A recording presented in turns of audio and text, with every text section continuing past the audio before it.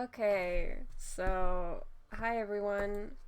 Before we even start this game, I wanted to address some things first, particularly because I took a week off, so the schedule has moved back by like a week, and I wanted to address this really quickly with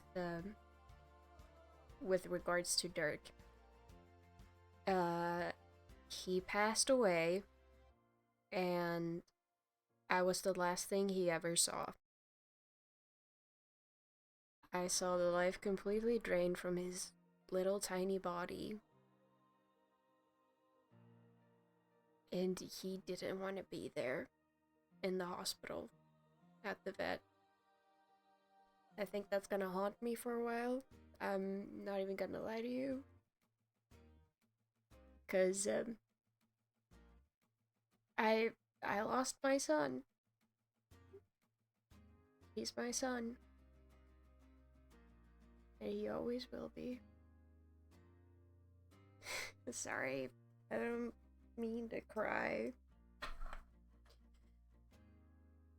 I really want to continue focusing on moving on with my life, but I don't really know how I'm gonna do it without him. But I'm really trying. I have supportive friends and family, and I just want to focus on making funny content and doing what I love. The drawing, sewing, everything. So, I'm still gonna keep his sprite on my layout, so he never leaves. I'm really sorry. It's just really emotional. I was really excited to play this game too. I'm just gonna say that his passing wasn't completely unexpected because he's had problems before. I don't have any paper. Oh, fuck. It wasn't completely unexpected, but his siblings are looking for him and wondering where he is. It is kind of difficult, but I'm gonna keep going. One way or another. Oh, fuck.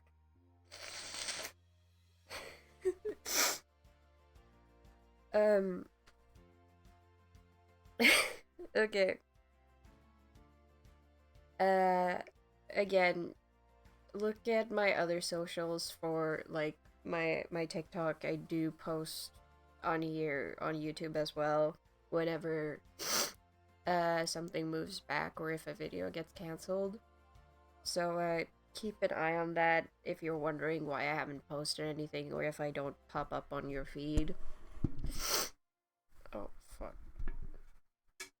Okay. So, the Willowmist Emporium of Antiques and Curiosities is another game by 2.5 Studios. If I remember correctly, I could be wrong. I can't remember all the studio names. I keep getting stuff mixed up. Anyways, they are the same studio behind A Date with Death and A Date with Death Remnants, which I will probably be putting on my next schedule because oh my god. I didn't know all the Grim Reapers were this fine. But apparently, this is about like you have like 5 different love interests, and you can apparently haggle in this game. So let's see if I have my grandmother's genes of haggling, because apparently that runs in my veins along with the fucking sewing bit. Where is the... Oh. Oh, oh my god. Oh, this is gorgeous. I love this. I already love it. Holy shit. Please select game difficulty! Cozy and normal do not feature game overs for being unable to pay your bills, but hard mode oh! Can we do cozy? I'm not someone who does like the hard difficulty. I never do. I did try it when it came to Haunting Ground because I just wanted to see the other like recolorations of the outfits and everything. Oh, okay. To my to my dearest Sprout. Sprout hardly seemed like a fitting nickname anymore, does it? By now you must be towering over your mother. She always was a short little thing. How the fuck did you know that? I'm not even that tall. Don't tell her I called her that, okay? I fear it would make our relationship even worse than it is now, if that's even possible. I digress, my dearest Sprout. It has been far too long since I last saw you. Still, I picture you in my mind, a toddler with a mess of orange hair who insisted on wearing their rain boots on sunniest of days. Yeah, that sounds like me. Are they? Like, who the fuck is setting up cameras and using my life as a reference? I'm starting to wonder who would remove their smock lest they get paint on it. Who would turn their nose up at chocolate but sneak carrots from the fridge when no one was looking. Funny enough, I did not like sour candy growing up, and I was kind of infamous for that because everybody was like, what the fuck is wrong with you? You always have had your own way of doing things, my dear. That is precisely why I'm entrusting you with my greatest treasure, my antique store. Well, for the next 3 months, anyhow. Fuck, that was the monster talking. Give me a second. After a lifetime of living in the city, a bit of country air ought to do you well. Willowmist is special to me, and I think soon enough it will be special to you. It has its quirks, which I'm sure you'll realize quickly, but it has a way of growing on you. Or perhaps it's the other way around. Like a parasite. Or maybe a fungus. Either way, I suspect you'll fit in just fine. I'm only sorry I cannot be there to greet you. Responsibilities pull me away from Willowmist, but you don't have to worry about that. I'm sure you'll hear enough rumors about where I have gone to satisfy your curiosity. Trust me, whatever they say will be nowhere near as interesting as the truth. To find the store, take a left from the train station, then a right when you notice the breeze pickup. Then turn around and walk backward 7 steps, close your eyes and turn around again. You'll find it What? Is this some kind of magic ritual? What? I have an employee there waiting for you. He's not the easiest to get along with, but I doubt anyone could resist your charm. Damn right! You're much like your aunt in that respect. Take care of the store, Sprout. Take care of yourself. And for heaven's sake, don't try to sell the vase with the bird on it. It's cursed. Okay, damn, Grandma! I don't even know if it's my grandma. It probably is. I don't remember the description. With all my love and faith in you. Aunt Sylvie. Oh, it's my aunt. Okay. The fuck? I'm just gonna double check so I'm recording. Yep. Which reminds me, I need to set a timer so I know exactly how long I've been sitting here. There we go. P.S. If you find Florian napping on the job, make sure to tuck him in. He doesn't get enough sleep, that boy. Oh? Oh, okay. You felt a buzz from your pocket, the familiar sensation of a worried mother. The train continues, shuddering along its tracks in an almost comfortable way. Darling, won't you reconsider? It's such a big move. You've always lived nearby. You won't know anyone, so if anything goes wrong, why not stay home? Bruh. I'm already nearly there. You're worried too much. Alright, I'll make them turn the train around. Alright, I make them turn the train around. Operation, take over the train and force them to turn around. I think it might cause some trouble for the train behind us, though. I just don't understand why you left so suddenly. Aunt Sylvie needs someone to watch the shop. You know that. I'm sure she has friends there. She also has family, you know. Won't you reconsider? Sorry, Mom. I love you, but I'm looking forward to a few months away from home. New people, fresh air, and a real job. You've never worked at a store before, let alone ran one. Okay. Okay. Again, who the fuck is watching? Aunt Sylvie says someone will be there to help out. It's an antique store in a tiny town in the middle of nowhere. I don't think it will be particularly busy. I swear, you got your stubborn streak straight from my sister. Okay, baby, just stay safe, okay? Don't walk around alone at night. Make sure to lock the doors and call me if anything happens. Damn, there goes my plans.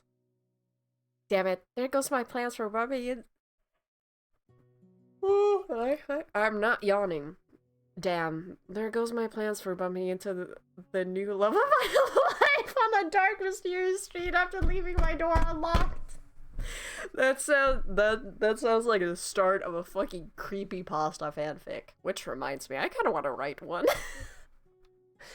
Not funny. I think I'm hilarious.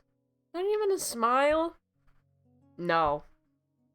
Train's about to pull up. I'll text you later. Okay. Love you. Love you too. I need to, like, repeat. 2.5 studios.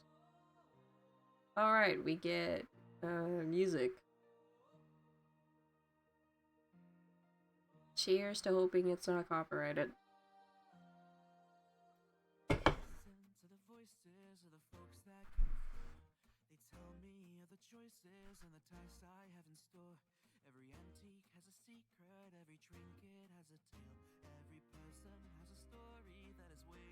I kind of turned the volume a bit too far down, probably, because I needed to talk earlier.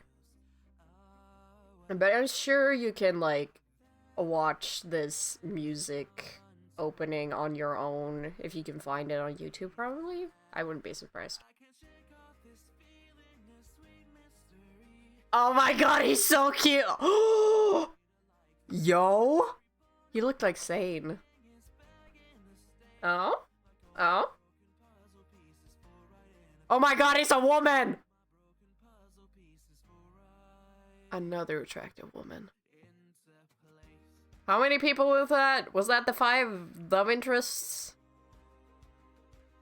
Okay, animation. That looks really cute. Like, this looks really good. They keep outdoing themselves. Even, like, in the tiniest bits.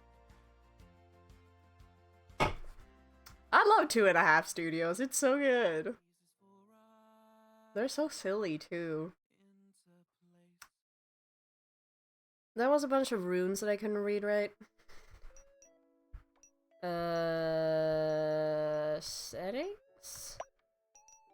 Okay, I'm just gonna turn the music up like a smidge. She, her, yeah. Sage. Oh. Okay, so I can't change the name or anything? Confirm first name, pronouns, and honorific. The fuck you mean? Oh, I can change it. I'm just fucking stupid. Blake. Hello?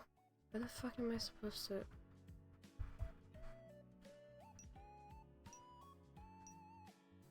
Oh, wait, let me...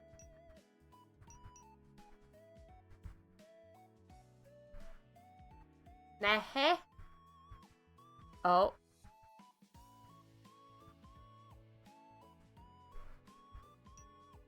Confirm first name pronouns honorific. Oh, I can change the last name. Okay.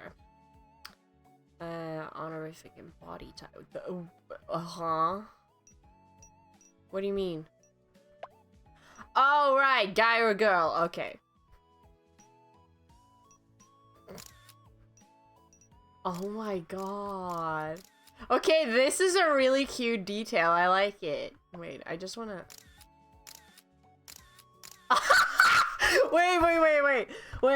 Wait. Go back.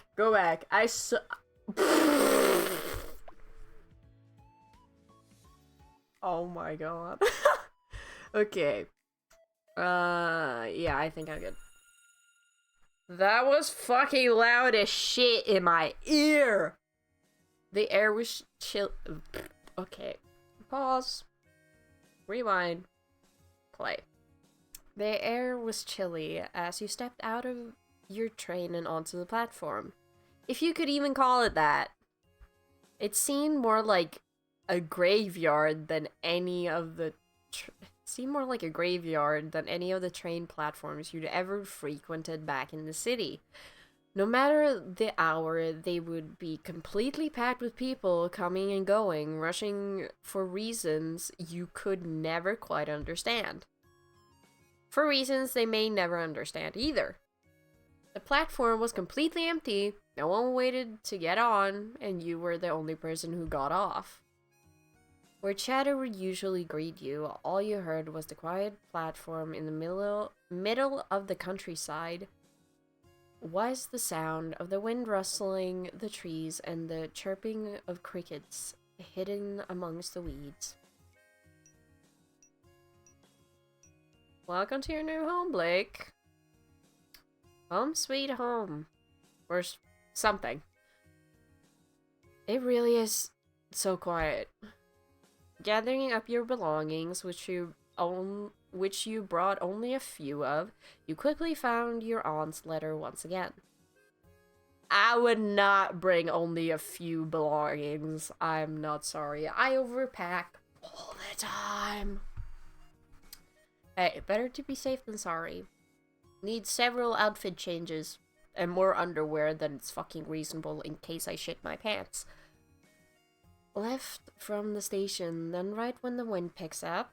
I'm not sure what the weather has to do with it. Well, it's supposed to be a pretty small town. I'm sure I'll find it. Oh. Okay. Oh.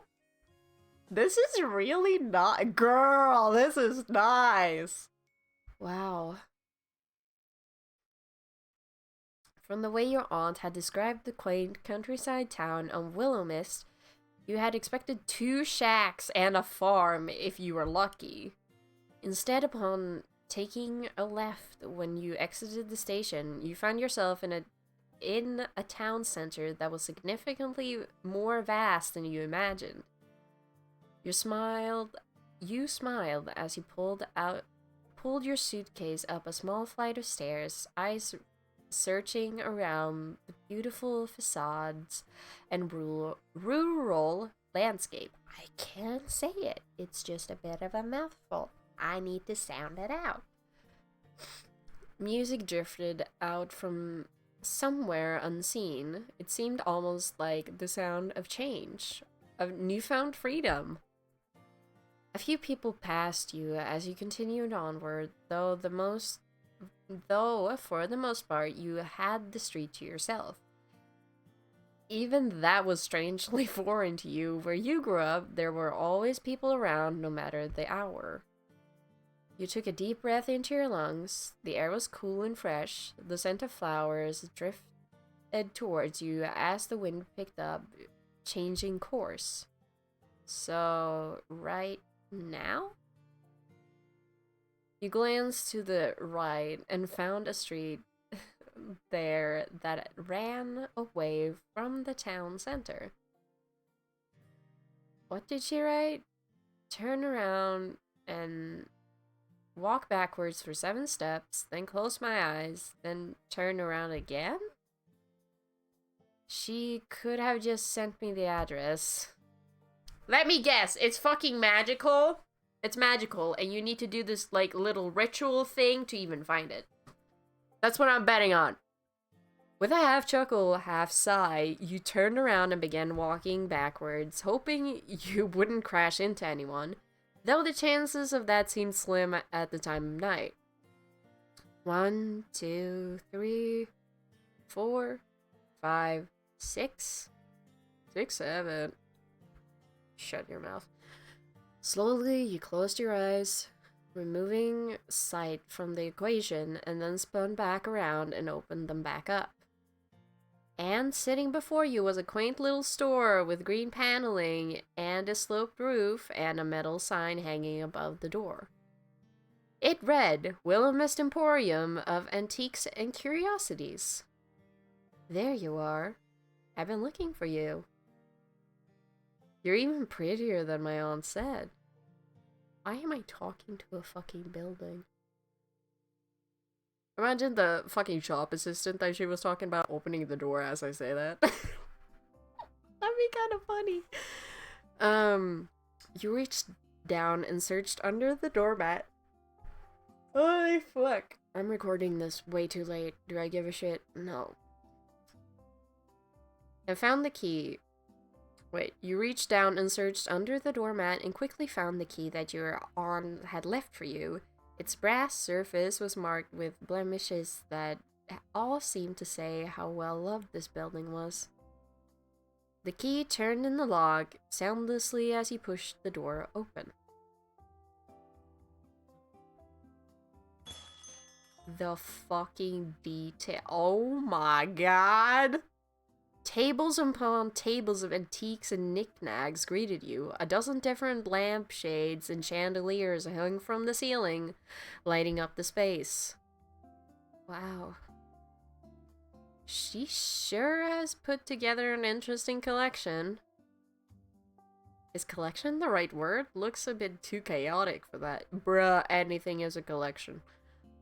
Potted plants dotted the room, bringing a bit of life to the otherwise still space. Carefully, you put your luggage to the side, caution of knocking over anything and causing what would be the worst game of dominoes ever. And then you walked through the aisles, if that... if they could even be called that, and inspected the store. You never visited Willowmist before, nor seen any photos of it, yet somehow you felt a strange sense of familiarity? It made you feel at ease, despite being far away from your home for the first time in your life. You dropped everything to come here. You quit your casual job. They were hardly giving you hours anyway, only a week ago.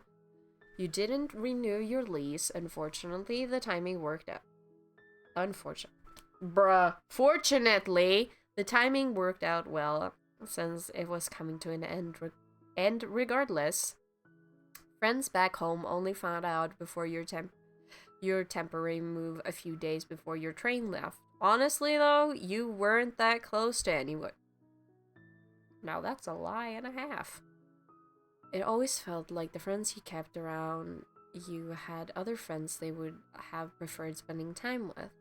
That seemed to happen as you got older, the natural drift apart from people who you once clung to like your life depended on it. You needed a change. So here you were in the middle of the countryside town of Willowmist, surrounded by rolling hills and mountain ranges like you'd never seen before. Oh, Jesus Christ! I didn't even fucking read that before I said it. Oh, he has a little bit of purple in his hair. I like that! Who the... Whatever the man was carrying in a box a moment ago was now sprawled out over the floor, dropped in surprise. With mouth agape, he stared at you, still grasping for words. Listen, if you wanted to rob the store, you could have done it before I got here? Common courtesy and all that. Rob the... If I was going to rob a store, it wouldn't be this dump. Okay, damn, bitch. Question. Are those moles, or is it a piercing? That's what I want to know, because sometimes, deceptively, you never know. Hey! My aunt probably put a lot of work into this dump. Wait, forget about that. Why would I be the one robbing the store? I was here first. If anyone was going to be robbing it, it'd be you. I didn't see you when I came in. I was in the storeroom. Can you prove it? Why would I be the one to prove it? You're the one who just waltzed in here. I kind of like him a little bitchy, I'm not even gonna lie. Holy shit. Damn, I needed a bitch back in my life. Ugh, the man sighed, the most tired, exasperated sigh you've ever heard, and the eye bags under his eyes seemed to give away who he was. Alright. Alright. You're Florian, aren't you?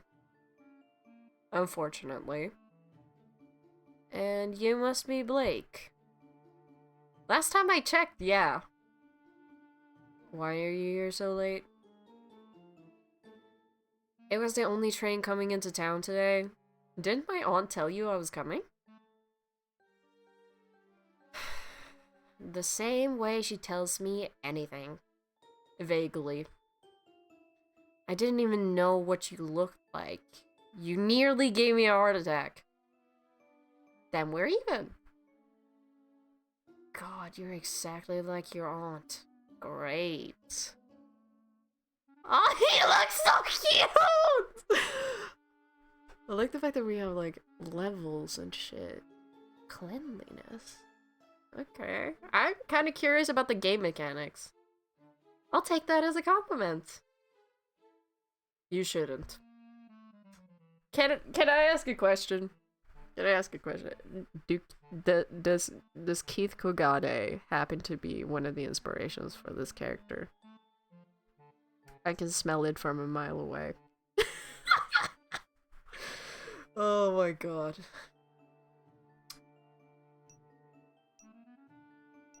What are you doing here so late, by the way? What are you doing here so late, by the way? Does my aunt really make you work this much overtime? No. I was just neatening up before you arrived. You just said you didn't know when I was getting here. What can I say? I have an amazing work ethic or something. You're suspicious as hell, but I respect it. Still, you should get some sleep. You look tired. Did she at least tell you about the living accommodations? What's the catch? What's the catch she set me up with? I'm really curious now. Nope. She doesn't really give details as I'm quickly becoming aware of. No shit. She really just left all this crap to me. I ought to quit. That'll teach her. But what would I do without you? We don't know each other and we're not friends. You'll be fine. I can feel my voice being a little bit nasally because it's like Excuse me. That reminds me, Arthur had the loudest sneeze earlier and scared the shit out of me when I was sitting in the kitchen. Holy shit. Then how about we be friends? I'm good.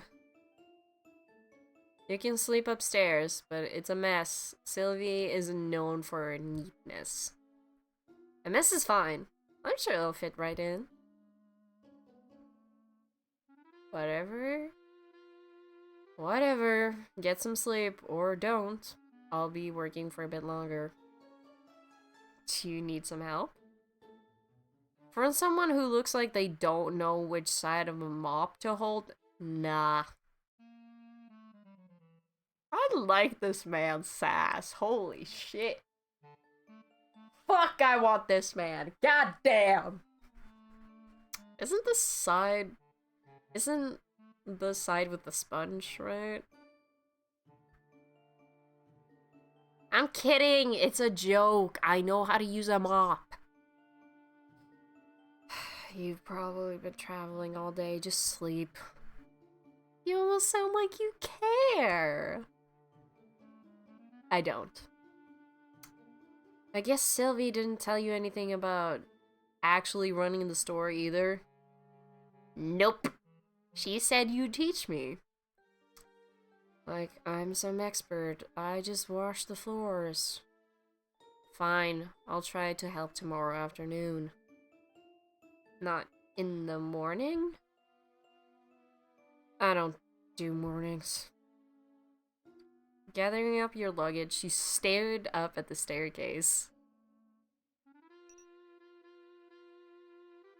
I want to tease him some more, but also... I want to be a little bitch! A charming gentleman might offer to carry my bags up. I'm sure a charming gentleman would. I have two types. Holy shit, I needed this game right now. Without another glance in your direction, Florian collected his dropped box, then went back into the storage room. One step at a time, you drag your suitcase up the stairs and into your new home for the next 3 months. Your aunt's upstairs apartment felt almost like a continuation of downstairs. Like a quilt stitched together with mismatched memories. I can read! Half-read books with reading glasses resting atop the pages sat on the worn armchair, tangled yarn as soft as clouds and bright as spring blooms spilled from a basket. The table was set and waiting for you, expecting your company. It was almost like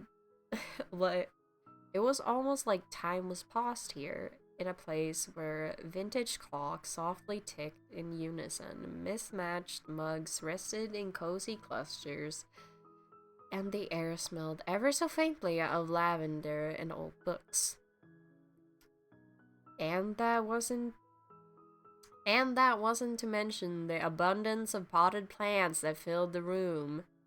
It was as if a forest had crept in and decided to stay. It doesn't look that bad. I'm not even gonna lie. I've seen worse.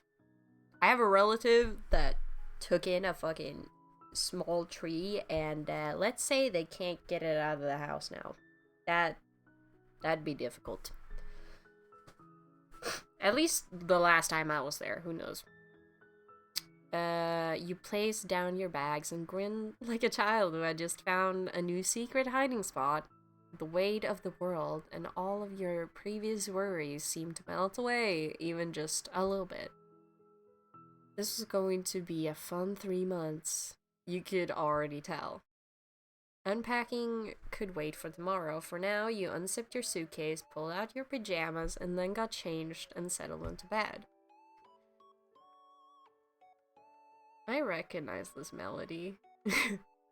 The sheets were crisp and white, the pillows fluffed, and gentle atmosphere of Willowmist slowly began to help you drift to sleep.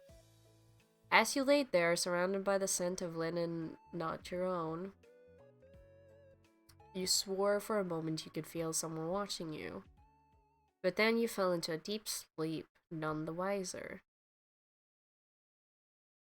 Is someone watching me? Oh, ooh, I love these graphics. Holy shit. Did it say Tuesday? I didn't. Yeah, it says Tuesday. Oh my god, they had changed the color depending on the lighting. I like that. Oh my god. I'm not yawning. When your eyes flutter open the next morning, a small amount of panic settled in your stomach. This wasn't your apartment. Oh, shut up. That's so cute. Right. Willowmist. Aunt's place. Not back home anymore. That'll probably take a bit of getting used to. You looked out the window where you could see the sunlight cascading in from between the outstretched arms of trees. It looked to be early, which was good. You wanted a chance to look around the store before Florian got back. Maybe you'd even be able to impress him. Oh, I want to. I want to so bad. I've already decided who my favorite character is. Everybody shut up. It's an emo boy. I want that. That ass is mine. That seemed like a big maybe. You weren't sure, but he seemed like the difficult to impress type of guy. Well, you did like a challenge. Oh yeah! You quickly dressed, then raided the kitchen for breakfast, which you found half stocked with food. Your aunt left some fresh vegetables and fruits, and a few microwavable meals they'd have to do for now. You'd find the grocery store another day, hopefully. With a pear half-eaten in your hand, you made your way back downstairs. Let me guess, the boys passed out on the floor? Oh, there's a fucking angel statue in the staircase. The store had a different vibe during the day. It seemed almost whimsical. Like the collection of some peculiar, oh my god, peculiar witch who decided decided a hoard of lampshades was better than herbs. You once again walked between the tables, noting that despite the clutter, everything was dust-free. Florian wasn't lying about cleaning, at the very least. I'm trying to see if he's, like, asleep somewhere. Walking up to the counter, you notice a distinct lack of technology. There was no computer, no electronic cash register there, only an old till that seemed to be an antique itself. All of the accounts looked to be handwritten in a journal that sat upright in a bookstand next to it. Either your aunt had a fantastic accountant or was committing tax fraud, or maybe both. Still, the lack of anything electronic didn't surprise you. Since you were a child, she always wrote you letters rather than email or text. She was a little old school, but that didn't bother you. If anything, receiving a handwritten letter was exciting to you. You didn't know anyone else growing up who got letters. Except for people getting bills, but no one liked those letters. You understood that greatly now. Standing behind the counter and looking out towards the shop, you felt an overwhelming sense of purpose. This was your aunt's treasure, and she was leaving it to you. Well, for a few months, but that was besides the point. Alongside that sense of purpose was a small yet persistent reminder of just how insane this was, dropping everything to move to a town you'd never visited because of an aunt you hadn't seen since childhood. It was the most exciting choice of your life. You needed something like this, a chance where you a chance to get to know who you really are. I can speak. It was a knock on the door that pulled you out of your introspection. A very neat, crisp knock, if a knock could be neat and crisp. You could see a tall shadow on the other side of the door, but no details apart from that. Florian? You opened the door wide, curiously peering at the stranger on the other side, who looked you up and down, looked at his watch, then shook his head and walked past you into the store. Fuck, he's tall as shit!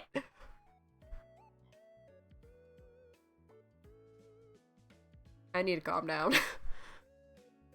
Well, I hope you're not about to tell me you're Florian. That will make last night very strange for me. Florian? No, I'm Mr. Westbrook. Okay, hold on. Florian? No, I'm not. No, I am not Mr. Westbrook. His last name was Florian Westbrook. I'm sorry, it sounds like slightly silly in my opinion, but that's just my opinion. I apologize if that disappoints.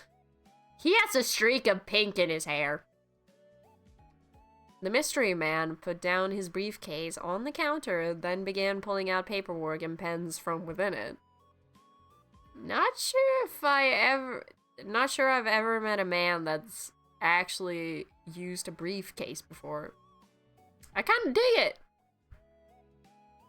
I suppose I'll just have to wonder endlessly who you are then. I do appreciate a mystery as much as the next person, but... Right.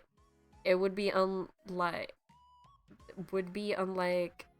Oh my god, I can read. Wait a second. Pause. Rewind. Play. Right. It would be unlike Miss Marigold to leave you with any kind of instruction. He quickly pulled a business card out from his pocket. Emmett Finch, dependent accountant at Finch Advisory. Oh, you know someone's important when their name is a part of the business. Maybe we ought to rebrand the store to Blake Emporium. Okay, that doesn't sound bad, actually. I kind of wonder if that's a thing. Emmett. Oh, okay, wait, who's talking? Emmett, and you must be Blake. I'll admit, I have heard very little of you, so we're starting out on equal footing. In short, I'm your aunt's financial partner, her accountant, and now, by extension, yours for the time being. We have a lot to discuss regarding accounts, cash flow, and taxes. Fuck my life, I can't do that. Haggling I can do. Fucking taxes? Nah. If we're talking about American taxes, where it's basically, you're gonna have to figure that out on your own. Nah, I can't fucking do that. Because guess what? In Sweden, we actually get from the government, or like, the tax people. We get from the tax people, it's like, oh yeah, here's what you owe us for, like, from your, like, income. And then we just send in to pay it. And sometimes we get some money in return because we paid too much taxes during the year. Which is actually kind of funny when I think about it. I really need to blow my nose. Hold on. I'm gonna get some paper. Anyway. Such exciting topics for a Tuesday morning. You watched as he pushed up his glasses, then nodded. Any time is the perfect time to talk numbers. I appreciate working with someone like-minded in that regard.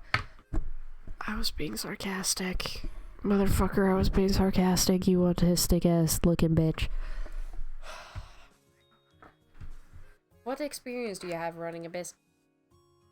None. Honestly, none. If I'm going to be honest with you, absolutely none. Absolutely none. None. Silch. Zero. Yes, I do know what none means. Understood. It seems my role will be a little more hands-on than in previous months.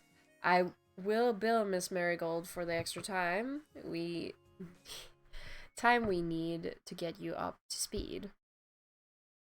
That sounds expensive. All the good things in life are not fan fiction. That shit's for free. Just say it. Quietly, you watch him shuffle through his paperwork before pulling out one specific sheet of paper. I will be frank with you, Miss Marigold's accounts are dire. Despite my protests, she makes little effort to remedy that fact. Sometimes I wonder whether she truly desires to own a business or not. Perhaps with you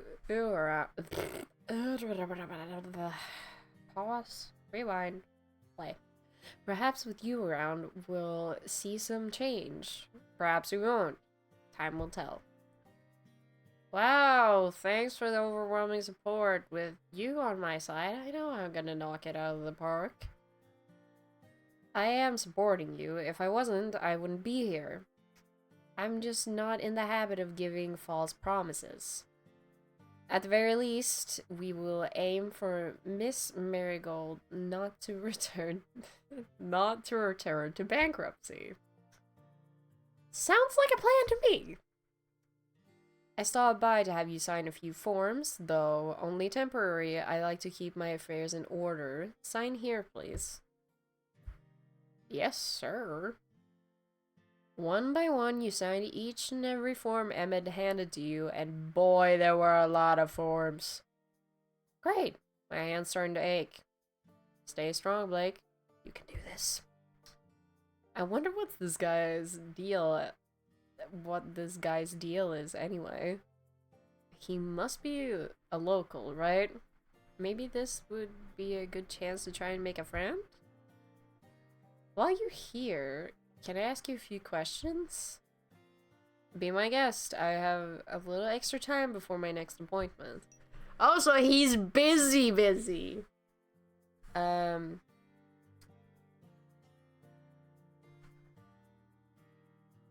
Is there anything fun to do around town when you're not working?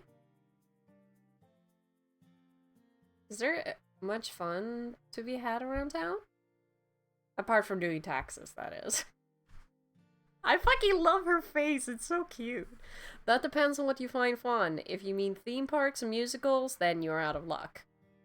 If you enjoy hiking, dining, or live music, there is plenty of that. Oh! Carrot, please tell me there's like live music in a bar. I fucking love that shit. I love that shit. I went once with my best friend of all time. Like, we didn't even know they were gonna have, like, live music there. We paid for a ticket to get in instantly. Had the time of our fucking lives for, like, the next, like, 5 hours in that bar. Still one of my favorite places of all time. I'm down to try new things. I wish you all the luck trying them on your own time. Are you a local? Do you live in Willowmist? Yes, my practice is located close to here. You will find my address on the business card I gave you. Have you always lived here, or have I happened upon another wayward wanderer like myself? I form my practice here, yes. I mean, you personally, not your practice. I don't see that it makes any difference.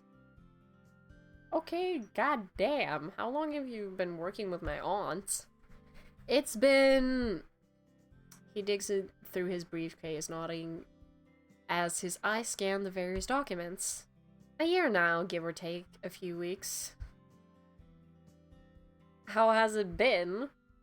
Satisfactory. Miss Marigold has had her account sorted, and I have been paid, so I believe that counts as a success. And how has, oh my fucking god, I can read. Pause. Rewind. Play.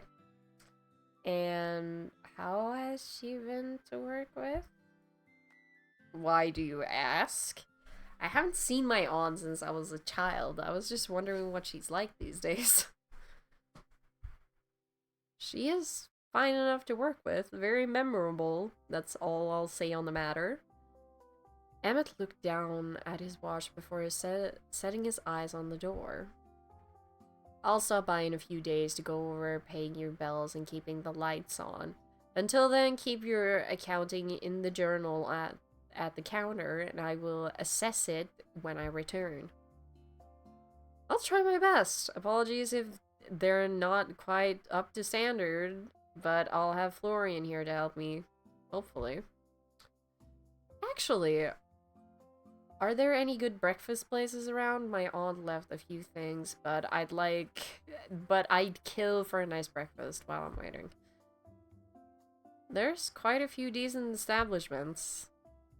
Well, are you hungry? We could grab a bite and have a mini tour of the town if you're up for it. No. You don't do that. You don't do that. No. Girl! You killed it, Blake. There's no way he can turn you. Yes, he does. He said he had an appointment. You fucking moron! Emmett adjusted his glasses again, his expression impassive. Unfortunately, I'll have to pass. I'm paid for doing counting, not for eating breakfast.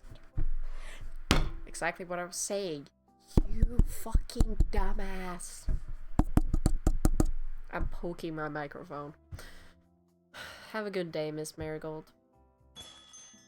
Just like that, he gathered his briefcase and walked out the front door. The chiming bells, the only reminder he was there in the first place. So cold. Aren't people from the countryside meant to be welcoming? Meeting Florian and Emmett seemed a little harsh. You spun back around to the doorway after hearing the bells, but found no one there. Strange. With a shrug, you found yourself turning back towards the store.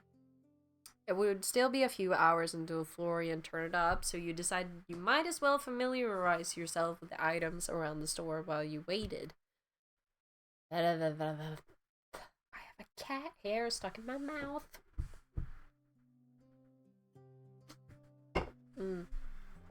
We're surprised to find that a couple of hours barely scratched the surface when it came to inspecting the show floor. There was just so much stuff. And forgetting the amount of stuff, absolutely nothing had a price on it. Even digging through the paperwork at the counter, you couldn't find any notes about inventory or pricing. That's why you haggle, my good friend. You were massaging your temple in stress when you heard the door chimes ringing again. Oh my god! I will jump him the first chance I get. I love me a bitch with purple streaks. I'm so down bad, it's not even funny. He's so cute. Okay. I need to stop smiling. Hi. Wow, he really doesn't want to get sunburned. I like the get up. Thanks. I don't like the sun. I can see that much. Did you manage to get some sleep? I guess. Are you going to ask me how I slept? If I have to. And if I say you did? How did you sleep? You couldn't sound less interested. Funny that. Well, I'll pretend you actually care then. I was clicking, bruh. Surprisingly, I slept really well. The bed was super comfortable. How fascinating. I'm happy for you. Really. With a sigh, you watched Florian drop his satchel bag behind the counter before removing his various mismatched accessories. I don't suppose you worked out how to run the place while I was gone?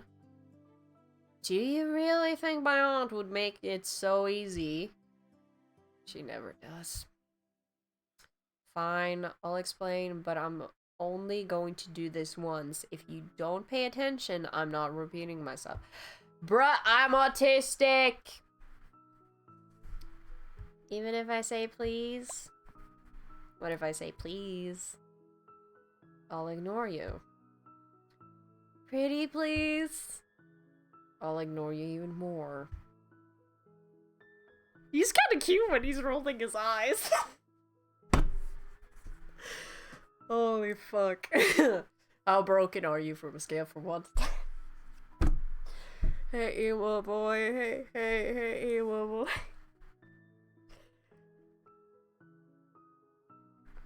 I get so fucking weird when I'm tired. I'm gonna be drawing fan art after this. Who said that? We buy things for cheap, then sell them for more. That's pretty much the gist of it. And what?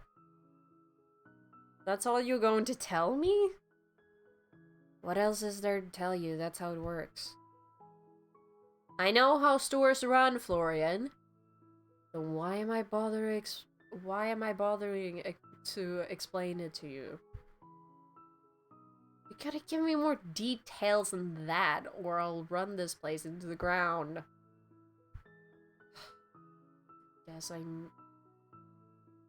Guess I do need this job. Fine. Buy stuff, sell it for more, also keep it clean, or no one will want to come in. Right, now we're pretty much out of rubbish to sell, minus a few things I put behind the counter. Where? What? I thought you were going to listen to me. How can we nearly be out of things to sell? There's stuff everywhere! You watched him as he looked around the room, then shrugged. They're just your aunt's decoration. The fuck you mean? All of that is decoration! I guess? I don't know, I don't make the rules, I just help out. That's crazy. How does anyone know what's for sale and what's decoration? I don't know. The fuck you mean you don't know? Where's your sword? I don't know.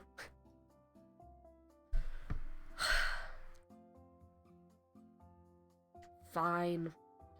It's all just for looks. I can deal with that. How much do I sell things for then? Whatever you want to sell them for. Okay. Now he's starting to piss me off.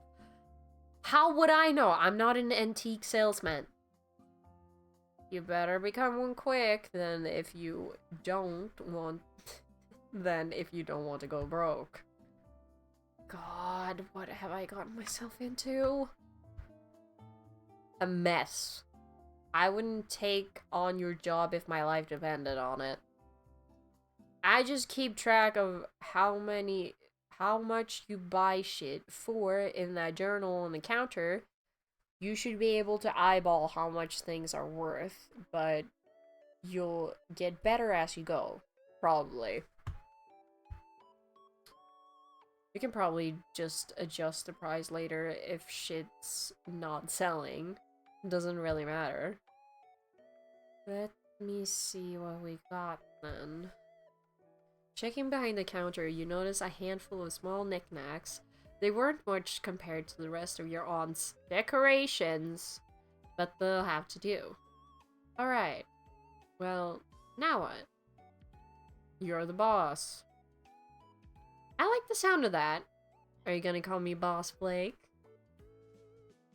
If I really have to talk to you, I'll probably just call you Blake. Wow. If you have to talk to me? He just shrugged. Fine. It's probably for the best anyway. You wouldn't want all this power. You wouldn't want all this power to go to your my head.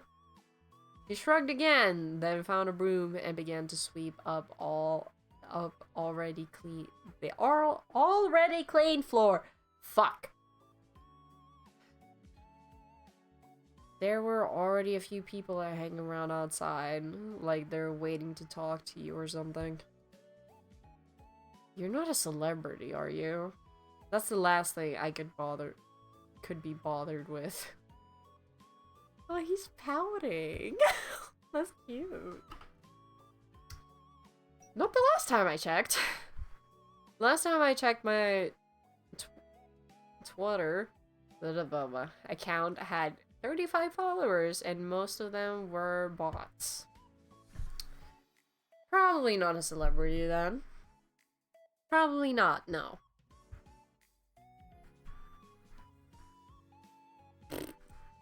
You walked towards the door, then flipped over the sign to open. Outside, the afternoon sunlight filtered down like liquid gold, hitting the cobblestone just right. The trees swayed gently in the light breeze, and the cool air carried a faint scent of pine and distant baking from a kitchen unseen. Your breath... You breathed in deeply of that air for a moment, then it felt like an old friend stopping by for a visit, warm and comfortable. Hey, Florian. Florian? Huh? Oh, right. I forgot you were there. Wishful thinking, I guess. I'm going to speak to you so much you won't be able to forget me next time. Great. Have you ever felt like you were being watched around the store, by the way? Watched? You're watching me right now, does that count? No, I mean, well, it does, but not in this case. I mean, watched when no one else is around. Not really. Not any more than is normal, I guess. There's a normal amount of feeling like you're being watched in this town? Yeah, probably. Huh? I was wondering something, by the way. Did you grow up here? Yeah. Never chose to leave town. Nah, nothing out there worth seeing. Have you never felt like being stuck in one place is being in a cage? He paused at that, actually thinking. I guess the cage is pretty comfortable. I think that's why I came here, actually. I wanted to help my aunt, of course, but the winds of change pulled me here. It pulls a lot of people here, I think. Really? Yeah, a lot of people who don't fit in anywhere else. Maybe that's why I'm here, then. I doubt it. You look like you fit in just fine. You're muttering. Don't worry about it. You got family. Other than your aunt, I mean. My mom, but... Her and my aunt are a little estranged. They haven't spoken in years. I have no clue why. Huh? Usually people can't resist her. Oh, she's popular like that? What? No, I didn't mean... Do you have a crush on my aunt, Florian? No! Oh! Did ya? It's not like that, really. I meant that she has a pull to her. She's annoying and nosy and probing, But she has a way with people. You can't help but get along with her. You seem a lot like her. That sounds like a pretty big compliment coming from you. What about you anyway? Does your family live nearby? Maybe. They maybe live nearby? I don't see them anymore. Oh.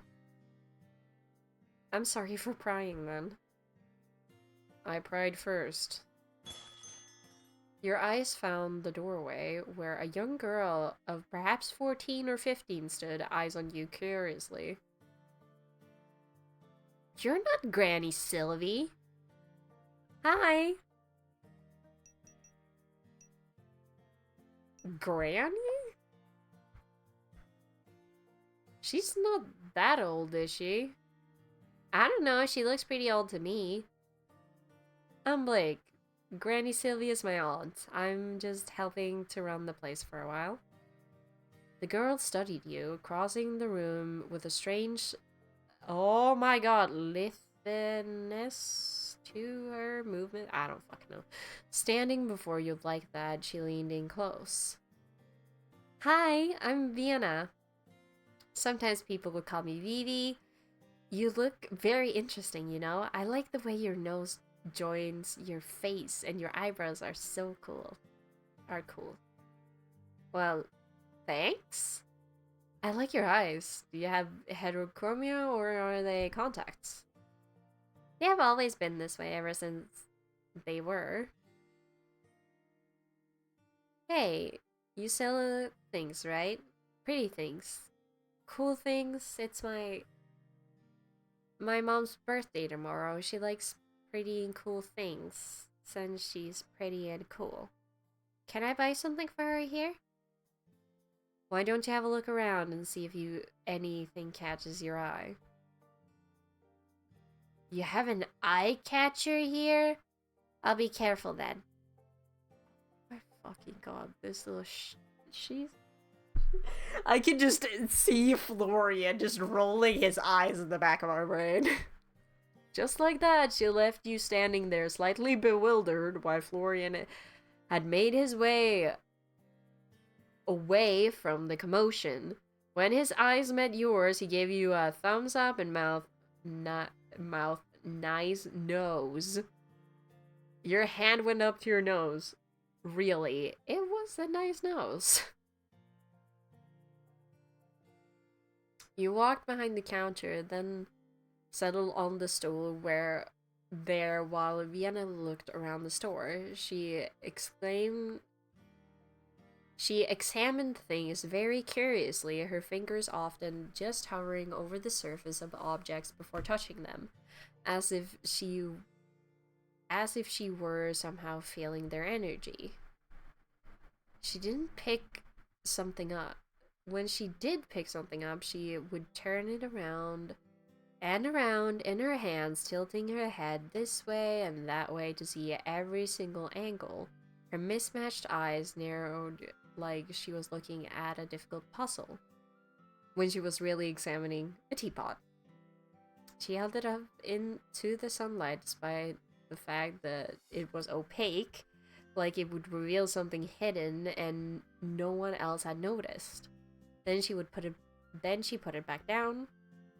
Not exactly where it had been, but close enough to where you didn't feel the need to correct her.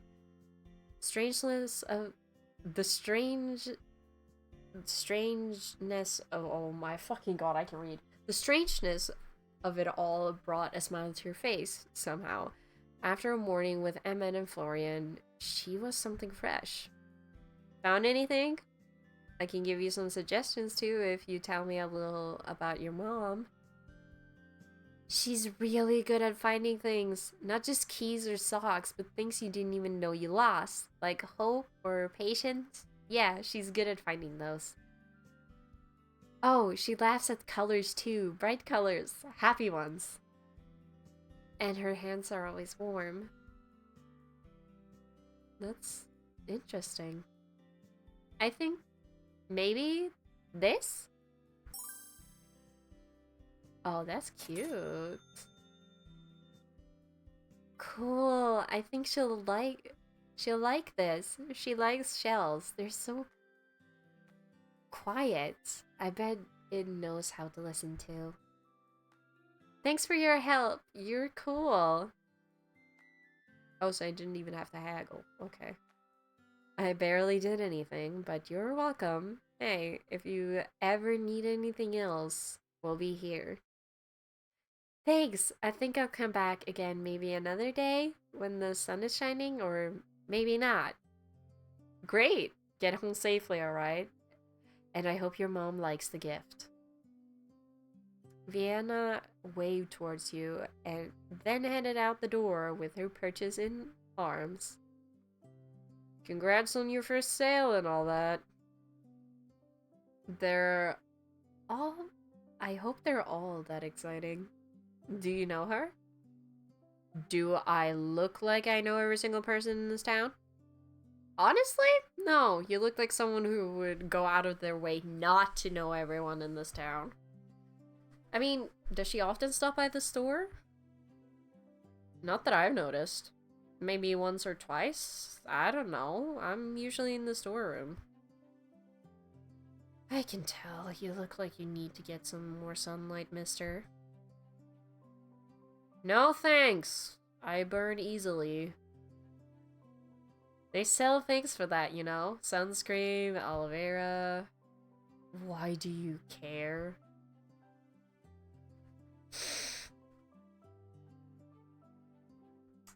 And if I said I've fallen... And if I said I've fallen hopelessly in love with you at first sight... What?! And that I could get lost in your eyes for hours upon hours.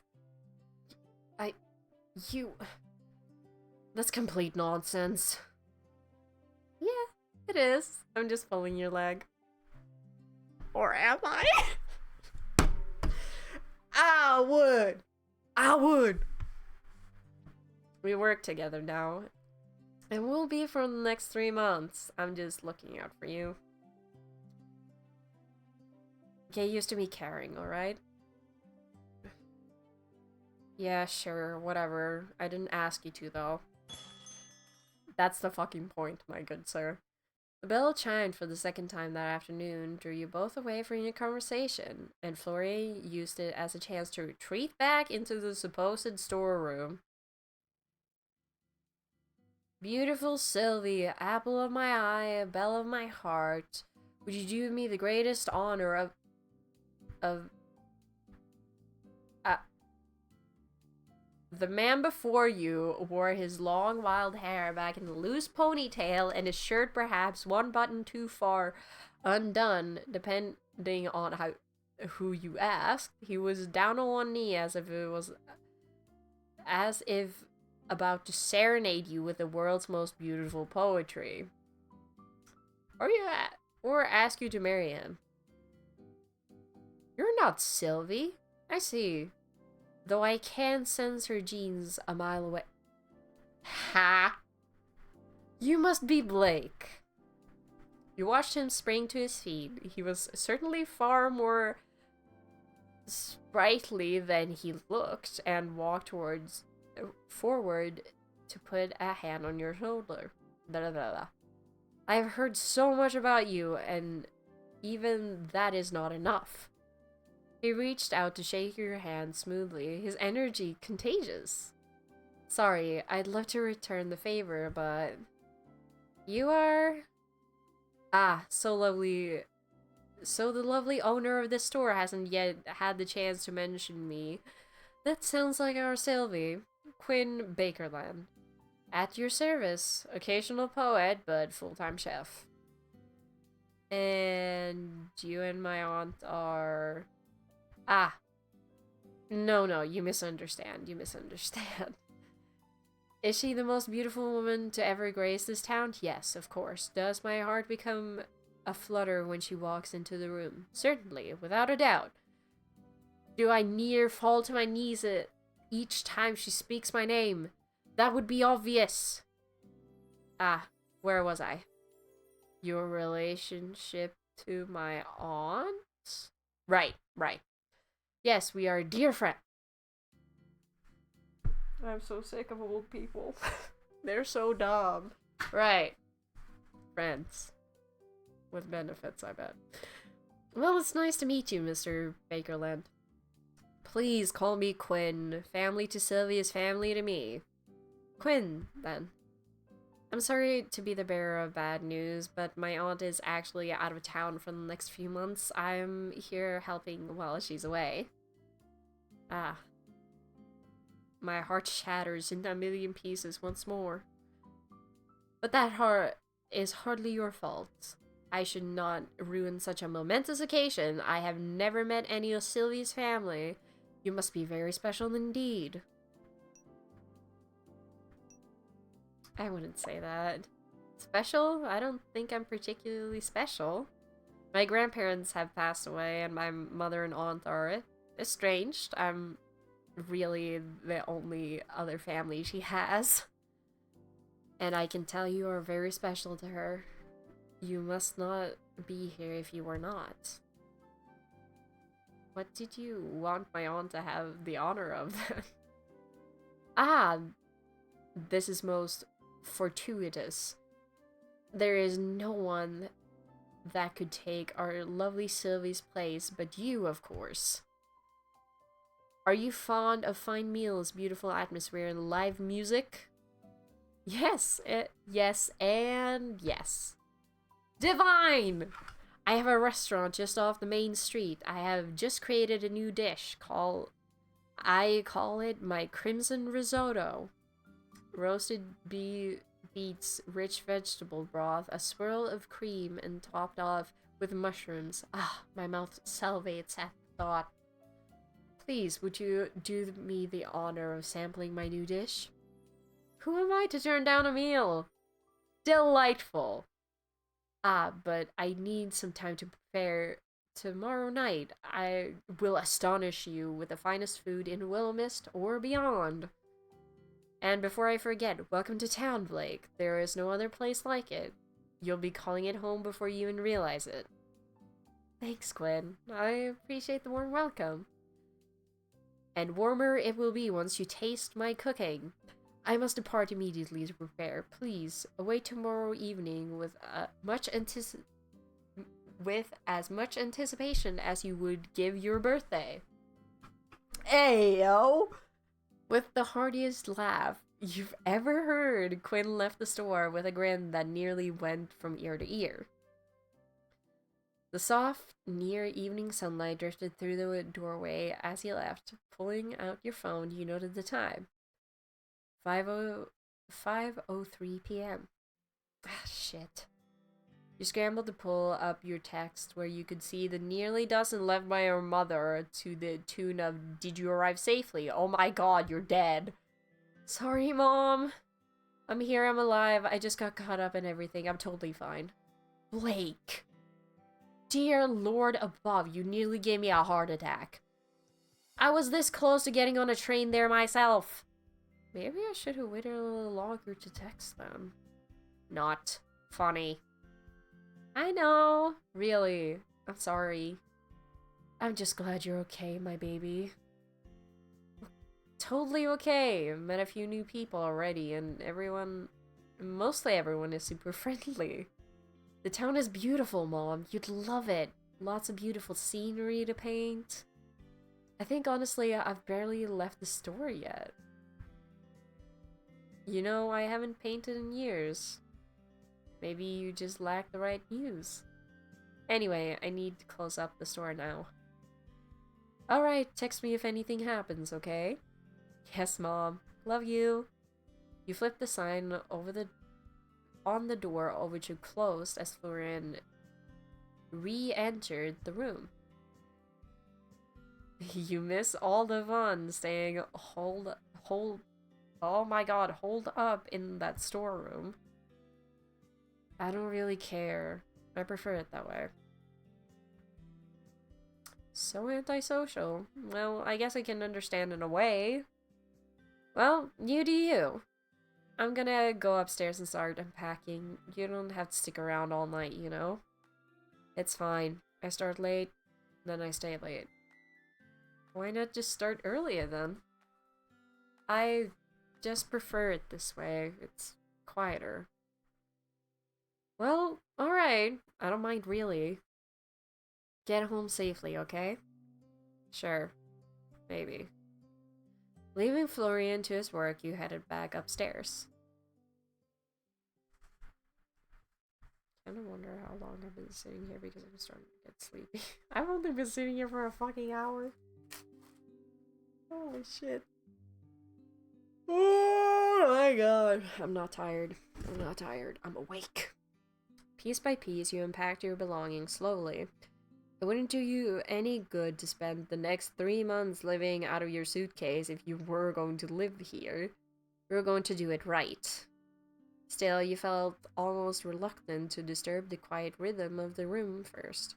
Your aunt had turned this place into a home, and gradually you were adding to it, making it become something more, hopefully something even better. Each item you pulled from your suitcase, a soft sweater from winter here, a stack of well-worn books there, found its place amongst your aunt's belongings like a thread woven into someone else's fabric. A framed photograph of your aunt, much younger and standing in front of the store, sat nestled between a ceramic teacup, its handle chipped but cherished. You placed your own picture frame carefully next to it, unsure if it would fit. Somehow it felt right. It somehow felt right. Like a new memory is slipping into an old album. You pulled out more of your treasures, a glass vial of sea glass you'd collected with your mom, a well-worn notebook that smelled faintly of ink, and your laptop, which you placed on the desk. As you slid your clothes on... Oh my god, as you slid your clothes into the chest of drawers, you noticed that the sun had long since settled over the horizon. Packing had seemed so quick, unpacking was another beast entirely. You found your way over to the window, full with a pair of... Oh my god. Hands full with a pair of tall pink glasses you'd been given all the way back on your 18th birthday. Then lingered there, feeling the cool night breeze wash over your skin.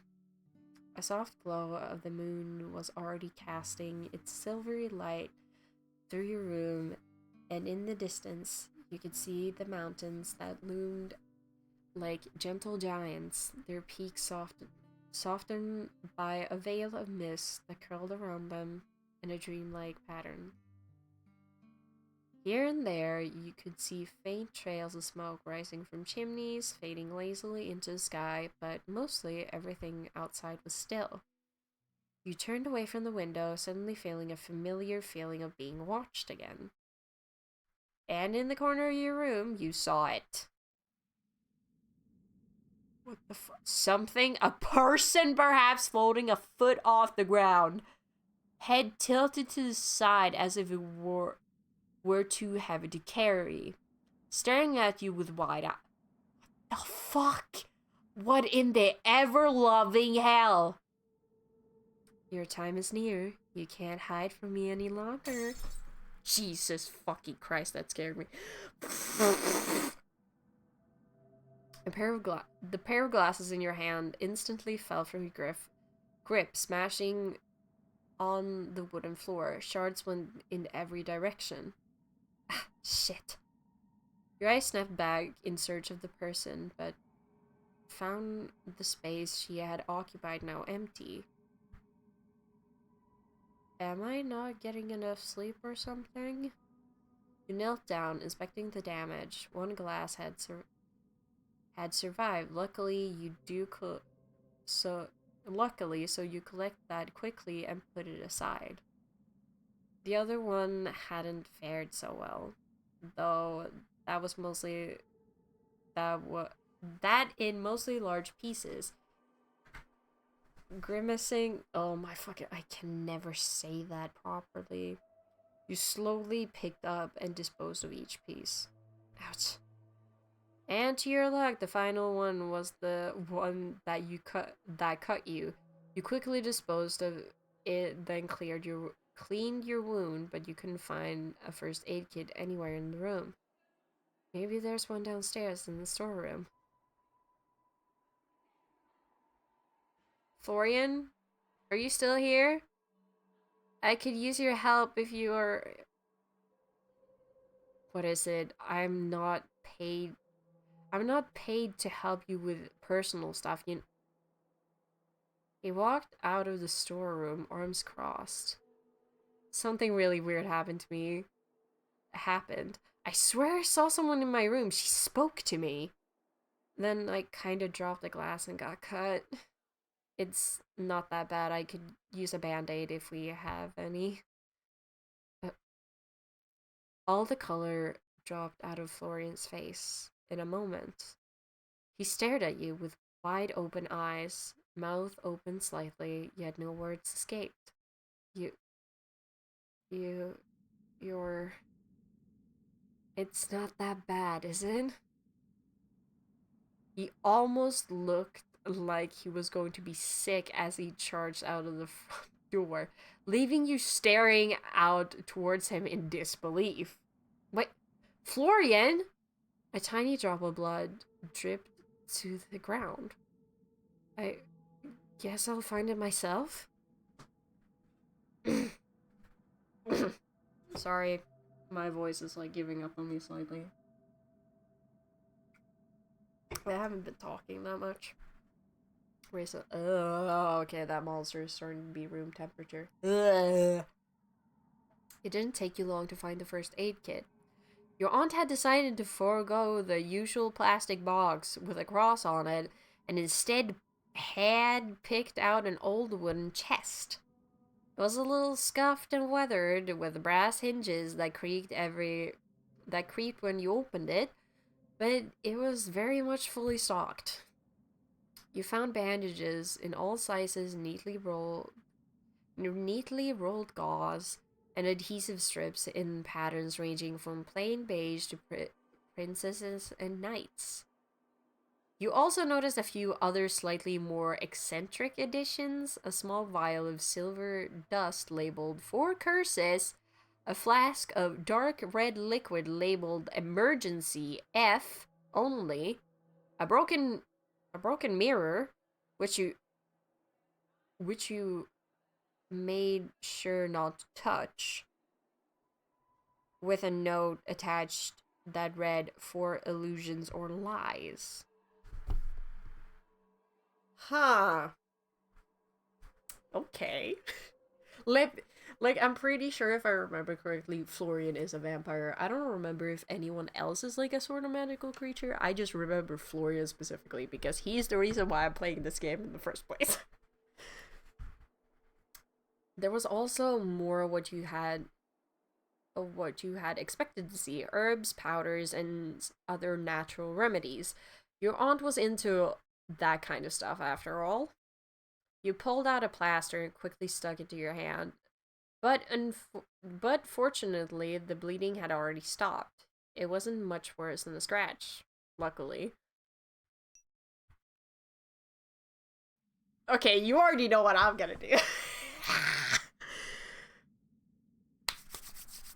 I'm so ready. You opened the door and poked your head out, searching the mostly darkened street for Florian's figure. No matter where you looked, though, you couldn't see him. It seemed he didn't just step outside. He was gone. I didn't mean to upset him. I'll have to apologize tomorrow. Giving up for the night, you headed back upstairs into your room, then settled into bed. Just like that, you fell asleep surrounded once again by the unfamiliar scent of the store.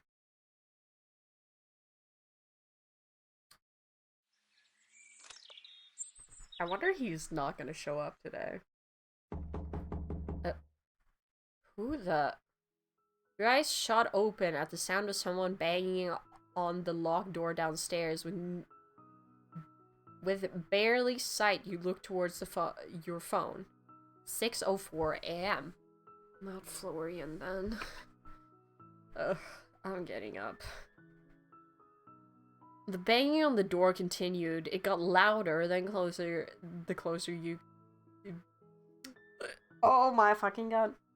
The closer you became. Stranger too, because it sounded less like someone's fist and more like a hunk of metal. Huh? I'm coming! No need to break the door down! Hit. It's a lady in armor. It's a lady in armor, oh my god. Dear Lord. My lady, I humbly kneel before you as both protector and servant. From this day forth, my life is yours to command. I, Dame Lucille del Rosario, of the Order of the Crown, do hereby swear an oath upon my honor and my blade. No harm shall come to you while I yet draw breath. Your enemies shall be mine, your struggles mine to shoulder. What the hell? The mysterious knight lifted her head, looking directly towards you. You thought. It was hard to tell with the whole helmet thing going on. Even if it shall cost me my life, I shall stand by your side. I ask for nothing in return but the chance to serve a worthy cause. By my oath, I shall be your steadfast shield and your loyal sword. Huh?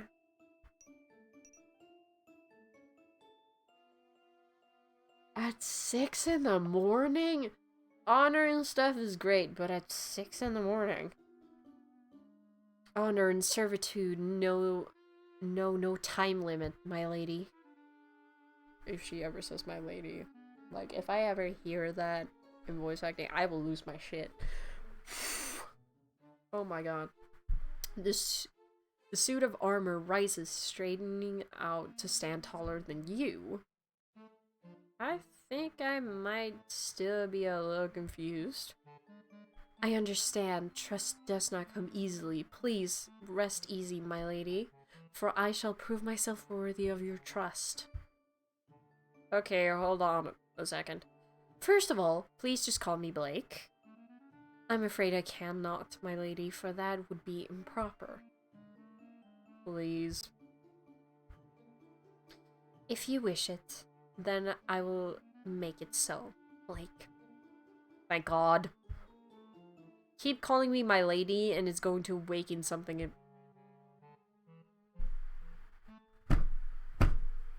They know their fucking audience. What can I say? Okay, good. Now what's with the whole get up? Get up? The armor? My deepest apologies. It was not my intention to arrive here underdressed. I beg your forgiveness. The fuck you mean underdressed? You're in a full suit of armor. Well, I wouldn't say that's a full suit of armor, but go on. This set is hardly more than ceremonial. Lady Sylvie gifted it to me as a gesture of goodwill. I will wear it with pride. Alas, it is ill-suited for the trials of battle. A fine display, to be sure, yet lacking the weight and reinforcement required of true combat gear. Lady Sylvie deemed my true armor too imposing for daily wear. Intimidating, I believe she said. Rest assured,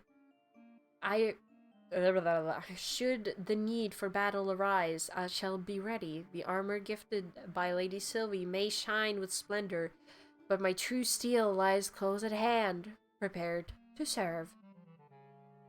You know my aunt? One moment. The knight tilted her head slightly, then reached up to pull the helmet free from her head. For a moment her face was obscured by the shadow of the morning light, but then she shook her head. Dear God. You watched in amazement as a as waist-long hair tumbled free in soft waves, brushing over the polished shoulder of her armor, framing a serene, resolute face. Her eyes met yours, clear and steady. Holy shit, where did all that hair come from? I feel like there's so much to unpack here. Please forgive me. Please forgive the dramatic display, Blake. Helmets do little to flatter, but duty requires practicality, even at the cost of appearance. To answer your previous question, before making your acquaintance, I was in service to Lady Sylvie. With your arrival, it passes on to you. Do not fret, I will not stand in your way. You will hardly know I am here, but while you are in this town, I will protect you and this store with my life. It's a fucking store. What? Okay, I just forgot where the fuck we were. Anyway, we're gonna pretend like I'm not cracking open the third monster of the day, because I said, oh yeah, I have 2 days off. I'm just gonna speed through every single project I'm working on at the moment because I am fast approaching my deadline and I'm still doing VTubing on top of that, so follow me for shenanigans to support me in my crazy endeavors. I forgot to get my fucking...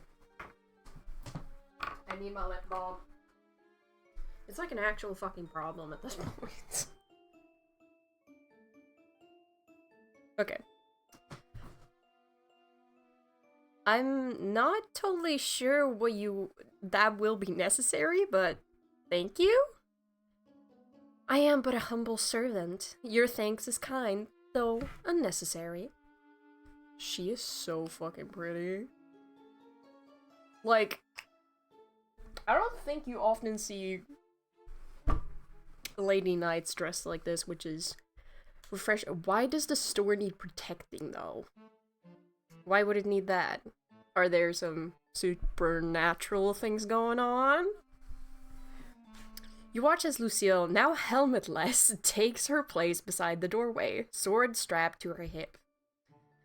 I must beg your forgiveness for not being present upon your arrival. I have troubles with one of the contraptions in my place of living, what Lady Sylvie calls my apartment. A contraption? Yes, a magical device that produces water as if from thin air. I believe a curse was put on it, and water began to flood as far as the eye could see. Fortunately, a sorcerer removed the curse, and now it works as intended. Does she mean her sink broke?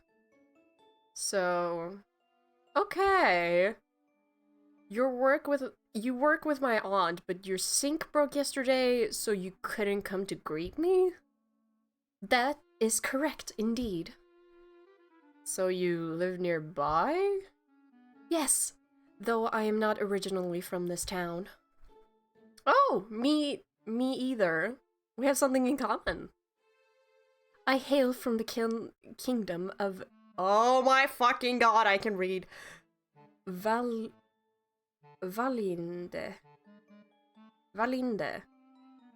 Holy fuck, I was about to say Scottish. No, that's not it. I sound skånsk.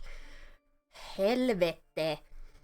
I hail from the kingdom of Valinde, which was once present in these lands.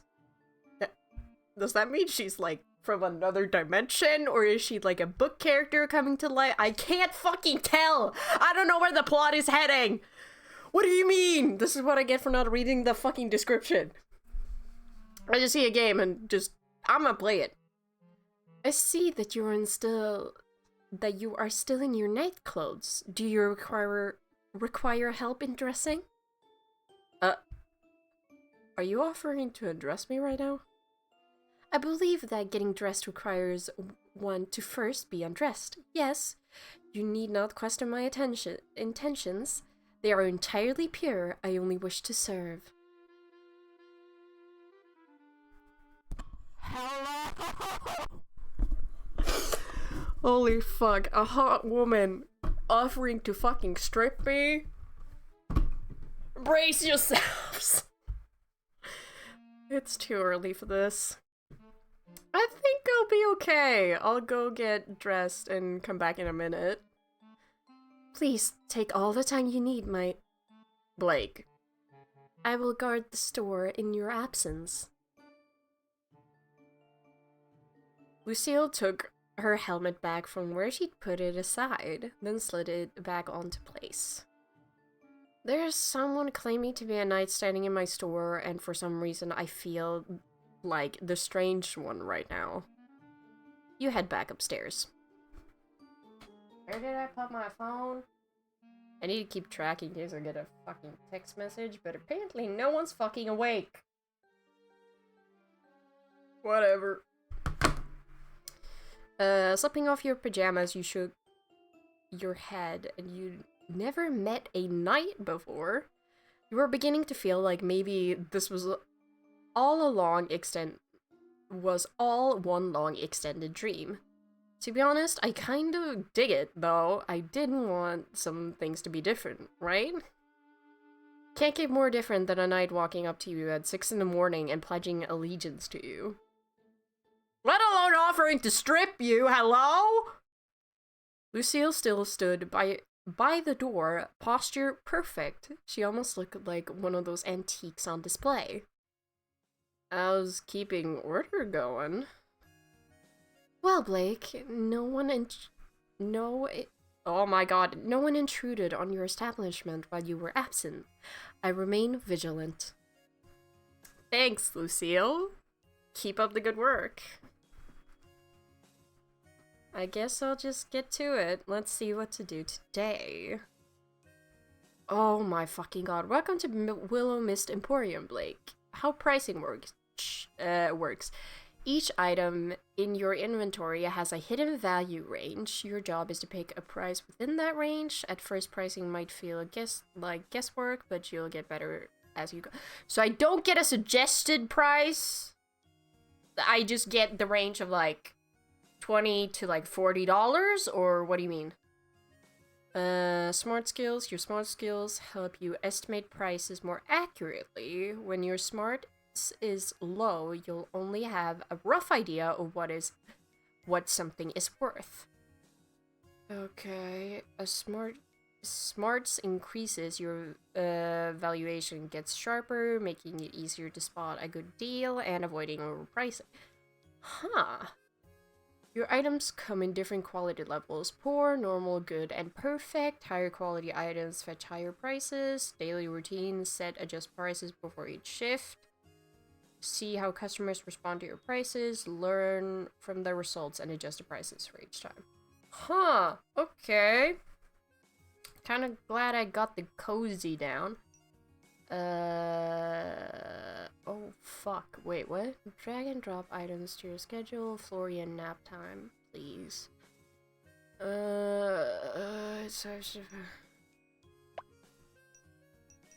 No, I think that was man the counter? I don't know. This is supposed to... I don't get it. Instructions unclear. Was the cleaning up to Florian? I can't fucking tell if it doesn't say that. The store was quiet, and you knelt down behind the counter, sorting out various papers and knickknacks sorted underneath, and oh boy, there was a lot of papers and knickknacks. Your aunt was nearly on the level of a hoarder. She had receipts stored away from 2 decades ago. Jesus fucking Christ. That store, I was about to say the store is older than me. That's not what I meant. Wait. No, it is. Wait. How many years is a decade? I forgot. Was a decade like 10 years or is it 100? I can't. No, that's a century. Century is a whole... Wait. Yep, it is every 10 years. I was about to say that's older than me. It is not. I am older than 2 decades. Thank you very much. Can you tell I've had a third monster? I've only started sipping on it, and I have a small Twix. because I have no snacks. Brochures for long closed restaurants and enough loose screws to build a small airplane. Have I ever told you that my friend's goal in life is to eat a fucking airplane? I love that guy, he's so silly. How can you even amass this much stuff? You pulled out a stack of magazines, again some decades old, and began to categorize and sort them before your eye caught on a small, unlabeled white envelope between the pages. You removed it carefully, noticing how pristine it looked. It certainly wasn't as old as the other junk she'd keep behind the register. Flipping it over, you noticed it was also unsealed. Huh. If it's not addressed to anyone, I guess it's fair game. Curiosity got the better of you, and you sat down on a stool and opened the envelope, pulling out a crisp sheet of paper from within. The handwriting was instantly familiar, neat, sweeping strokes, and each word pressed with a kind of confidence only your aunt seemed to have. Still, there were faint marks of hesitation, a word scratched out here, a sentence started and abandoned there, unusual for her. You smoothed the page and began to read, putting aside any guilt over your nosiness. To my dear Quinn, I'm writing with this ink. Oh my fucking god, I'm writing with this ink far too smudgy for my taste, and on paper that deserves better than my restless scratching, but perhaps that is fitting. For you are one of the few people I know who can take scraps and turn them into something whole. A half-empty cupboard becomes a feast, a half-thought phrase becomes poetry, a half-hearted day becomes bearable. I am leaving Willowmist for a time. Do not fret, it is not forever. You would, of course, always worry more than you say. I will return, of course.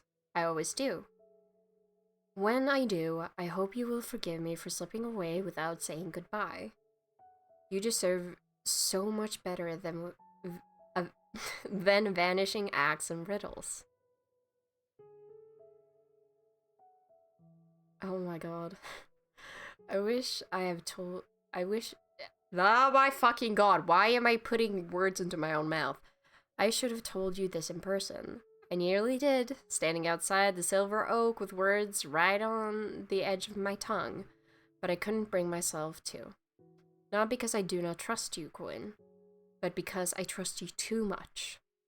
You would look at me with those foolishly kind eyes of yours and ask me to stay, and I might have. I cannot afford that weakness right now. There are important matters only I can attend to that cannot wait for a moment longer. Take care of yourself, Quinn, and please don't forget to eat something other than your own cooking now and then. Even chefs need looking after. Always, yours always, Sylvie. You sat frozen for a long moment, the words hanging heavy in the air around you. It wasn't like the other letters she'd left behind for you. This one felt different, softer, more vulnerable, and it hadn't even been sealed, let alone delivered. Why had she hidden it away here? Why never send it at all? Auntie, you're more complicated than I give you credit for. You carefully slid the letter back to the envelope, leaving it no worse off than when it started. You could easily have slipped it back between the magazines to remain hidden forever. It wasn't your place, but something stopped you, and you instead stood up and headed towards the door.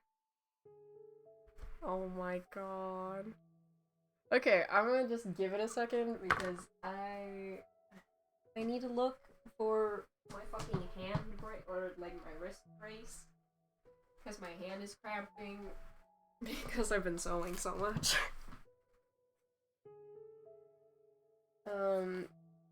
So yeah, I have carpal tunnel, from like drawing and crocheting excessively. It wasn't even the sewing that got me. So I kind of need this brace sometimes, and it's actually kind of comfortable. I kind of need to buy a new one. It's just I don't know if I can spend like 300 on that though. Not dollars, not dollars. Swedish currency. I think it was like 300 something. I can't even fucking remember. I've had this one for like a while. Could probably replace the fucking what's it called? Velcro. But I just haven't had the time. The silver oak was alive with light and sound, even in the middle of the day. The air smelled of herbs and roasted garlic, underscored by the sweetness of something caramelizing slowly in the oven. It was the kind of smell that made your stomach growl, no matter how recently you've eaten. Okay, now I'm getting hungry. The fuck? Hold on. Oh my god, look at the fucking detail of everything. I can't. Yo. It's detailed without like being too overwhelming. I feel like the style of the backgrounds like meshes really well with what they're trying to convey without being like too overwhelming. But yeah, I think, oh my god, it looks so good. Anyways, several patrons lingered despite the hour, sipping drinks in the garden or eating a meal. Oh fuck. It didn't take you long to spot Quinn a few tables down. He was moving gracefully between patrons, balancing 3 plates at once and a full glass of wine, and talking animatedly to his customers. Your eyes met, and nearly instantly he was by your side, face beaming. Ah, my newest and most radiant customer. No, my newest friend. My newest confidant. My newest partner in culinary crime. You do not want me in the kitchen. I'm just gonna tell you that straight away. You don't. You really don't. He swept into a dramatic bow, somehow without spilling a drop of the wine he carried. His hair slipped forward over his shoulder like a curtain of dark silk.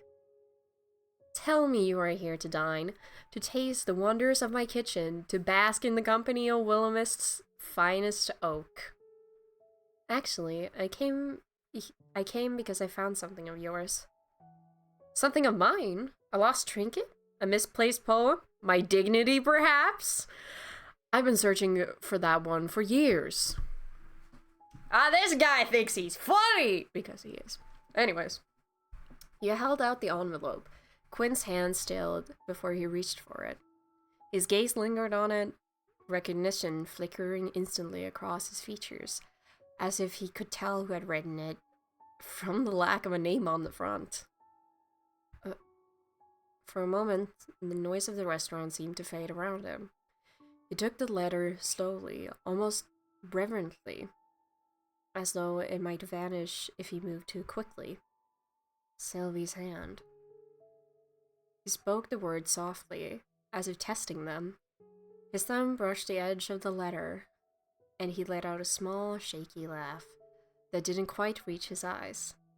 For me, she never gave this to me. His eyes scanned the first few lines.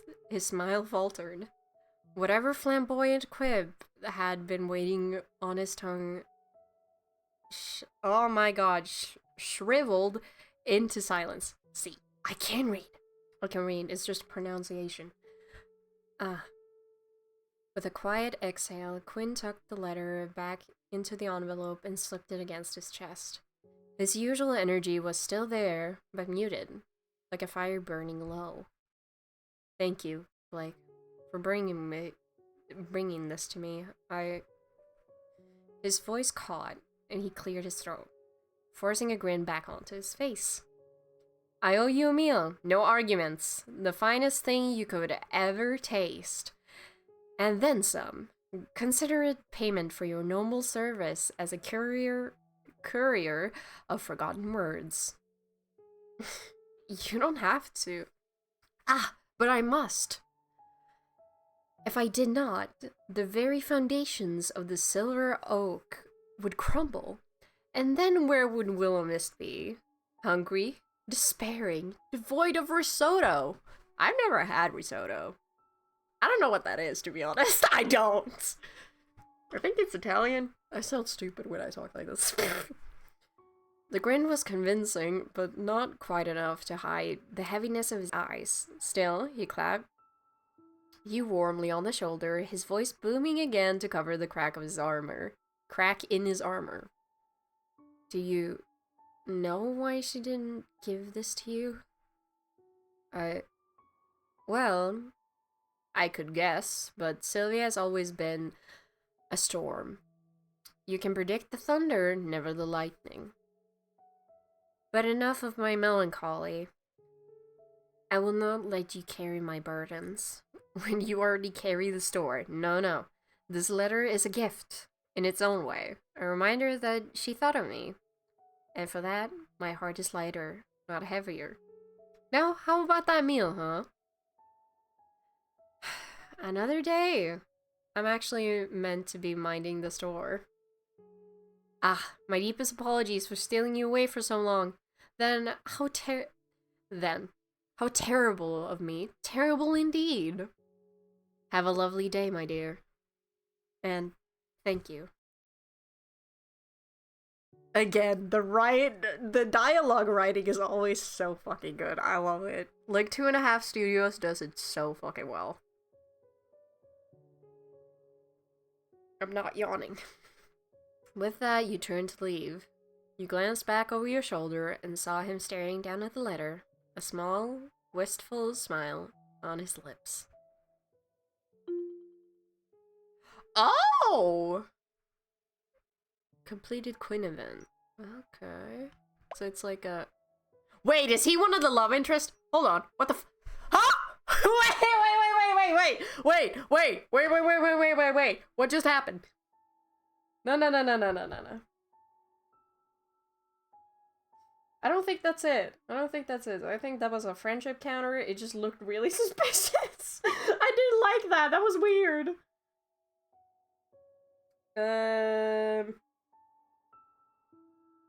Trying to see features, blah blah blah. Nah, okay, whatever. I was confused. Probably not haunted. You started to serve who will start competition. Poor, common. $2 to $35. Jesus. Oh, it's a play. Okay, I'm dumb. Anyways. What will we set the price for? I'm kind of thinking $20 because it has a dress. 3 to 45. 43. I'm stupid. Let's go 25. And this one we can just do 11. I'm testing the middle ground. Hello? Okay, there we go. Am I just supposed to leave? Okay. You get seated behind the counter ready for today's customers. Oh my god! Hello, Miss Marigold. I trust your day as well. The bells chime. A customer comes inside. Welcome. Vintage stuffed rabbit seems well kept. Better than most antiques I've seen. I believe a fair price would be $12. Bruh.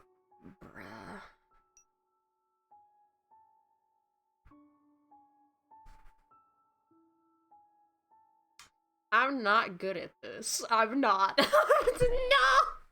Okay, I'm good. Should I eat? The thing is, it had detail on it. I don't think it should be worth $12 in my opinion. Counter offer.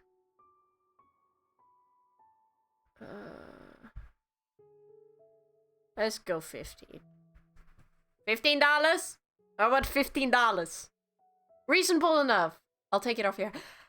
Okay, we're getting somewhere. Probably not haunted. Hope you like it.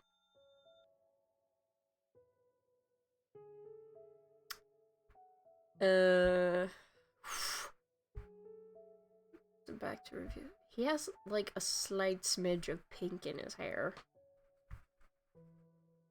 The customer leaves the store. You saw one customer today, but no one else is coming now.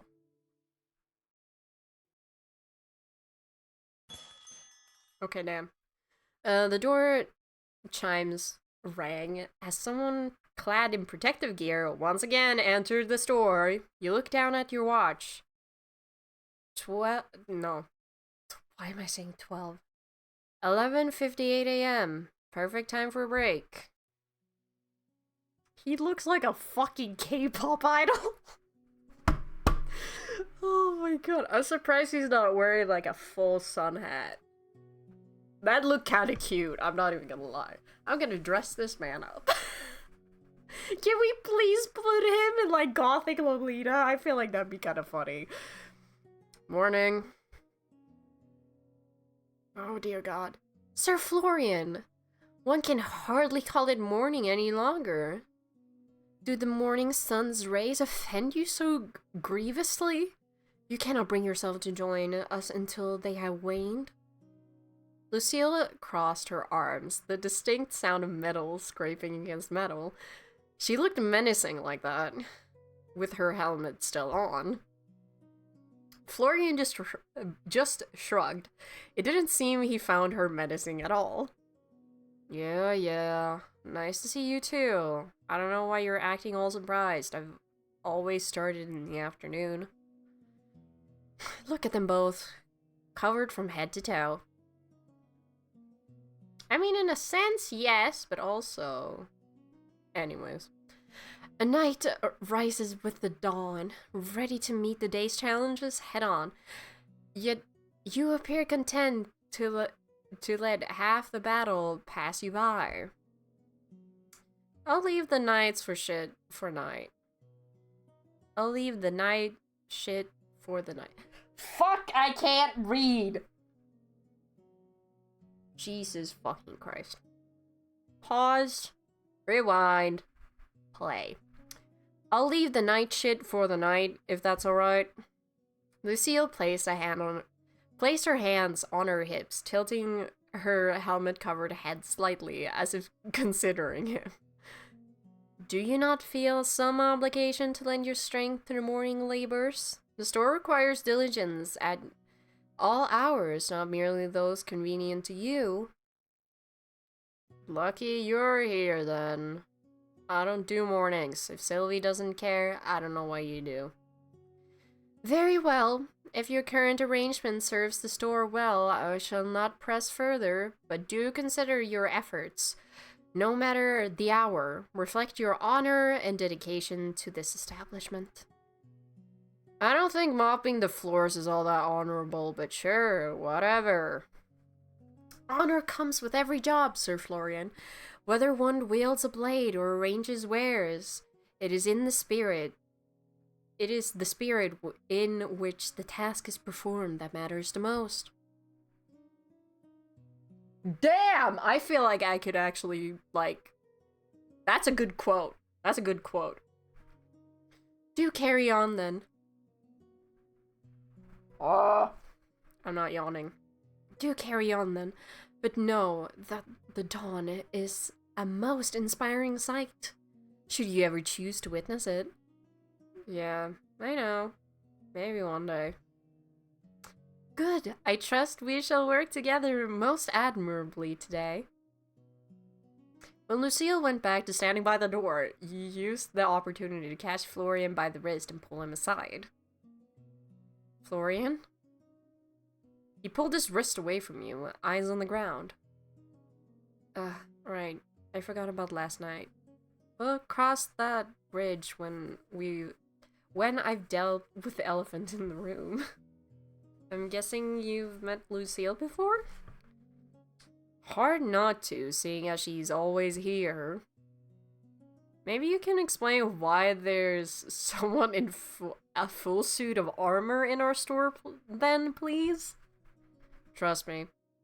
That's not her full suit of armor. You should have seen her when she first turned up. Sylvie hired her a few months back.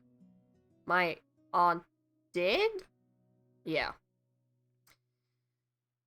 That's what she does, takes in strays.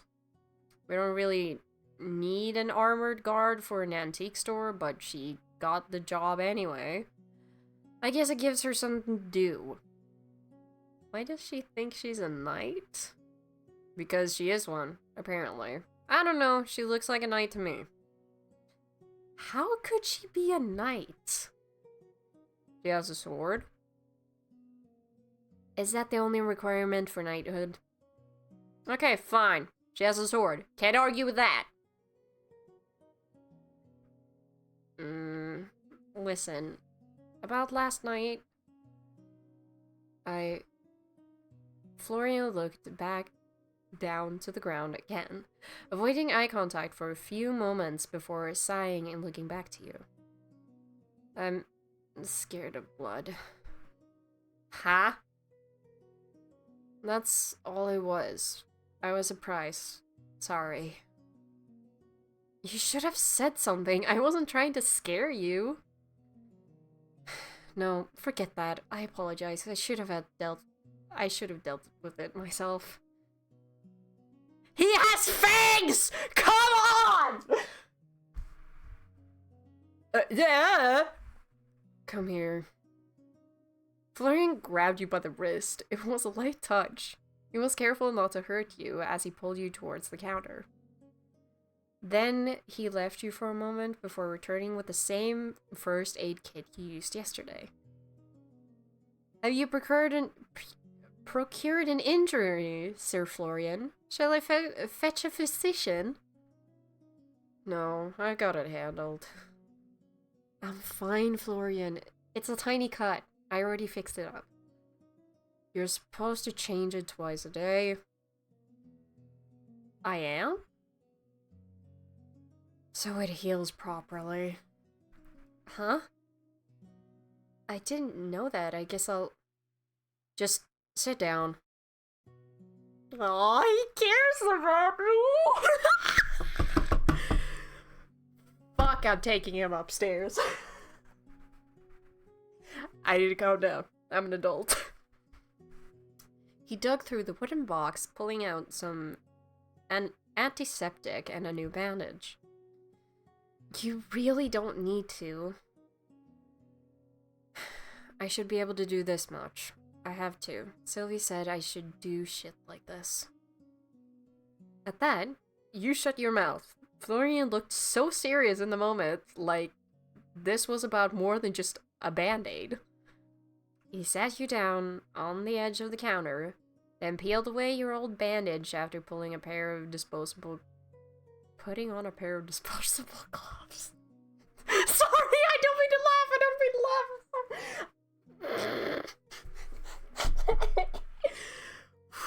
Okay.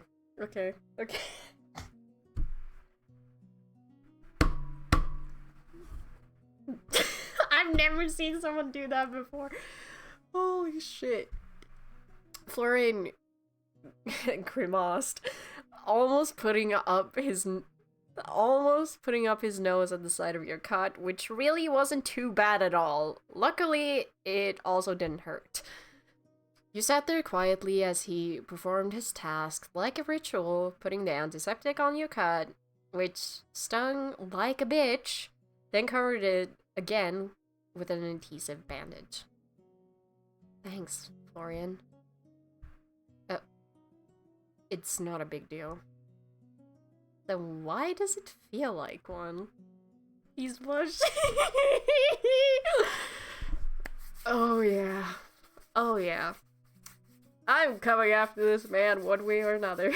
I'm already hatching my plan for how to romance the shit out of this motherfucker and sweep him off his fucking feet. Ah! I really did see someone in my room last night. However, whoever she was, she disappeared when I broke my glass. Well, I don't know. Maybe the place is haunted? You think? Or maybe you just imagined it. Anyway, I gotta get to work. Right, yeah, work. Thanks again, Florian. I think someone likes me. Holy shit.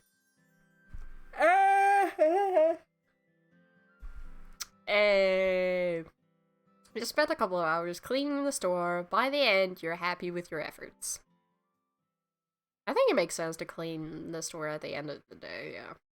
As the sun crested the horizon and day slowly began to turn into night, you turn your open sign to closed. I'm not burping. Phew. Another day down. It was a pretty busy day. Yeah, I guess. Some days are just like that. Other days, we're just twiddling our thumbs until we can go home. Frankly, that's more like what I was expecting. I thought an antique store in the countryside wouldn't have a lot of activity. Would an antique store in the city have any more activity? Maybe? Antiques and thrifting and stuff are pretty popular these days. I always thought it was only old people who liked antiques. Hey! I like antiques. I like teacups. They're pretty. I don't drink out of them, though. I'm not risking fucking lead poisoning. What? You don't like them?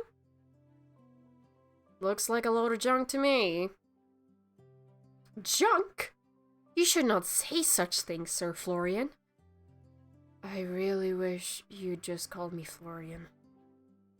Lady Sylvia has spent her lifetime curating this collection of fascinating oddities. It would do you well to hold your tongue if it only spits distaste. Oddities is one word for all this crap. I mean, you do you, but is there a reason you work here if you don't care about the store? I care about the store and the owner. I don't care about antiques. Your aunt helped me through some shit.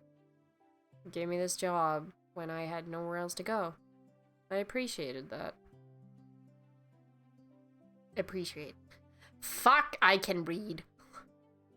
Doesn't mean I have to be into used lampshades or rusty axes. I guess that makes sense. Speaking of it being busy, though, how do I go about finding more things to sell? We'll run out soon enough, unless I start pillaging the decorations. I don't know. Go steal from someone's trash can. Do I look like a raccoon to you? Do you really want me to answer that? Okay, damn, bitch! I can be your raccoon. I don't even know where I was going with that one. The fuck? I do not think you look like a raccoon, Blake. Mayhaps you have more qualities similar to a red panda. Your red coat is divine. Thanks, Lucille. I'm glad someone here appreciates me. Your aunt had a few different avenues for her junk, I think. I don't really know the specifics. She does have an attic filled with it, though. You can pick through that. Might find something. Or you might find nothing. That seems more likely. Oh, an attic? Yeah, Sylvia's been meaning to sort through it for ages. If you get injured trying to work through the mess, it won't be my problem, though. I can dig out the key and show you tomorrow. Thanks. Sounds great. At that moment, your stomach let out a low grumble. Oh, right. Do you guys know Quinn? The chef guy? Yeah, I guess. You couldn't sound less interested. Florian rubbed the back of his neck, looking away. He's nice or whatever, we just don't get along. I don't know, I guess we're too different of people or something. Sir Quinn is an excellent cook who makes feast fit for royalty. Lady Sylvie did well seeking his companionship. Companionship? Interesting. He invited me to his restaurant to try a new recipe tonight. I nearly forgot about it. Have fun with that. Aw, not even a little bit interested? I'm not hungry. I've got work to do anyway. Is he a fucking vampire? I feel like I'm tweaking out that I swear, I read that at some point or I heard it at some point. I just can't fucking remember. And the description on Itch.io isn't fucking helping. I swear, I'm not delusional. I don't... They're just messing with me. What? Sweeping the floors you've been sweeping all day? It'll be fun. For you, maybe. Anyway, bye, have fun or whatever. At that, Florian left the room. Lucille? I would be honored, Blake. In truth, I had already considered offering to accompany you. Should you require a guardian for the evening? It is only fitting that I ensure your safety even more over a meal. Even over a meal. Jesus fucking Christ. It's just dinner. I don't think I need a guardian. Just a friend, if that's alright with you. A knight's duty is not bound by a circumstance. Whether it be a dinner or a battle, I would gladly be your shield. But a friend, indeed, I would enjoy the company. Oh my gosh, she's blushing. She's so cute. Her hair is like gorgeous. Again, the color palette is fucking... I love it. The color palette... Holy shit. They know what they're doing! Perfect. I still haven't managed to take a look around town, so having a guide will save me from getting lost. So Florian has not offered to show you around the settlement? Truly. Well... Then please allow me to escort you through the town and show you its finest landmarks. No harm shall come to you while I am by your side. Sounds like a plan to me. Let's make a whole night of it. A night of it? Ah. I meant... Sure, a night of it. Hilarious. Here's my last Twix. It makes me sad that I don't have more Twix. I want Twix. I fucking love Twix. Ever since I started eating them in like... I wouldn't say high school. Not high school, no. I would say like 7th grade. When I had a hard time eating in the cafeteria, I started eating Twix instead on lunch break. Cause I don't know, I tried it once and I was like, this shit's kind of good. Because, yeah. I don't know. It was just easy. The town of Willowmist glowed softly under the moon as you and Lucille stepped out onto the main street. The air was cool and fresh, carrying the faintest hint of blooming jasmine and the earthy scent of forest just beyond the town's edge. Somewhere, a distant clock chimed the hour, its tones mellow and unhurried. I like the fact that we can see the date, but not like the time. I feel like that would be a good good, like, thing to insert into the game. But that might just be me. You couldn't help but think. Wait. Yeah. You couldn't help but think that time seemed to feel slower here. There really was no need to rush, was there? It is a brilliant night for a stroll. Though the weather has begun to cool off, remnants of autumn still remain. Leaves crunched under both of your footfalls pleasantly, singing farewell to their passing season. So, Lucille, how long have you lived in Willowmist? I believe it has been around 3 months now, give or take.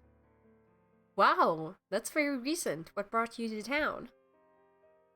It is a long and peculiar tale, Blake. One I am not certain you will believe, but if you wish to hear it, I shall tell it true. This must be related to why she thinks she's a knight. I'd be happy to hear it. Very well. 3 months ago, I was not in Willowmist. In fact, I was not in this world at all, at least not as it is now. I hail from a time long past, an age of kings and castles, of honor and oaths sworn beneath banners fluttering in the wind. You stared at her, still trying to gauge whether she's pulling her leg or not. But Lucille looked completely and utterly serious. I was engaged in the most dire battle. The world itself seemed to shift beneath me. One moment I stood upon the battlefield, the next I awoke amidst the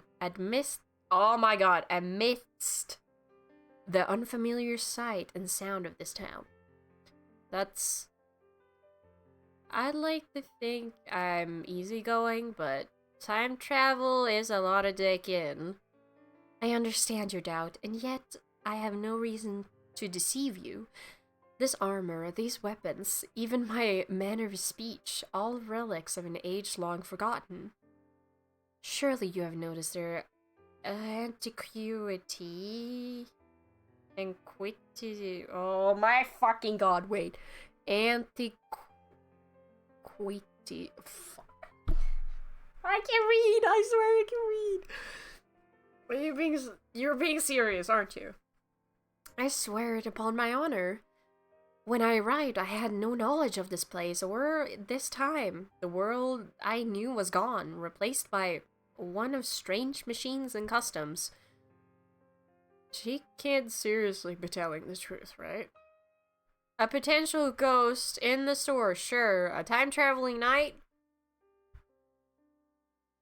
But I guess she really doesn't have a reason to lie to me. I'll just go along with it for now. That's kind of nuts, you know? Indeed, it is kinda nuts. How'd you manage to adjust? That must have been, a lot of change? It was great difficulty. With great difficulty, I assure you. Your aunt was the first to show me kindness. She took me in, clothed me, and taught me the ways of this new world, were it not for her, I might have been lost entirely.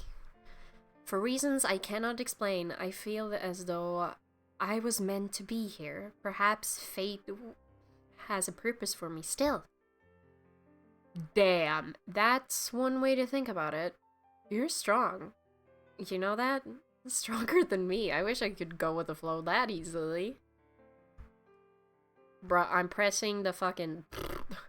I am a knight, Blake. Adaptation and perseverance, or as you put it, going with the flow, are the very essence of survival. I have pledged my service to you not only out of duty, but because in this unfamiliar land, you have given me purpose, and for that, I am grateful. Why do you think you're not strong, Blake? I see no reason to doubt yourself so. Strength is not measured solely by the swing of a blade. or the weight of one's armor. It lies in the choices we make, the burdens we carry, and the resolve to continue forward when the path is uncertain. I suppose so. When did you become a knight, Lucille? I was 7, when I was sent to a local lord's castle to begin my training. 7? That's so young. I'm 26. 26! Dear God.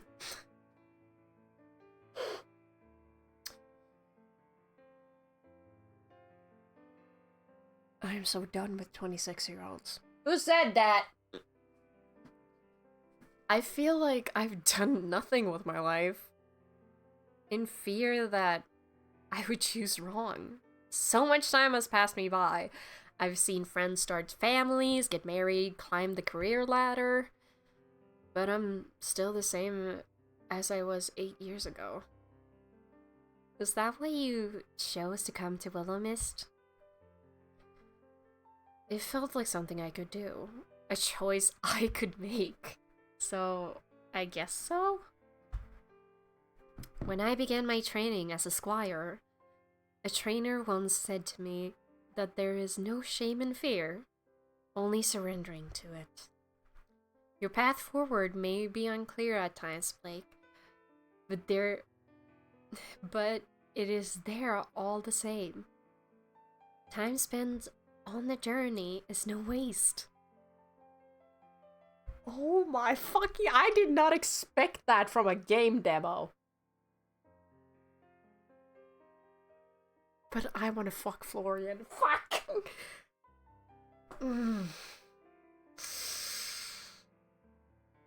You have a way with words, you know that? Thanks, Lucille. You really know how to charm someone, you know that? Charm?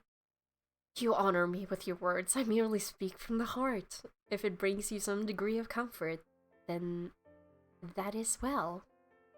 See? You're doing it. The way you speak is so romantic. Romantic? I'm not sure how to explain it. You're just so effortlessly charming. Which reminds me, I told my best friend that I had a crush. Her boyfriend looked at that text message over her fucking shoulder and was like, "Isn't Blake ace? How does that work?" And my bestie looked at him and was like, "She doesn't want to fuck anyone, but she still wants to be romanced." What's fun? Like, in some degree, I kind of wish I was arrow ace because then I could make even more archery jokes than I already do. But that's not the fucking point. I swear. Sorry, I keep getting funny text messages. I fear I have never thought of myself as charming. From a young age, my instructors considered me too harsh of tongue. You? There's no way we're talking about the same Lucille. I only strive to be honest and sincere in my words and actions. Though, if my manner of speaking pleases you, then I consider it a gift I am glad to share. Man. 5 minutes with you, and even someone with a stone heart would fall in love. Fall for me? Surely you jest. I'm merely a knight, unaccustomed to such notions of romance. My duty is to protect and serve, not inspire affection. Well, consider me inspired. You watched as Lucille blinked a few times, her usual steady composure faltering for just a moment. Your words are most gracious, Blake. You have my thanks. I fear I have spoken too much and nearly forgotten the purpose of our excursion. This way, allow me to introduce you to the finest establishments of Willowmist. The two of you, side by side, continue onward through the town center. As you pass a brightly lit building, Lucille gestures towards it. Behold, the farmer's market. It is most curious. It is found indoors. In my day, one would venture into an open square at dawn, yet here the bounty of the land is neatly contained beneath a roof. I must admit, it lacks the charm of market stalls, but the convenience is notable. It is open nearly no matter the hour. Ah, a grocery store. Yes, I believe that is what Lady Sylvie refers to it as. Further along, Lucille slowed her steps in front of a small clothing store with its mannequins posed in stylish outfits, many of which were winter coats. It would start to get cold soon, wouldn't it? And here we have the local tailor.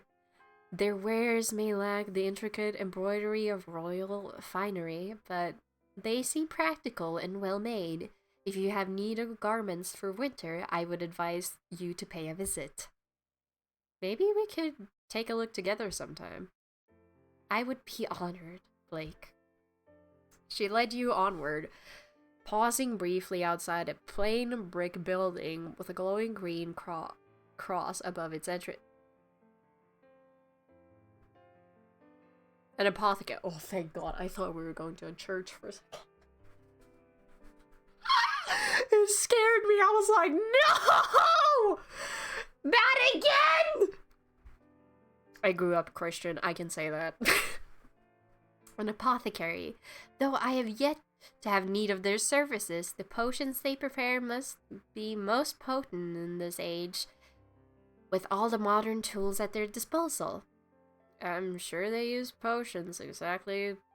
I'm not sure they use potions exactly, but medicine has probably come a long way. I can only imagine. Pray we do not have to find out anytime soon. Yeah, let's try to stay healthy for the next few months at least, alright? You have my word. Ah, across the way. Lucille nodded to a squat building? With darkened windows. The fuck is that? The local woodwright workshop is just over yonder. His craftsmanship is impressive, worthy of a noble commission even, but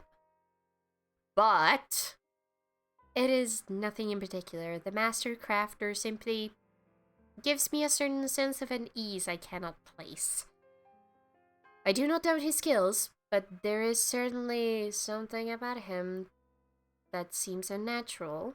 However, in this town, that is not such a strange thing. I'll keep that in mind if we ever run into each other. You humble me by taking heed of my words. My thanks. Now, Sir Quinn's dining establishment is just ahead. I can read. I swear I can read.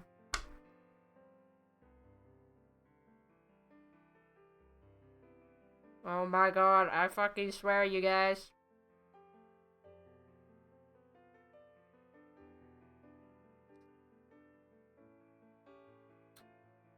Oh, fan, you're coming down!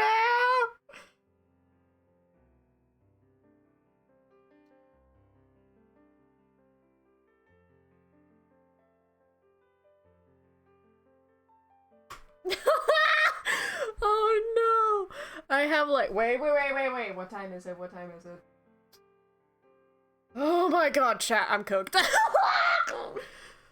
Oh fuck. This is not gonna end well.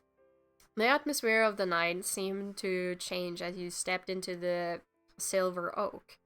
You were surprised to find it mostly outdoors, but that surprise was certainly not disappointment. We were just over here, what the fuck do you mean? Strings of twinkling lights crisscrossed overhead, casting a soft golden glow that danced off wooden tables and the cheerful faces gathered around them. The air was rich and with the mouth-watering aroma of sizzling meat, freshly baked bread, and the faint sweetness of roasted vegetables. Every now and then, the scent of her herbs and the wood smoke wafted past. fuck, carried on the gentle evening breeze. Plates of food and frothy pints of beer made their way to the tables, the clinking of glasses mingling with bursts of laughter and lively chatter. Someone at a table in the corner strummed a guitar. You came! Of course! How could I turn down the best chef in town? I brought a friend. I hope that's alright. The more the merrier when it comes to food, eh? Please, I reserved a table just for you. Sit, sit. Before you could even place a hand on your chair to pull it out, Lucille had already done it. Allow me to do that for you. Ah, you are so well-mannered, Lucille. The world would be a better place if we had more people like you. I only help where I can, Sir Quinn. And so humble, too. Please, sit and enjoy the atmosphere. Deliciousness awaits. You sat down and Lucille adjusted your chair for you before crossing over to sit the opposite side of the table. Her armor made a slight scraping sound, but you were impressed at how silent it was overall. Your aunt really did well at picking that out. Where did she manage to get an armor like that anyway? I swear, there's so much I don't know about her. Maybe I'll get to ask when she comes back. It's only 3 months away, after all. What if she died?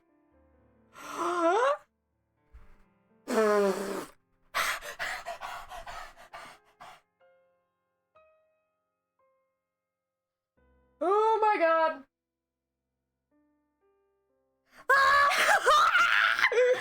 Wait. Oh my god. You seem deep in thought, Blake. Oh, my bad. I was just thinking about my aunt. A fair topic to be consumed by. Your aunt is a wonderful woman. I'm almost jealous of you and Florian, you know? Jealous? You two honestly know her better than I do. And we've known each other from... And all we know each other from is letters. Even now, I haven't seen her in... What? 21 years? That is indeed a long time to go without seeing one's own family. Yet, you cannot deny the bond you shared through your letters. A connection natured by words alone is no less meaningful. Yeah, but it's different, isn't it? I know her as my quirky aunt from the countryside who likes herbs and crystals, you know, this town. Really, this town, really know her. Everyone I've spoken to seemed to look up to her.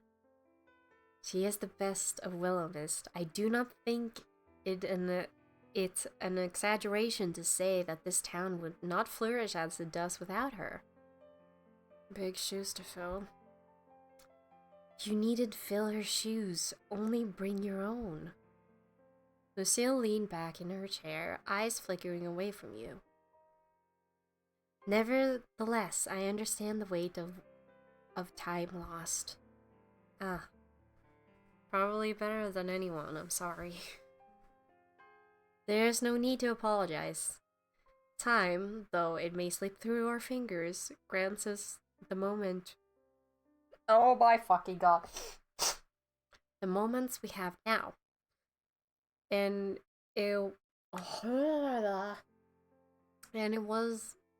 it is what we choose to do with it. With those... Oh my fucking god, pause, rewind, play. There is no need to apologize. Time, though it may slip through our fingers, grant us the moments we have now. And it is what we choose to do with those moments that truly matters. Though, I need not remind you, Lady Sylvie did not ask Florian or I to attend to her most prized possession while she was absent. She asked you. In truth, it is part of the reason I have so quickly trusted in you. Lady Sylvie herself believes in you. She could have at least left me some instructions if she believed in me so much. Forget talking about me anyway. I'm more interested in know about your knightness. Do you truly find it so interesting? I do.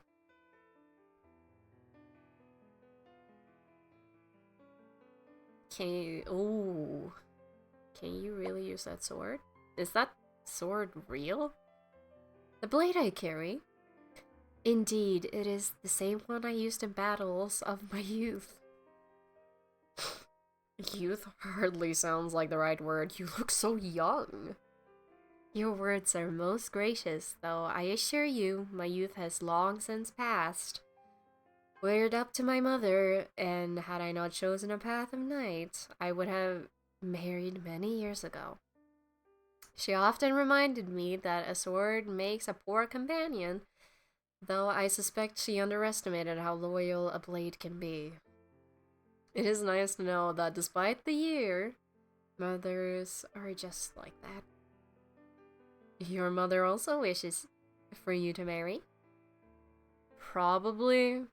I think it has more to do with wanting grandchildren than wanting me to get married. But anyway, about that sword. Can you really use it? Like, use it. I assure you, my training has not gone to waste. This blade has seen me through many trials. And though I pray it will not be necessary in this time, I am prepared to wield it should the need arise.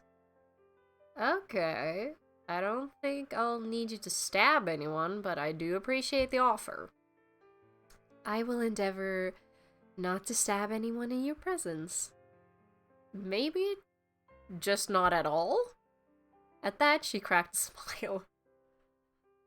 I carry a sword not as an act of aggression, but a promise of protection. I would never harm another who was not deserving of it. I could hardly be called a knight otherwise. I swear. My nose is clogged. Who the fuck is texting me? Ah!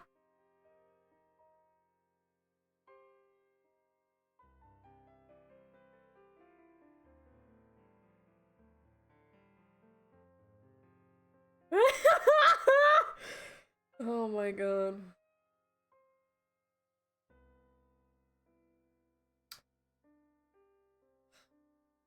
Oh, I had to take it. Jesus, I just need to double check so I'm actually fucking free tomorrow because now I'm... Oh, thank god. I was scared! I was scared I was making a mistake. You're making me want to see you swing that thing. I bet it'd be real cool. Perhaps one day, should the need arise, I shall demonstrate. Until then, rest assured, my skills remain sharp. So knights are allowed to get married? I'm sorry, but I've gotta ask. Knights can get married? Indeed. Though there are some limitations, we may not marry commoners, nor people of high status unless arranged by our lords. Huh. I guess I just thought knights had to, stay single, like monks or something. Not at all. Well, some knights choose to forego marriage in favor of their duties. It is not a requirement. We are permitted to wed, provided the union aligns with the expectations of our station.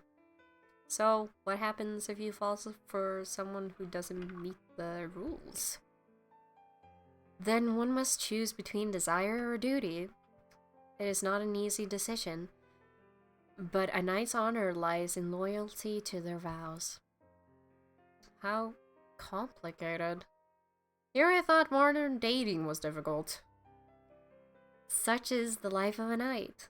But I would not trade it for anything. Honor and duty are the cornerstones of my existence. And to stray from them would be to betray myself. So, does that mean you never...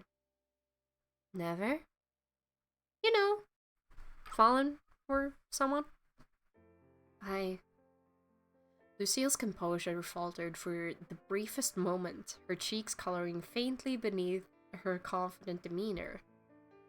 No, I have always prioritized my duties above such matters. There was little time to entertain the notion of romance. Ah! But I want Florian! I want Florian! Fuck! Well, maybe you'll get the chance one day, maybe not. I'm gonna have to abandon this for later. Fuck! Honestly, dating when you're young is overrated anyways. Maybe you'll find someone in the future, or maybe you won't. Either way works. Truer words have never been spoken, Blake. Were I to continue as I am, protecting innocence and guarding the town, I would be eternally grateful. And if romance were to find me, that would be fortunate too. Is your armor heavy? Is that heavy? It seems like a lot to walk around in at all hours of the day. For one not accustomed to such a weight, perhaps, but I have borne this weight since my youth. It feels as natural to me as the air I breathe. She glanced down at the polished armor, her expression thoughtful. Truthfully, this set is quite light compared to the one I wore when I first arrived in Willowmist. That armor was forged for battle. It was heavy plating and chainmail beneath. And it carried far more than its own weight. Every dent and scratch held a memory of the field of my training. So, this must be, like, casual wear to you, huh? In a sense, yes.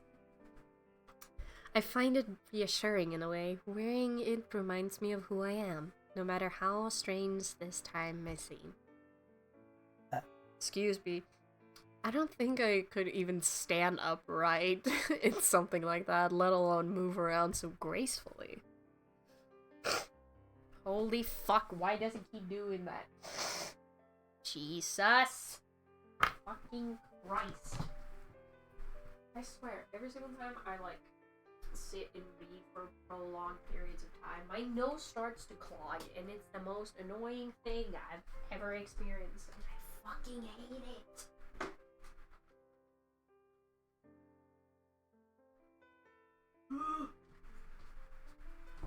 Jesus.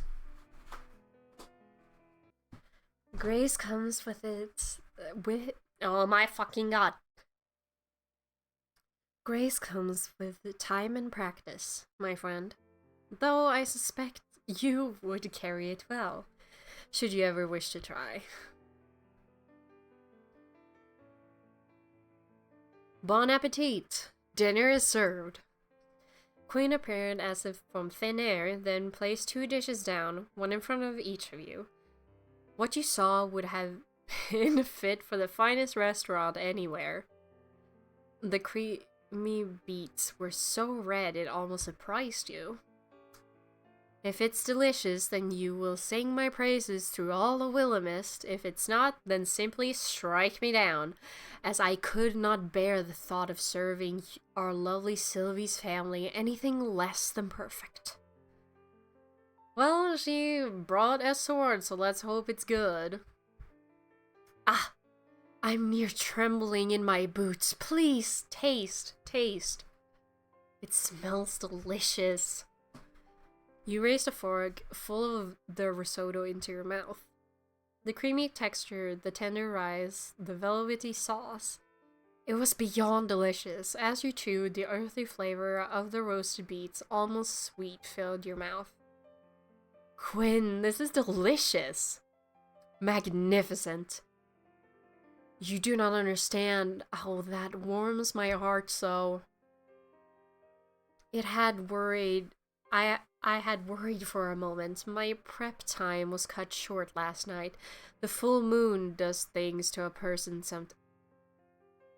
Is he a fucking werewolf? I feel like I'm tweaking! Ha!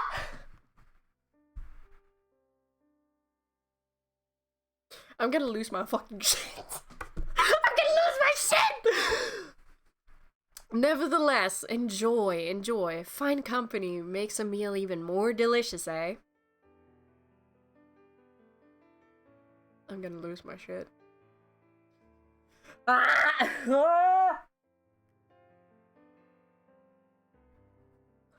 Jesus fucking Christ.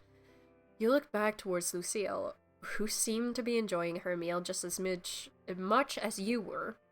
Quinn wandered back through the table, smiling and chatting to each person he passed by. Everyone looked happy to speak to him. He's really nice. Indeed, he is a noble man with a noble heart. We are fortunate to have him in Willowmist. Huh. Interesting. You continue eating, eyes passing over the various people that sat at the tables. There were all kinds of friends, couples, families. The atmosphere was extremely pleasant, and it was easy to fall into the town's rhythm. Absent-mindedly, you looked past Lucille's shoulder, your eyes locking onto someone sitting a few tables away from you. Huh. That guy does know how to cut loose. That guy does know how to cut loose. I guess he just doesn't like me in particular. Oh well, no loss here, I suppose. Hey, Lucille. Yes, Blake? Don't turn around too quickly, but do you know him? She spun around incredibly obviously. Sir Emmett. Yes, he is often around at the store assisting Lady Sylvie. What do you think of him? Lady Sylvie believes him to be a man of his word and extremely talented in his work. So my aunt likes him. That's good. He's a bit cold. As far as I'm aware, he's like that with most people. Sir Emmett likes to keep a professional distance from much of the town. Okay, interesting little tidbit. Fuck, I need a sweater. I'm getting cold. I'm like pacing. I feel like I'm tweaking the fuck out. First a fucking vampire, then a knight. Sure, time travel, whatever.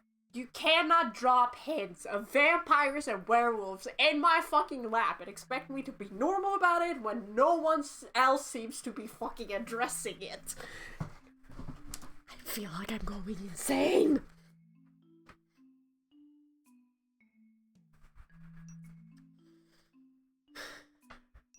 I'm gonna make that man my friend. I'm gonna make that man my friend if it's the last thing I do. I'm plotting and I'm scheming! I sorely hope it's not the last thing you do, but I will happily support you in your endeavor. You will? Indeed, though he does not say it, I can only imagine that keeping such distance becomes lonely at times. Putting that aside, however, perhaps it is time for us to take our leave. Both of your plates had long since been scraped clean, neither of you daring to leave a single crumb behind. We have to do something to say thanks to Quinn. You didn't have to do all this. You both stood from the table, weaving your way past the other guests. As you passed Emmett, he looked up from his plate and met your gaze. More directly than usual. Oh, Blake. There you are. I was hoping I'd run into you. You were? Yes. I've been meaning to say something. I've been thinking about it for a while. You're doing better than I expected. That's not bad. I mean, it's good. Oh, thank you? The store. The town, it's not easy. You make it look easier than it is. I don't think I've said that before. I should have. Are you feeling okay? I've never been better. Like, maybe a bit warm. Is it warm tonight or something? Is bro drunk? Or does he have a crush on me? I can't tell! Aren't we going into winter? Maybe it's just you. Brother! I'm warm. Yeah, you seem more. Can bro just say I'm hot? Alright. Is he trying to flirt? I can't fucking tell! What was I saying? Oh my fucking god. Why does he remind me of Savior and Sane at the same time? This is so dumb. Something about me being warm. Right, that. You should stay? Oh, as fun as that sounds, I'm actually out with Lucille tonight. Why? The fuck you mean, why? Oh my fucking god! I swear I would start screaming in this man's face. Like, what do you mean? We're having dinner. We were having dinner. I should have asked first. Next time, have dinner. Ah! Are you asked? I would like that. Good. That's good. Huh?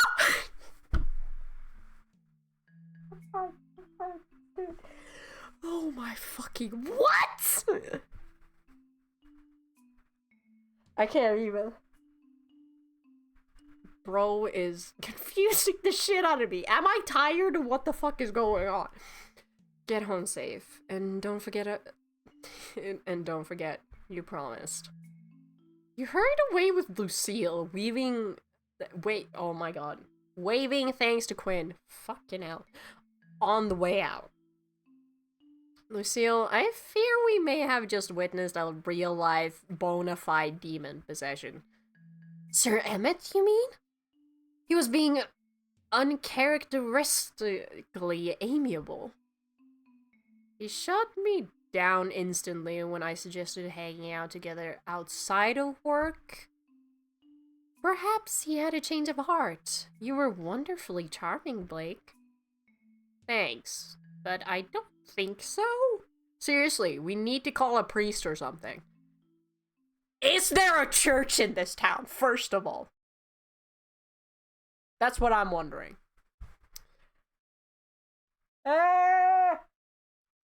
Why? Fucking hell. Oh my god, that confused Huh?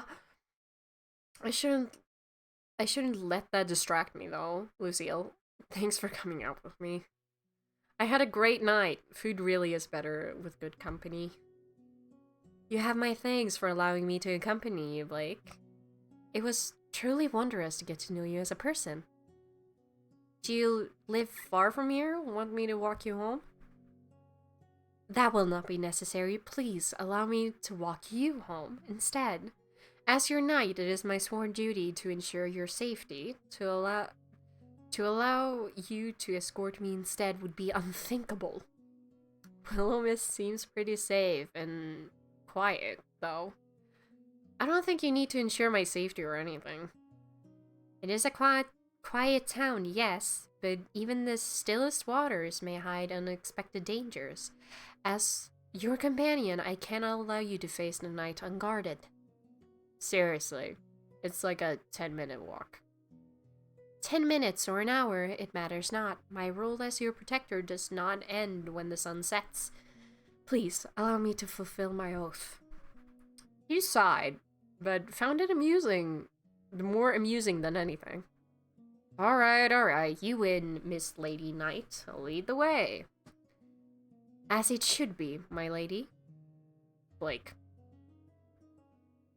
Lucille's voice softened, the faintest glimmer of a smile touching her lips as she gestured for you to follow. Together you stepped through the cool night air, the quiet streets of Willowmist stretching before you. Right. Blake. Okay, that was cute. That was really cute.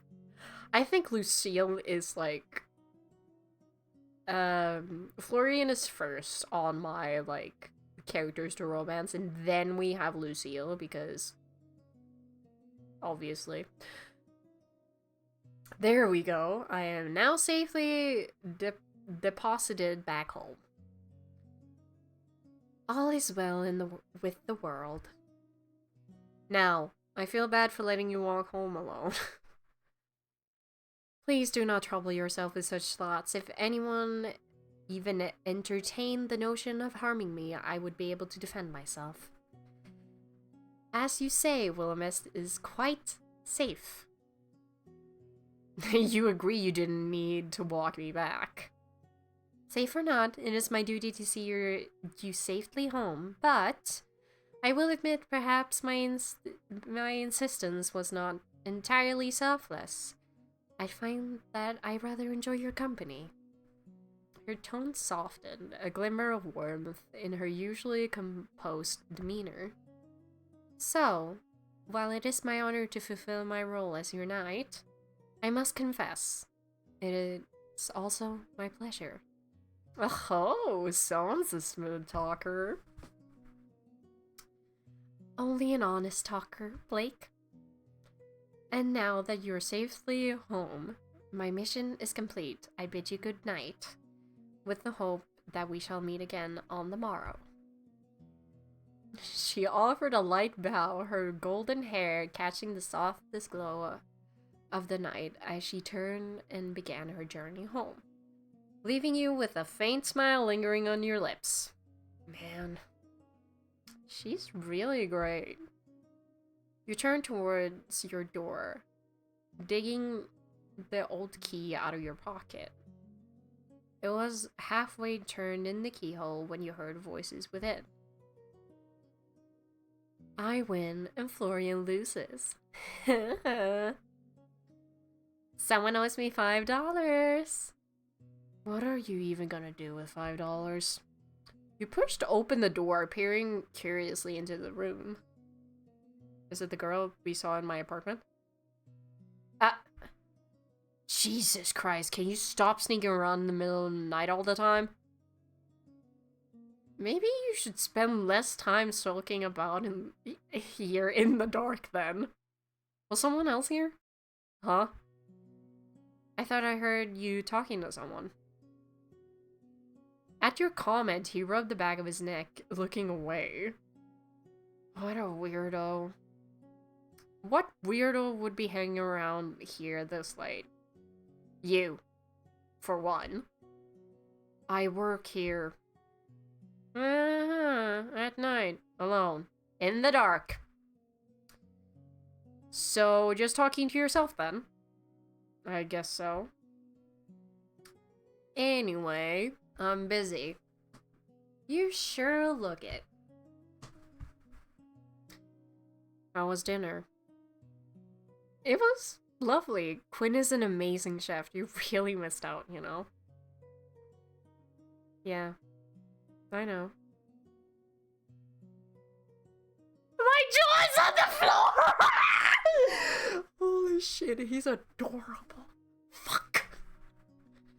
I'm just saying, we should have like a compilation of this man acting like fucking Keith Kogane, I swear, because I see the inspo. I see the inspo, and you cannot convince me.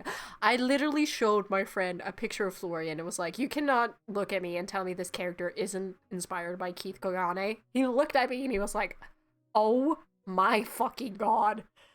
Blake, what? He was like, oh yeah. Oh yeah.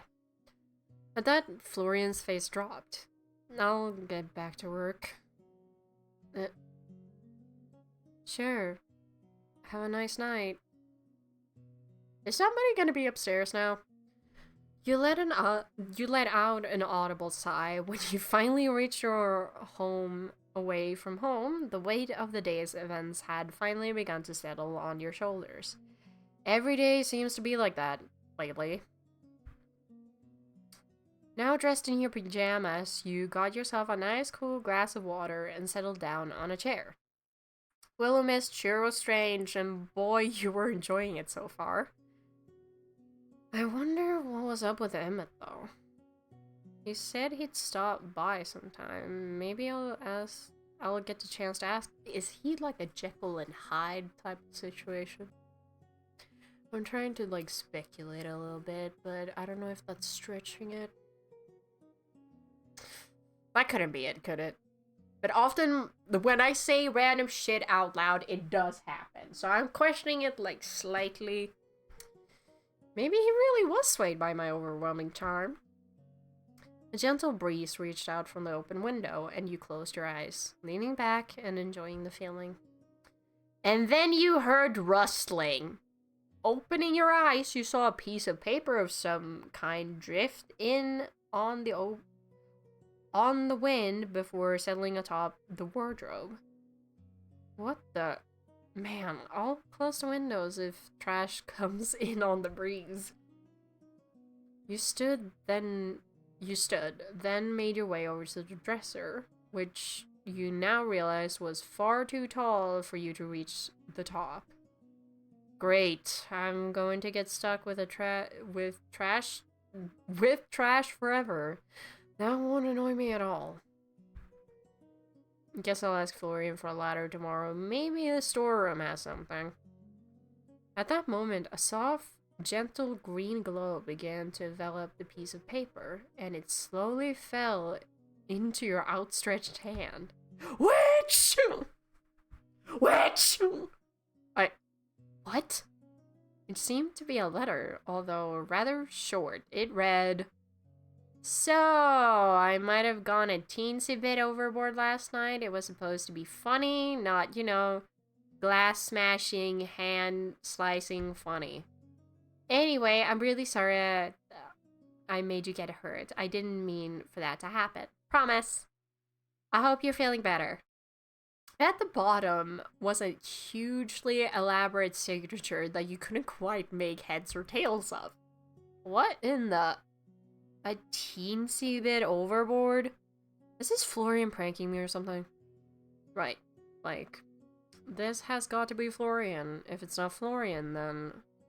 You glanced around the room, half expecting someone to jump out laughing, but the stillness of the room answered with silence. Witch! I'm calling it now, it's a witch. You or a ghost, it could be a ghost.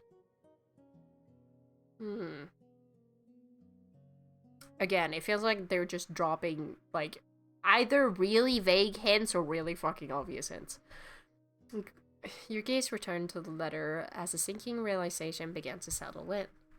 If it's not Florian, then no one else knew about the glass. Someone was in here! There is a ghost! Hey, ghost! Once again, I'm really chill. No one answered. Well, I'm going to sleep now. Please don't steal my soul or anything. While I'm asleep, alright? I promise I won't taste good. You quickly crawled into bed, settling into the soft sheets. No ghost disturbed you as you fell into another deep, restful slumber. I'm kind of wondering how many fucking days do we fucking have, is my question. It seems like 5 is the answer, but I'm not entirely sure. What time is it? Okay, it's not that bad. You woke to a commotion from downstairs. That was slowly becoming commonplace around here. Rising out of bed, you dressed, grabbing an apple on the way down for breakfast. Florian? Oh, I didn't mean to wake you up. You found Florian mopping the floors again, and toppled over a suit of armor that had previously been leaning against the back wall, sprawled out on the ground. Sir Florian, you ought to take heed. Though I admire your dedication to arriving earlier in the day, there is no use if you cannot perform your duties correctly. It was an accident, okay? What are you doing here so early? Wait, you did go home last night, didn't you? Orion. I was busy, alright? You can get off my back about it. There's really nothing to keep you that busy here. I would never expect to want you to do that. I haven't been able to sleep anyway. Might as well be doing something useful. Even if you can't sleep, you should be resting. The key to a steadfast body and mind, Sir Florian, is rest. Even the finest knight cannot protect their charge if they are worn down by exhaustion. Lucille stepped forward, then stood up the fallen suit of armor. A lack of sleep dulls the senses, clouds judgment, and awakens resolve. And weakens resolve. Trust me, oh my fucking god! I have seen even the strongest falter when they neglect their rest. Okay, fine. I'll fucking go to sleep. Jesus. Yeah, well, good for you knights. Maybe you guys don't have insomnia.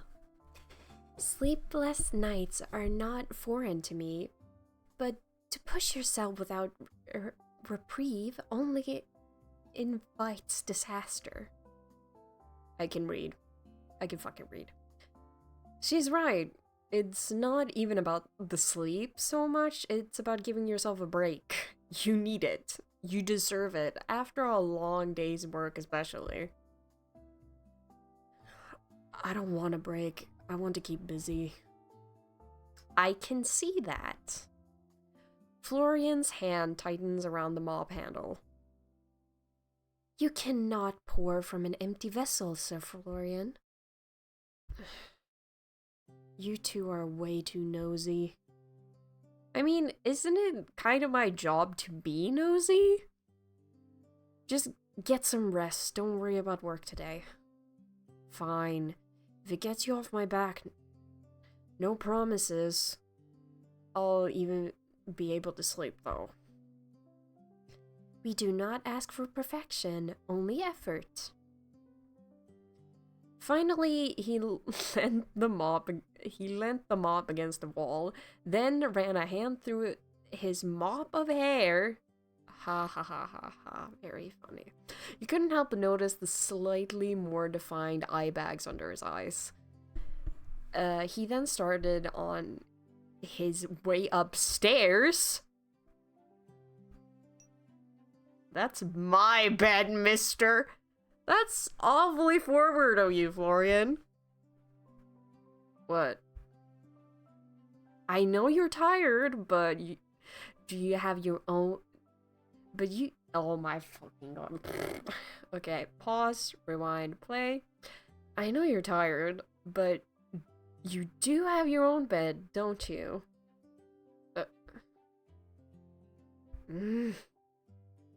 What are you? What are you saying? I said I'd show you the attic. The attic! I was just gonna show you it before I leave. God! It has nothing to do with your bed. Fine. But after this, go home. Yeah, whatever. That guy's gonna end up in my bed, one way or another. Okay, that sounded a bit too creepy. Maybe chill a little bit. I need to chill. I have this, like, loose skin bit by my nail. Like, my cuticles are fucking destroyed. Dust mites? Dust mites? I don't fucking know. Dust motes dance through the beams of light that filtered through the stained glass window at the back of the room.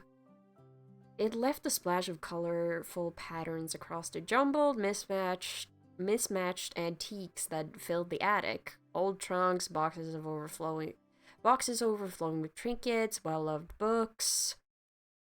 Ta-da! The attic. Like I said, Sylvia's probably been meaning to clean this crap to sell anyway. And by crap, I mean, there's a lot of rubbish here. You might find nothing worth selling. I don't know. There certainly is a lot of stuff. You can say crap. Okay, crap. Fine, there's a lot of crap in here. But I'm sure there's a lot of treasures hidden amongst the crap. Maybe if you squint hard enough. Okay, who the fuck pissed in your cereal?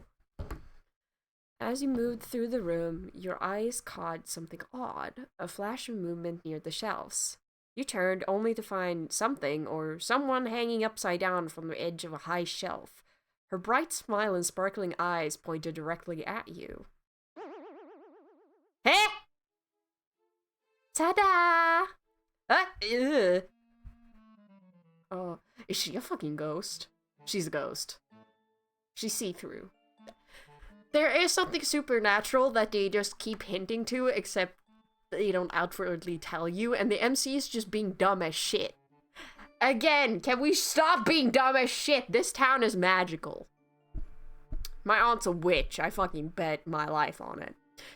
You stumble backwards, barely catching yourself before you tripped over your aunt's collection of used phone books. Why would you have used them anyway? Okay. Before you can even process what was happening, the figure slipped, letting out a startled yelp as you tumbled to the floor in a heap. You winced, waiting for the sound of the impact, but nothing came. Ow, ow, ow, ow. Wait, that didn't even hurt. Why am I saying ow? Are you okay? The figure popped up immediately, brushing herself off with a sheepish grin. Never better. Another flawless landing by yours truly. You fell. Thank you, thank you. I know my graceful performance was one you'll remember forever. Please hold the applause. Then you noticed she was ever so slightly transparent. She struck a dramatic pose. Her hands formed into a heart over her chest as she flashed you a dazzling grin. Hello, hello, Blake. It's so exciting to finally meet you. You're in the presence of future international superstar and idol, Winnie. I like her. She has a jellyfish haircut like I do. I like me a character like that. What can I say? She twirled in place, but her motion ended up with a slight wobble, making you instinctively reach out as though to catch her, but your hands passed right through her. Winnie? Wait a second. You're the girl who was in my room the other night. You're a beautiful woman with adoring fans all over the world? The only fan you have is that one. Florian pointed to an old, dusty electric fan that was sat in the corner of the room. We got a comedian here, my guys. Boo, you suck. I have loads of fans. Where are they, then? Here and there. You wouldn't know them, since all you do is sit around in the store every day. That's funny, coming from you. Overwhelmed, you sat down on the wooden floor, staring towards this insane display. Anyway, you can just go away if you're gonna be such a spoiled sport. I want to talk to Blake. Shoo, Stinky. I'm not Stinky. Hi, hey! Why are you sitting on the ground? You're gonna get all dusty. She rushed over, then squatted down beside you. I think the dust is the least of my worries right now. Florian, am I going crazy or something? Maybe, but that has nothing to do with her. So, she's real? Unfortunately. Hey, I'm right here, you know. Why didn't you tell me? Look, I figured you'd find out eventually. She's hard to miss. I'm the only one keeping things lively around here. If it were up to Florian, the whole place would be a ghost town. No pun intended. A ghost in the store, sure. Why not? If we've got a knight, why not a ghost too? Aww, your thinking face is so cute. Maybe you should be the super famous internet idol. That would make one of you. Anyway, I'm really sorry for scaring you. No, you're not. I'm really sorry that scaring you made you get hurt. I really didn't mean for that to happen. I just maybe kinda had a bet with Florian over whether or not I could spook you. Oh shit. I didn't press. Now Florian owes me $5. I'm going home. Good luck dealing with that one. That one? I have a name!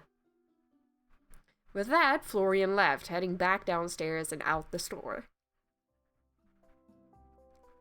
So, anyway, now that he's gone, I have something I want you to help me with. You do?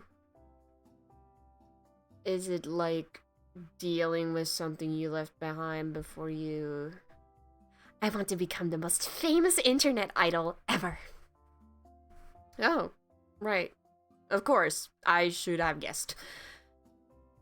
And, if you help me with it, I'll promote the store. It's a win-win for both of us, don't you think? I get all the adoring fans, and you get lots of people visiting your store. Come on, what do you say? Pretty please? Pretty please? It'll be loads of fun, I promise.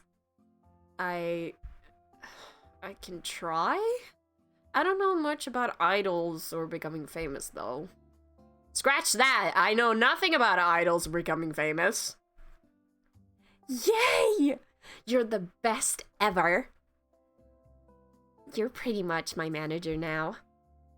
Do we have to actually, like, have gameplay of managing her? I swear to fucking God.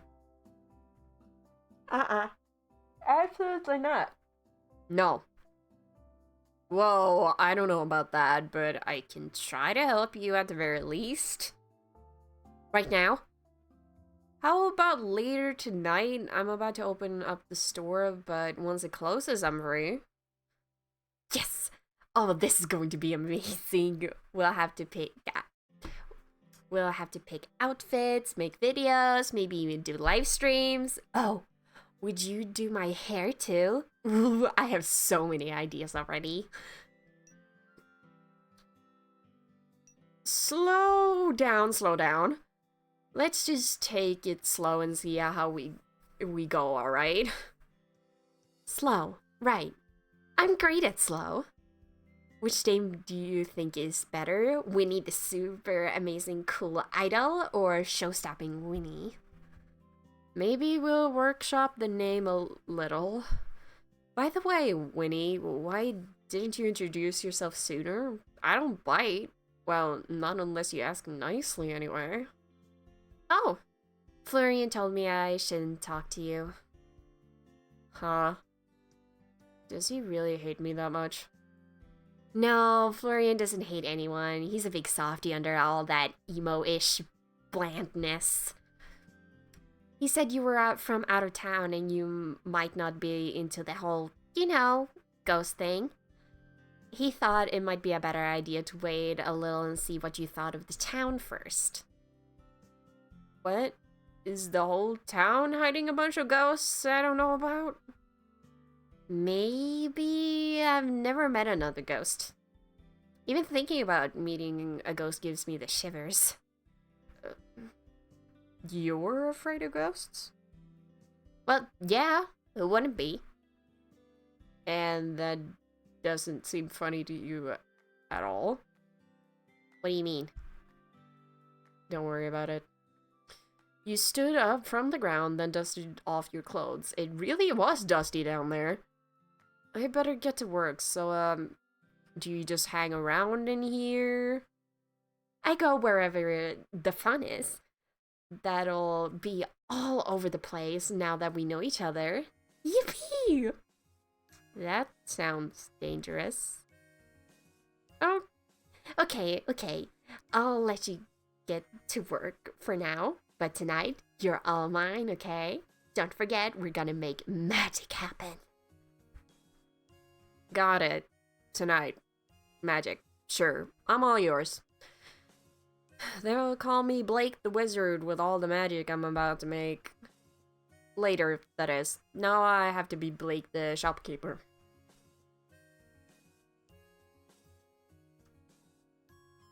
Lady Winona. It is good to see you fine and well. Lucy!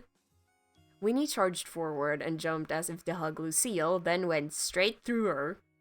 Aww, one day it'll work. It is the thought that counts. I will prepare my stance for the day it does. That's the spirit! Was that pun intended? That's my secret. I am pleased to see you have become acquainted with each other. The store was far too quiet without Lady Winona around. Aw, you're making me blush. I am only speaking... Oh, fuck. I keep forgetting who's talking. We need, like, color code so I can see clearly. I'm only speaking the truth. Well, I think you're trying to make me turn red. You're so charming, Lucy. Honestly, it is not charm, Lady Winona. It is simply the way of a knight. Well, I think you're charming and noble and strong and... Are you trying to make Lucille join your idol group or something? I've never heard so many compliments in one breath. Maybe... Just imagine a night idol. Have you ever heard of something so cute? Have you ever heard of VTubing? The first thing that comes to mind is like Victoria Brightshield, except she graduated, right? I can't fucking remember who's fucking graduated DG. I'm not keeping track anymore ever since Ike left. I fear my talents do not extend to performance arts, and cute, I am not. Shut your mouth, you are. Boo. I think you're plenty cute, don't you think so, Blake? You're both cute. I'm sorry, I need to go more for Florian. I need to stop being gay for like 1 second.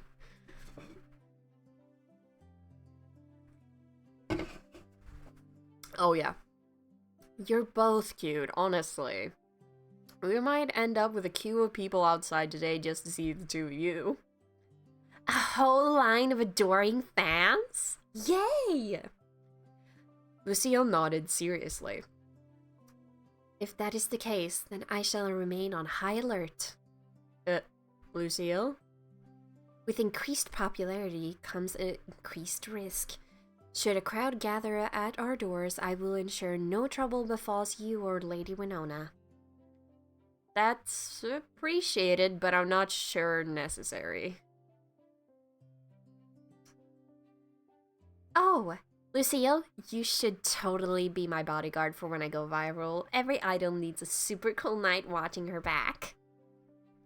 If it is a matter of security, I will, of course, fulfill my duty.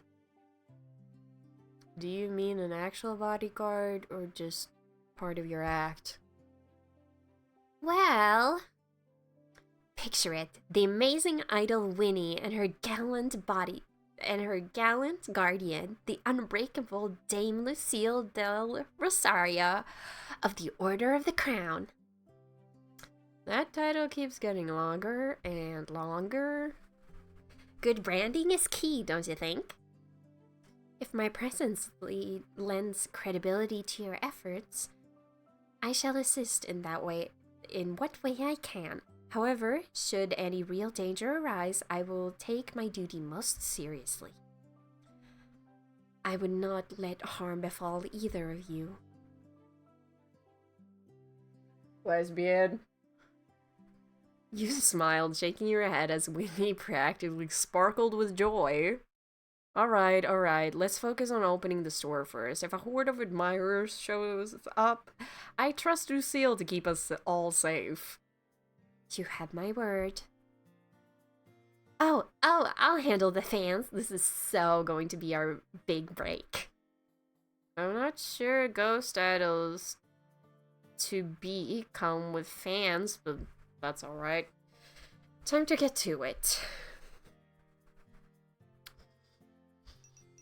Sort through store. Let's go with sort through storage and then man the store. We already the shop is already pretty clean. It's already decently clean. I think we're good.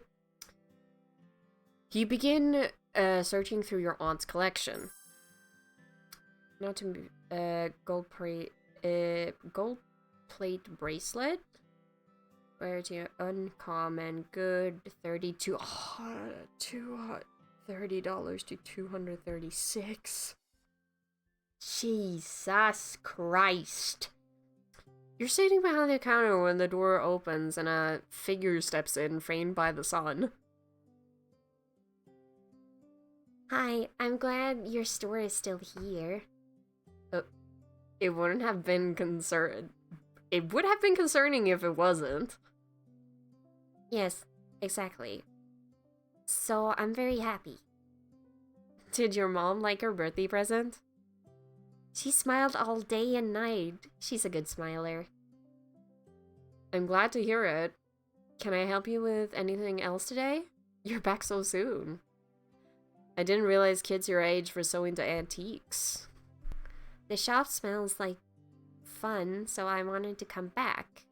Maybe I'll find something else to make my mom smile. The day is always good when she smiles. She drifted across the floor with that same light, careful gait, as if she barely needed to step on the ground to move. It was strange, but interesting. Her path curved towards a tall, antique mirror leaning against a shelf.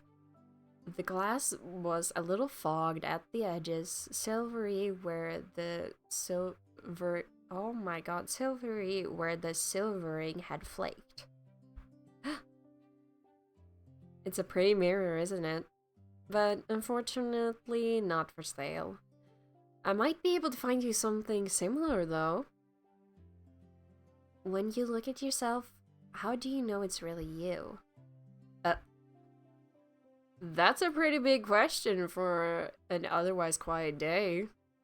I like big questions. They fit more wonder inside. You stepped closer. In the mirror, your reflections lined up side by side. For a heartbeat, something odd flickered. Vivi's mismatched eyes swapped, left for right. And then the glass looked perfectly normal. You blinked once, twice, confused. Well, I know it's me because I remember being me. I just trust my reflection.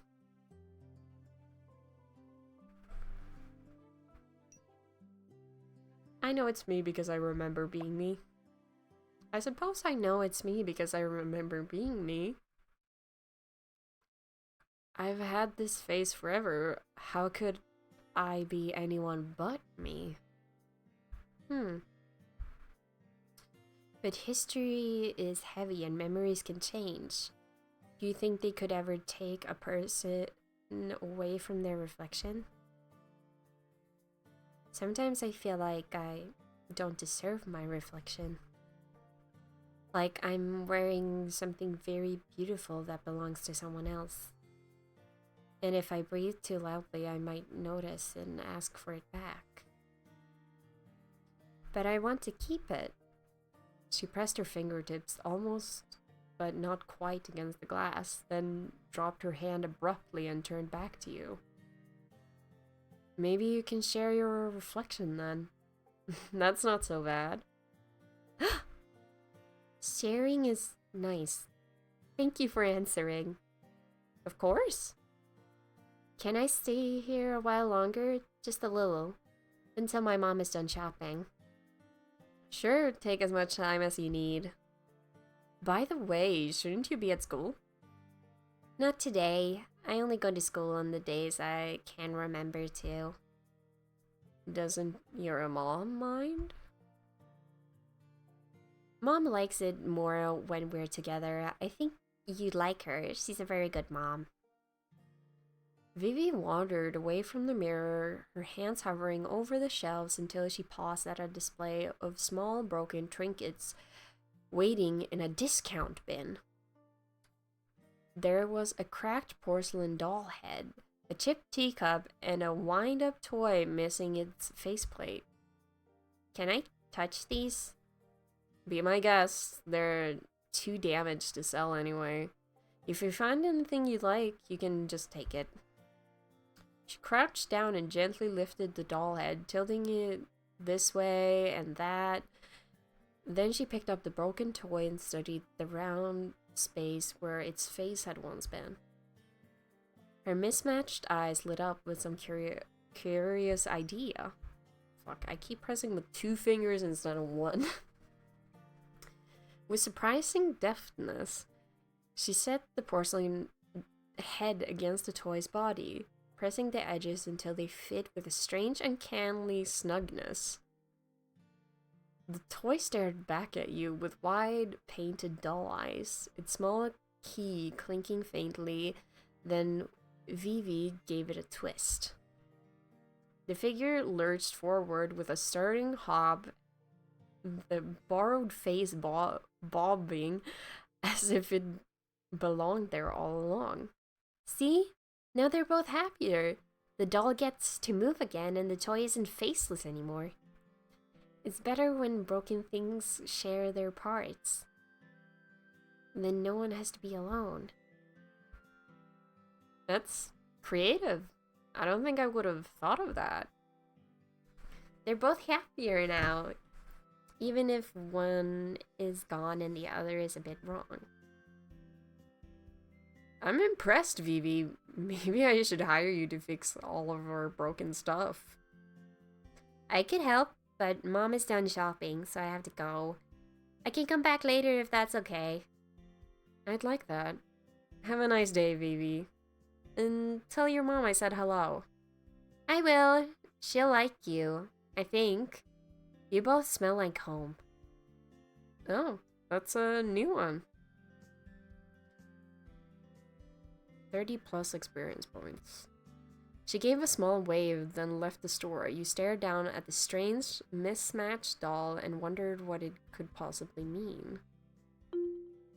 Oh. Okay. Oh! Hello. I think we should keep that as $11. What's a good, like... Because it is uncommon. And in good condition. Okay. I don't know if we should set it for... Let's go with 140.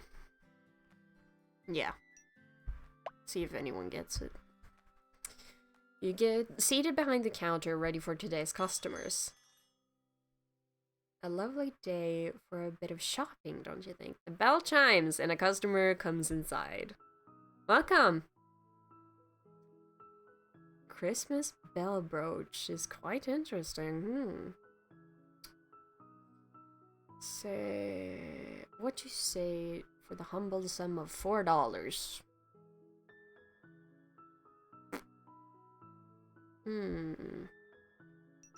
Counter offer. What about 5? A wise bargain. I will gladly take it. Hey, no skin off my back. $5. See you next time. The customer leaves the store. You saw one customer today, but no one else is coming now. You stretched, hearing a pop of a joint somewhere you didn't want to think about too much as someone entered through the front door. Oh my god, I haven't seen that outfit before. Oh my god. Why is he dressed like a fucking K-pop idol? Oh my god. What are you doing here? Don't tell me I have to put you in timeout. Timeout? How old do you think I am? I left something here this morning. I was just coming to pick it up. What do you mean, It's not like I came back because I missed you or anything. My guy! He likes me already, I know it. You think I'm cute! Fine. I guess that's sufficient reason. That's a sufficient reason for you to come back. But you better go home straight away. God, you're worse than my mother. I'll pretend I didn't hear that. Actually, do you live far away? Why? I was just wondering. Not really 10 minutes or so from here. You checked back and forth, and you couldn't see Winnie anywhere in the room. Can we talk? I thought you wanted me to leave. Just for a minute. Guess it's inevitable. Sure. Am I gonna ask him about how strange everything is? There's a real-life ghost living in the store, and Lucille claims to be a time traveler, and I believe her for some reason. Yep. Just, yep. I don't know what you want me to say. Yes, Winnie's a ghost, and yes, Lucille is a knight. How? Why? What's going on? Did my aunt know? Of course she did. She knows everything that goes on in this town. That's just the kind of woman she is. Really, this whole antique store rubbish is mostly a front. A front. For what? You're not going to tell me this is something illegal, are you? I really don't want to go to prison if this is all a setup. What? No. Willowmist is full of people who don't fit in. People who are running away from something or don't blend into normal society. Sylvie helps them. The town depends on her. She's a problem solver, I guess. She's the one that makes this town a place where people can exist without having to explain themselves. So, the people in town, they're all like Winnie and Lucille. Not all of them, but a lot, yeah. But everyone knows. I guess. Some of them do. Some of them don't. Some don't want to know. Not everyone in Willowmist is like that, but they get it. In their own way. I don't know, it's like people just don't ask. And you're just okay with that? Why wouldn't I be? It's a lot to take in. You get used to it. You sighed, running a hand through your hair. Or don't. Just let things happen. You're here for what, 3 months? You'll be fine. You exhale deeply before leveling a look at Florian. Okay. So what about you? What about me? You said a lot of people here don't fit in. What's your deal then? A beat of silence. Florian's expression didn't change, but there was something just a little too measured about it now. I just work here. You just work here. Yep. No tragic backstory, no running from the past, no big secret. Nope. Florian. Blake. Fine. Be mysterious, but I'm on to you. There's nothing to be mysterious about. I just happen to be born here. Anyway, you told me to leave, so I'm leaving. Wait.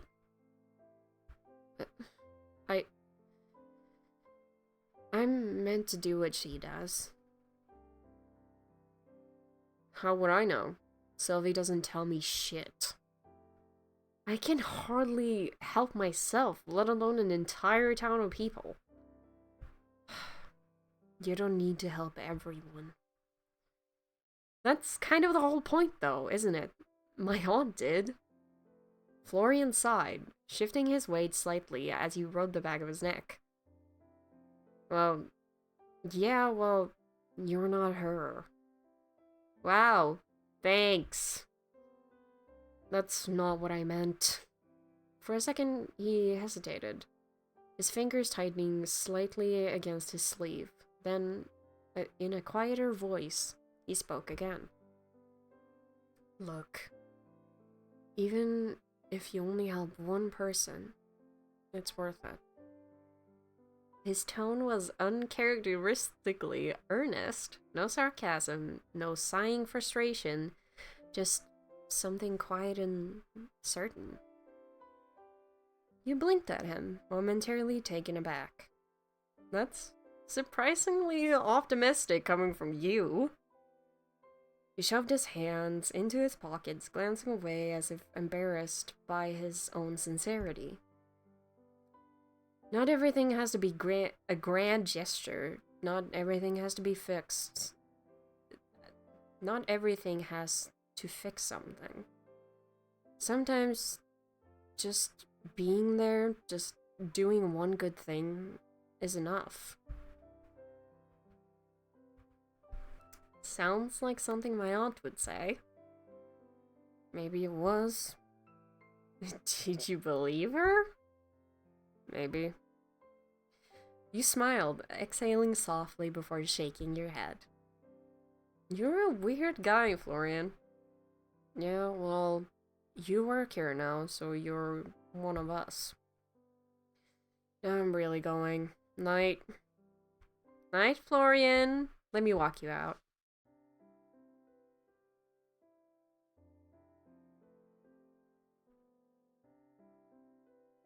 Oh, yeah. The two of you found your way downstairs, wood groaning beneath your feet. Ooh, coming out of your room together at night? How scandalous! Shut up, I'm leaving. Have a nice night, Flo. Not my name. The door shut soundlessly behind him as he left.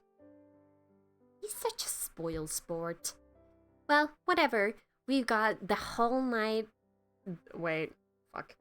Pause. Rewind. Play. Well, whatever. We've got the whole place to ourselves now. Should we throw a party or something? Not. A party in an antique store does sound pretty cool. I'll put you in charge of planning that, eh? Do you think we can get a disco ball in here? Well, my aunt probably has one stashed away somewhere, knowing her. Disco balls, parties. Oh my fucking god. Pause, rewind, play. I got a notification. What did it say? My brother just texted me that I'm missing nothing with Eurovision, and I'm like, no fucking shit. Oh shit. No need to tell me twice.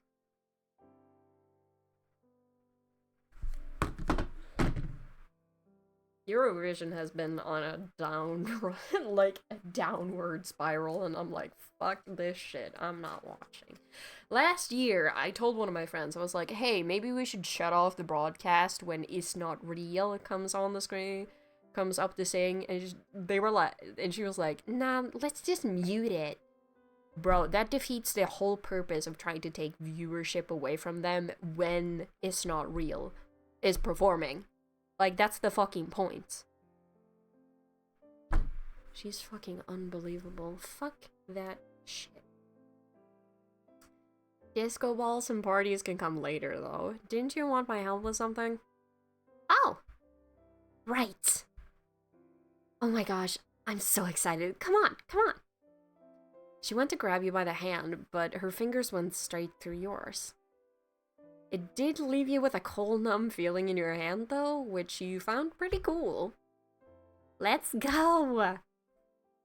She charged upstairs and you tailed behind, ready for a troublesome night ahead of you.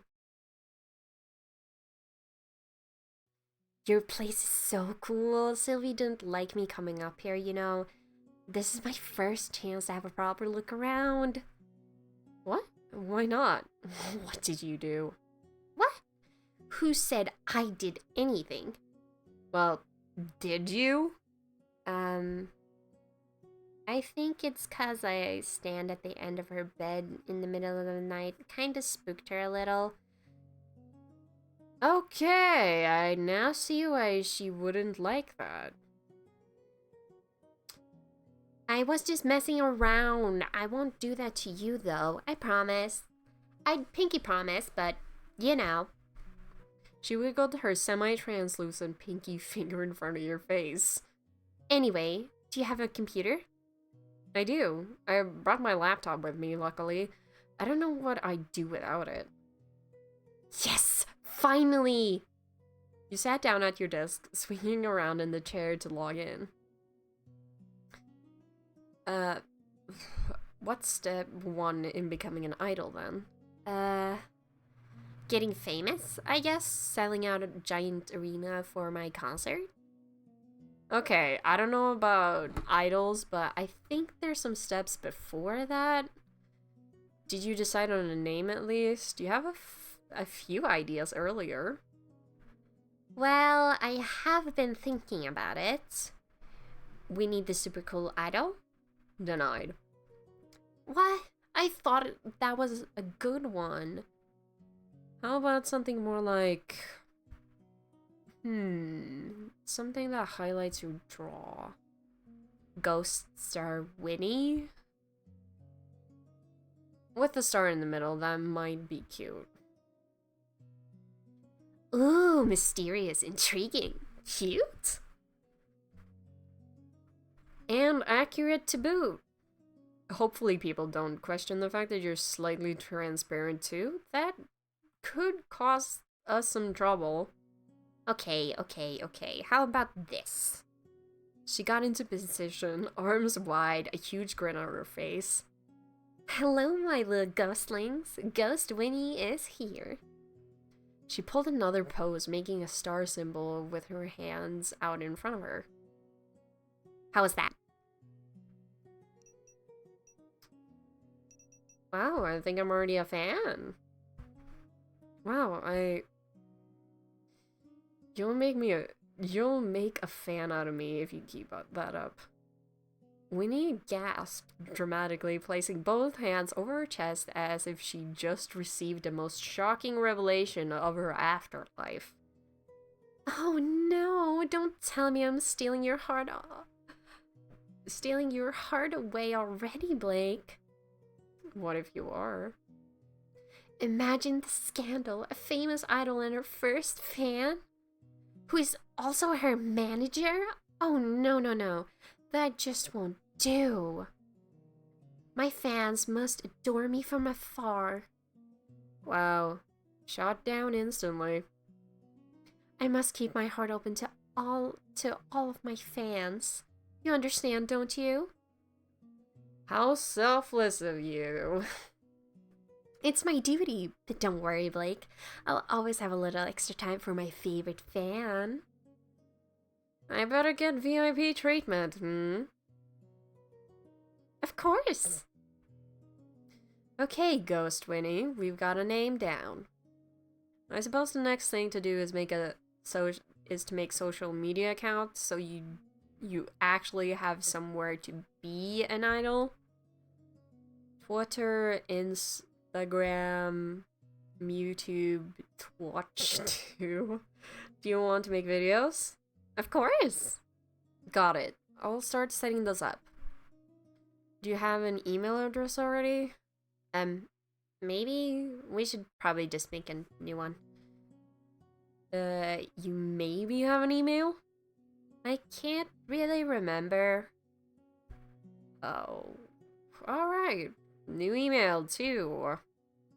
You tapped away on your keyboard, getting to work. So, Winnie, can I ask you something? I'm an open book. Well, you're a ghost. That's not a question, silly. I wasn't done yet. Are you dead? Ooh, I'm scary dead person. I don't know, to be honest. I don't have any memories of my life. Probably. Ghosts are usually dead, right? You lost your memories? I guess so.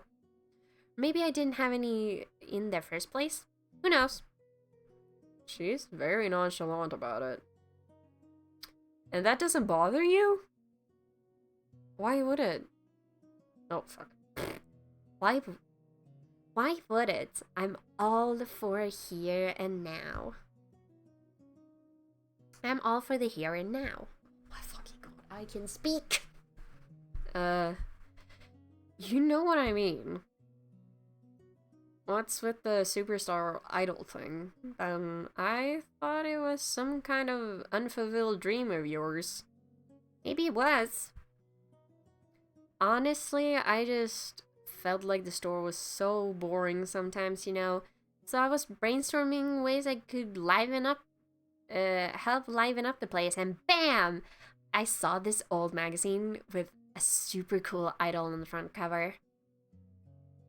Sylvie Wilvie thought it'd be a good idea for me to pursue, but she didn't have a computer. So I'm glad you're here now. Oh shit. Excuse me? It's original, at the very least. I can't say I know many antique stores with store ghost idols. I'll have the market cornered before you know it. But really, one magazine cover is all it took. Inspiration strikes quickly, you know, but maybe I was looking for my thing. Ah, I understand that. I think I'm still looking. Isn't selling antiques your thing? Maybe it will be? We'll see. So the idol thing is only recent? I've had the idea for a couple of weeks now. I've been brainstorming all kinds of things while waiting for you. Waiting for me? Sylvie said you were coming. She said you'd be able to help. So she signed me up for this ahead of time. Well, I don't really mind. Anyway. I'm not yawning, shut the fuck up. I was born to be a star.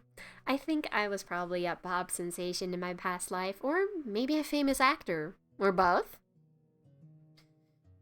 You chuckled, shaking your head as you turned away from your laptop. Alright, well, your social media is ready. You're officially one step closer to world domination. This is so exciting. What's next? What's next? Maybe a profile picture? I can take a photo of you. Wait, do you come up in photos? Of course I do. I'm not a vampire, silly. Thank God. Imagine trying to figure out how to market an invisible person online.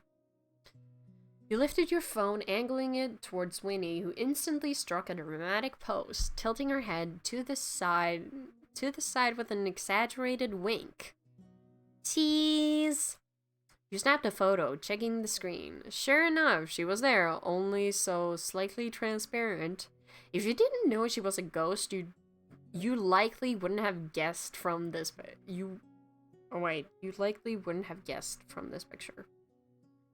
Let me see, let me see. You turn the phone screen or screen around her. She practically bounced up and down in place. So cute, Blake, you're such a good photographer. Well, I think anyone can do this much, but I'm not one to turn down praise. I dabbled in photography when I was younger. I actually did some photography classes when I was younger. I kind of forgot. Ooh, really? You're so talented. Hardly. I drifted away from it pretty quickly.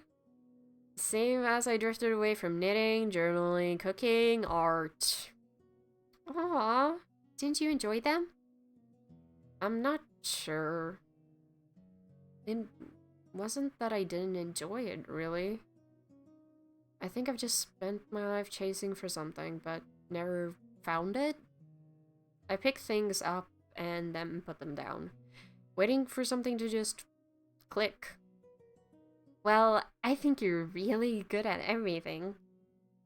I saw you handle all those customers earlier, and now you're making me into a superstar like it's nothing. I think I'm falling in love. You're funny, Winnie. Thank you. Should I add comedian to my title? Well, why not? Superstar, idol, and comedian? For now, let's upload your new profile picture. There. Looking good, Winnie. Now we just need content. You said you wanted to do videos? Yep. I should probably, figure out what kind of idol I am. I am the cool, mysterious type. Am I the cool, mysterious type, or the super high energy, cheerful kind? I mean, that seems pretty obvious to me. But more importantly, who do you want to be? Winnie paused for a second. It was brief, so brief that you might have missed it if you weren't paying attention. That's a good question, huh? Guess we'll just find out along the way. That's what makes it fun. Well, you quite literally have all the time in the world to work it out, so there's no rush. Take some time thinking about what you want. Oh my god. Pause, rewind, play. Take some time thinking about what you want your first post to be, too. Right. I should do some brainstorming. I got it.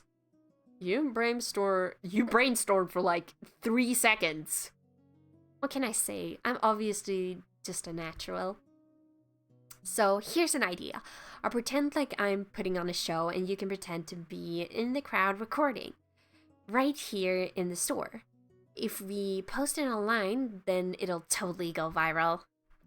Oh, like a fan cam? Yeah, like that. You don't know what a fan cam is, do you? Maybe it's lost with the rest of my memories. It's just a fan recording of a performance. They're pretty popular online. Alright, I can do that. I can do that! Bro, I'm pressing the fucking mouse pad. Or like the touchpad. What are you actually going to, do though? It's a surprise. Are you excited? I don't think I can get any more excited if I tried. Come on. Let's go do it then. Oh. Let's go. Isn't it a little dark for something like this? Concerts are usually dark, I think. Don't worry, it's going to add to the atmosphere. Just use your phone, torch, or something. With that, she stepped up onto the counter, not paying any mind to any of the items there. Which was fine, really, considering she just passed straight through them. Really? I'll start recording. Mic check, mic check. You don't even have a mic. I'm practicing. Hello, Willowmist. I'm Winnie. No, that's not right. Start again. Hello, my little ghostlings. Ghost Winnie is here, your favorite spirit from beyond the grave. Ooh. Winnie twirled around, throwing her arms out like she was greeting an arena of adoring fans. Whoa, Winnie, we love you! Today, I'll be singing my debut single, Fall from Right into Place. Winnie took a deep breath, then just like that, her usual energy faded. Her playful grin softened into something more thoughtful, more wistful. Then she began to sing. I don't know if we're actually gonna... From the songbirds in the treetops to the valleys down below. I'm not gonna try and sing it in the voice that I've made for Winnie. I'm not. Every living creature has beauty to show. She sang with all the passion of a girl who... Okay, 1 second. She sang with all the passion of a girl with no place to call home. Her voice was light, sweet, airy, but there was a depth beneath it. A kind of yearning woven between the notes. The creaking of the floorboards played a timeless melody. I wonder about the future that is waiting for me. She held one hand out as if she was searching for something, for someone just out of grasp. Her voice carried through the still air, filling the empty space. Stay completely silent and just listen. You didn't say anything. It was almost like you couldn't. You just watched her standing there above you, mesmerized by Winnie, the playful, energetic whirlwind of a ghost who Fuck.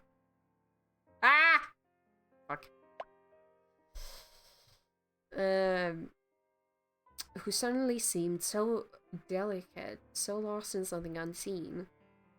She seemed almost caught between her dreams and memories, or lack of them.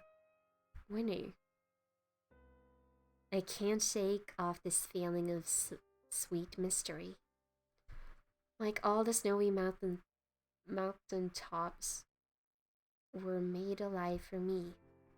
Every bone in my being is begging to stay. Like all my broken puzzle pieces falling right into place. As she hit her final note, Winnie's eyes fluttered shut as she let the sound settle into the stillness of the room. Then she cracked one eye open, grinning. That was pretty. So, how was it? You quickly stopped the recording. Hopefully, I got it all. I kind of forgot halfway through. That's why we were doing this. That was beautiful, Winnie. Oh, fuck. Yay! Yippee! Where did that song come from? My mouth? Okay, comedian, I know that much. Did you write it? I think so. I hope so. It's when I first got here. It was in my head. Maybe it's a memory? I'm not sure. But it's pretty, right? It's gorgeous. You're an amazing singer. Well, I couldn't be a very good idol if I couldn't sing. That's true. I just didn't realize you were that good.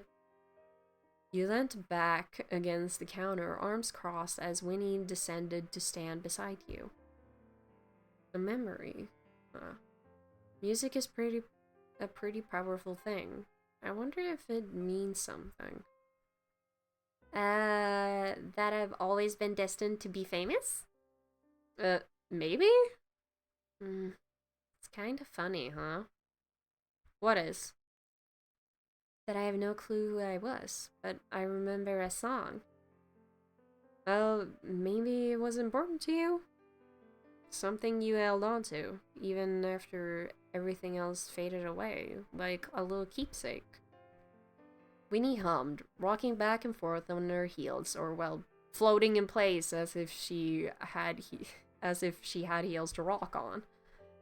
For once, she didn't immediately follow up with a joke. She just thought about it, hands clasped behind her back. Yeah, I guess so. I mean, anything's possible, right? It's a little bittersweet. Hmm. No, it's all sweet. Don't worry about sad stuff, Blake. I don't care if I remember or not. All that matters is now I'm going to be a superstar. How did the recording turn out? Oh, I think it's good. I'll have to clean it up a little before it's ready to post, though. I can add some special effects, too. Strobe lights, fireworks, a backing track. Okay, temper your expectations a little there. I'm no professional. Winnie grinned nearly from ear to ear, and you were sure it was contagious, as you find yourself smiling back. A yawn escaped your lips, inevitably. Inadvertently. Oh my fucking god, I can read! Tired? All the fame and stuff really wears you out, huh?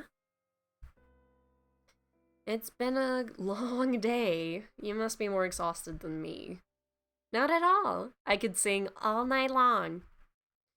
You might need to come up with some more songs first, so you don't get tired. Nope. I can't even remember what sleep feels like. Man, that would be helpful. It's pretty cool, huh? Another perk of being a ghost. Doesn't it get lonely? Huh? Oh, sorry, it kinda slipped out. I just mean, while everyone else is sleeping, it must be very quiet around the store. If anything, it's just super boring. Luckily, Florian is usually around, but not tonight, huh? Boo. I'd keep you company if I wasn't...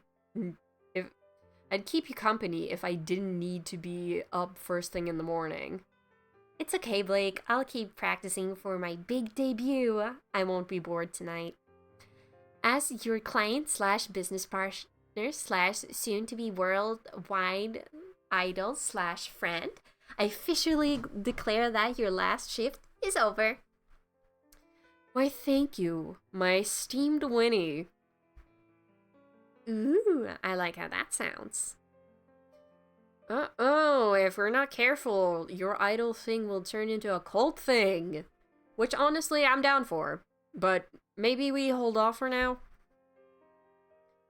I'll get some sleep. Good night, superstar. Night, Blake. Rest up. Let me know when you finish editing my debut recording too, alright? You got it. Oh, by the way, thanks for helping me get your letter down from atop my dresser last night. Huh? What do you... I mean, sure. Night, Blake. Oh, she's hiding something.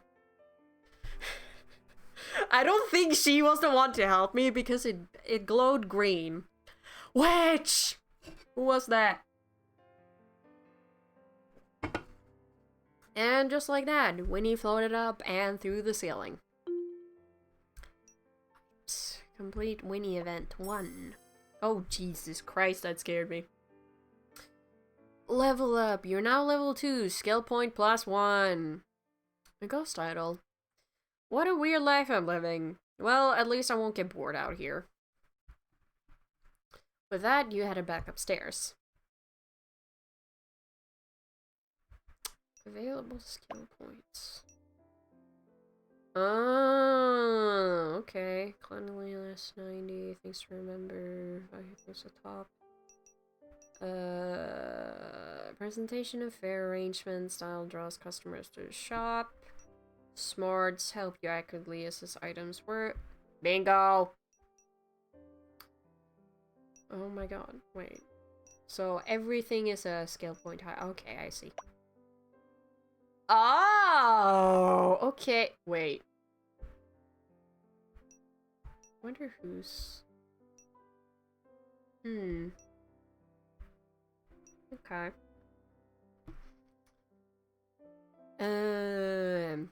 With that, you headed back upstairs. You stepped into your room, then promptly flopped down on the couch, exhaustion overtaking you. What a day.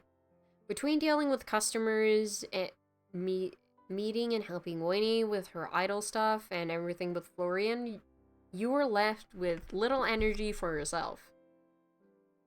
You let your head come to rest on the back of the chair. The chair? I thought I was sitting on the couch. Is there even a couch? You let your head come to rest on the back of the chair and closed your eyes. Just for a moment, you told yourself you just want to rest your eyes. Just a minute, then I'll get dinner and go to bed. And just like that, you fell into a light sleep. Hey, Leo. Bye-bye. Wait, what the fuck? Upstairs. Wake up. Follow rustling leaves, destiny. Find it. Huh? Your eyes shot open as a soft, insistent whisper rippled through your mind. The first thing you noticed was a cool draft brushing against your skin. And in the dim light of your room, you saw something strange. A scattering of autumn leaves swirling in a gentle motion around and around, as if the world's gentlest tornado was inside your room, and you were in the center of it. What the hell? Winnie, is that you? No reply came. You felt an inexplicable pull, like a magnetic draw, urging you to stand. You got to your feet. The swirling leaves followed you as if you were commanding them, which you weren't, as far as you were aware. You looked out the window, but the wind seemed to be coming from there. Winnie, is this some kind of practical joke? If it is, you got me. Excuse me. That pull continued, almost as if dragging you to the door. Swallowing hard, you followed it out of your door and upstairs. To the attic? Fucking hell, do not. I'm not doing the conjuring right now. Oh, hell no. You had expected to see Winnie when you entered the room, but you found the attic empty. The pull continued, dragging you farther into the room relentlessly. Dust motes danced in the beam of moonlight that streamed through the stained glass window as you made your way to one of the dressers, pushing aside boxes in your path.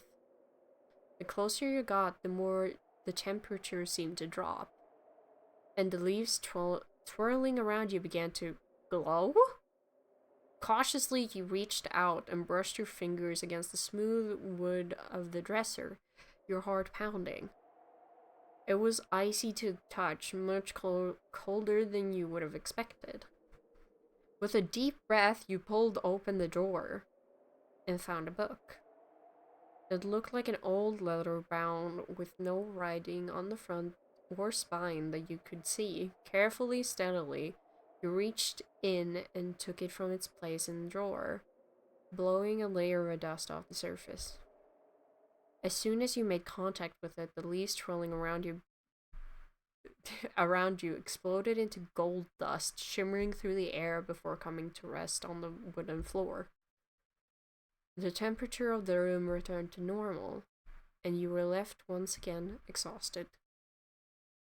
Strange book in hand, you made your way back to your bedroom. You set down the book on the small dining table in the kitchen and changed into your pajamas. Whatever strange thing was going on right now, it could certainly wait until morning. You crawled into bed, heart still racing, and closed your eyes. Despite the adrenaline running through your veins, Weariness overtook you, and soon enough you fell back into a much deeper sleep. I'm just calling it right now. We're a fucking witch. I'm calling it. I'm calling it. I know it. Oh my god. The sing-songy chirping of a group of small blue birds on your windowsill woke you from your sleep. Okay, Cinderella. You sat up and yawned, stretching out your shoulders with a pop. I'm sure that's not meant to pop. Well, it does. Rubbing your eyes, memories of last night suddenly resurfaced. Filled with alarm, you searched out the book you found and noticed there was nothing on your table anymore. Someone fucking stole from me. Someone fucking stole it. They made me go get it because they didn't know where the fuck it was, or they couldn't come into my house and made me fucking steal it.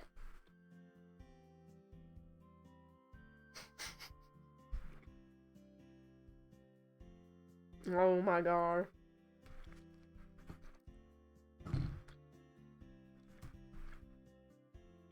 Was that all a dream? God, I need to stop watching TV or something. Abruptly, a book fell onto your lap as if someone had dropped it. A very familiar leather-bound book. What the fuck? Does this place have a second ghost or something?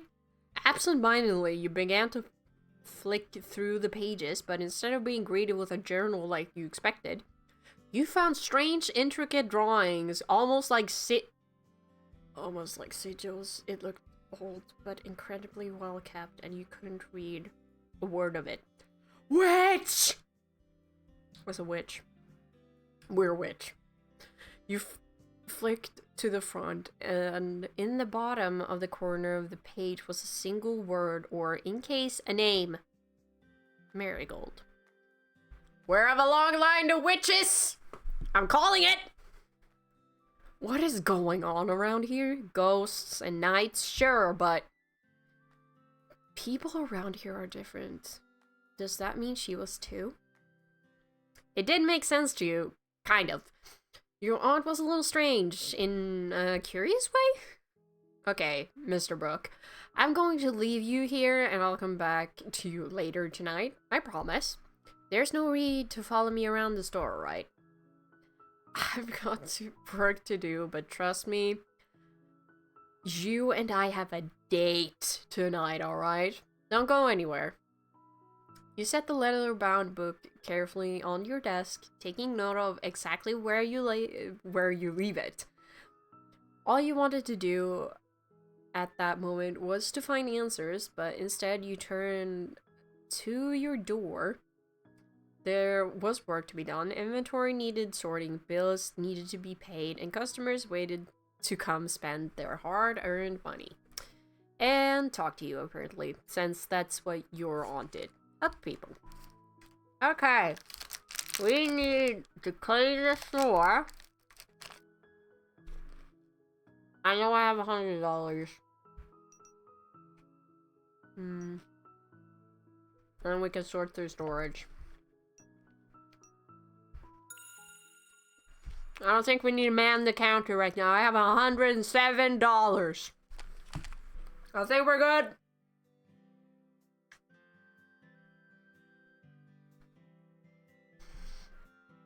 You spend a couple of hours cleaning the store. By the end of it, you're happy with your efforts. Yes! Exactly. That's what we needed.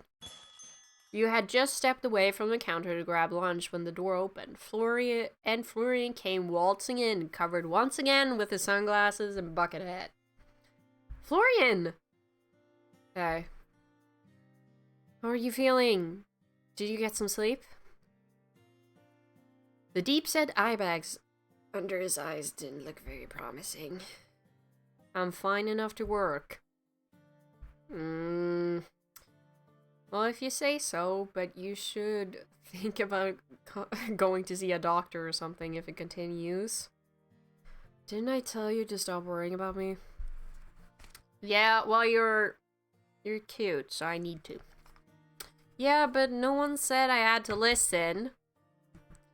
Good day, Sir Florian. Pray, forgive my intrusion, but might I inquire about this peculiar contraption you have hanging from your pockets?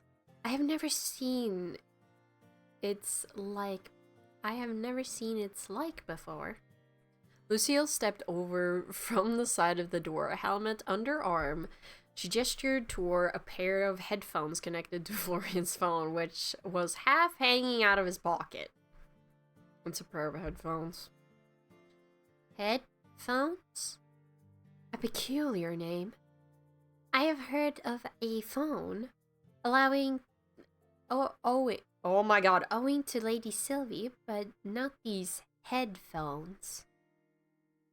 They're tiny mini phones that you can put into your ears, and they put the screen in your brain. Winnie popped up from out of nowhere, grinning at Lucille. Is that so?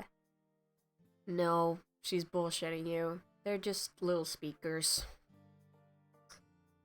You have to be careful or the tiny phones will invade your ears and take over your mind. That is quite terrifying, Lady Winona. I believe I will keep my distance from these headphones. I'm telling you. She's lying. Look, I listen to music through them. Florian held the headphones out to Lucille, who raised a hand. My warmest thanks, but I believe it best to let my ears remain free of such intrusions. Why do you never listen to me? She's playing a trick on you. Yeah, well, you're a bitch. You can't blame him. Her. E.M. I do not believe Lady Winona would lead me astray.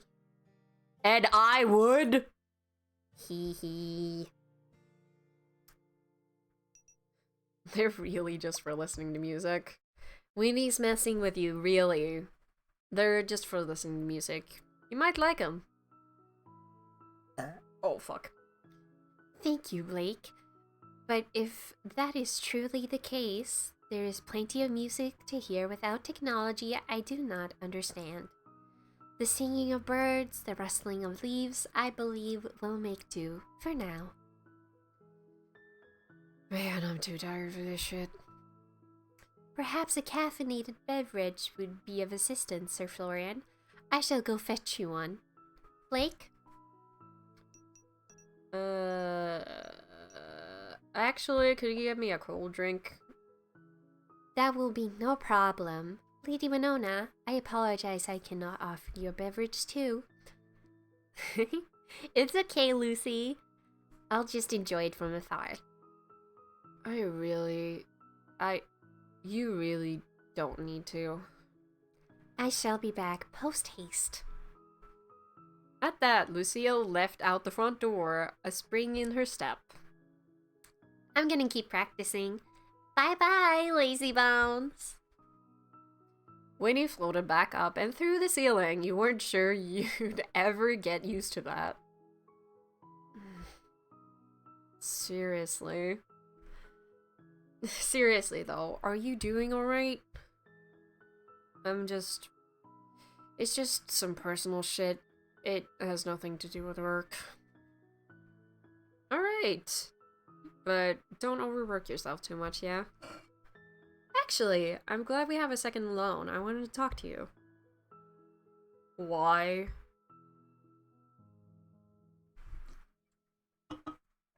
I'm just gonna take a sip, and then I'm gonna take a bite. Before we start, I swear, if I ask him about the book, I swear. Where's... I'm calling it with...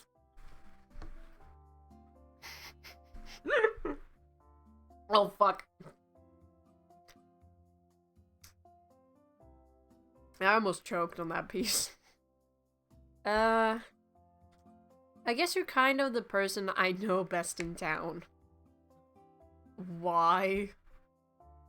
I'm not the kind of person that people confide in. I disagree. You're really easy to talk to. What is it? I found something. Congratulations! Would you prefer a ribbon or metal? Is both an option? No. You have to excuse my fucky voice for a second. I'm not used to talking for such, like, prolonged periods of time in different voices. I think I tried doing something similar when I was, like, playing Danganronpa. But I did a bunch of, like, voice impressions, and I swear to God, doing Monokuma for, like, an hour on end was next to impossible. I'm wondering if you can, like, hear my voice starting to struggle. I'm not exactly a professional voice actor. Or a professional one in the slightest. I think I fucking coughed it up a little bit. Damn! You got me all excited for no reason. But seriously, I woke up in the middle of the night and there was a tornado in my room? Right, a tornado. In your room. You're not taking me seriously right now. No shit. You're telling me there was a tornado in your room. Okay, listen. Not a tornado exactly, but a lot of wind and leaves, and they were swirling around me. Uh-huh. And they led me to a book. A book I can't read, but that doesn't matter right now. As soon as I touched it, it all disappeared. What's going on here? Are you an idiot or something? Whoa, where's that coming from? And yeah, probably. I told you. This town is full of all kinds of people. That includes your aunt. There's probably a reason she wanted you to come back, for you to come and take over. She always has a reason, she just never tells anyone about them. I think she gets off on leaving people confused. It's just... A week ago, if you told me that ghosts and time-traveling knights and magic books existed, I would have called you crazy. Now I'm just meant to accept all that? I don't know. You're doing a pretty good job of it. Am I? Do you like Winnie and Lucille? Of course. They're both great. Who cares if they're a little different? And what about me? Maybe you're a little different too. Does that matter? Well, no, but it's kind of tossing everything I thought I knew to the wind. Yeah, well, that's life. One day you're a normal person doing normal shit, and the next, everything turns upside down without your permission. Speaking from experience there? I don't know what you're talking about. If you say so. Anyway. Thanks, Florian. I guess I just have to be open-minded. I mean, I can't just not believe any of it is true. Seeing as the evidence is right in front of my eyes. Can't wish away can't wish away fighting off a tornado in your bedroom. It wasn't like that. My apologies for the wait, my friends. What? Wait. You were gone for all of 5 minutes. A midday jog helps me clear my mind. Please enjoy. She placed down a small tray on the counter with 3 drinks carefully tucked into it. You quickly took yours, glad for it, and Lucille picked up something floral smelling. What you got there? The shopkeep called it a white berry forest tea. I will admit I have not yet tried such a thing, but I intend to keep away from coffee. I say you didn't have to get me anything. It would be unbecoming of a knight to offer a drink to Blake, but not you, Sir Florian, please. I'm not thirsty. Truly? Then I apologize, I did not mean to make you uncomfortable. It's not... With a grumble, Florian picked up his drink. It smelled like strong, dark, rich coffee. There. You happy now? I've got work to do. With that, he took off, coffee in hand. Is he always so pleasant? If by pleasant you mean act as if some knave had defiled his morning gruel, then yes. Sir Florian has been rather somber for us from the moment we met, some months ago now. Well, I guess Grumpy is even charming in its own way. I'm sure he has his reasons. Oh, fuck my throat. That is true. If I were to speak my mind, I would say he holds little belief in himself, unfortunately. Though I do not know the circumstances that led him to think that. Regardless, under his solemn exterior, he's full of kindness.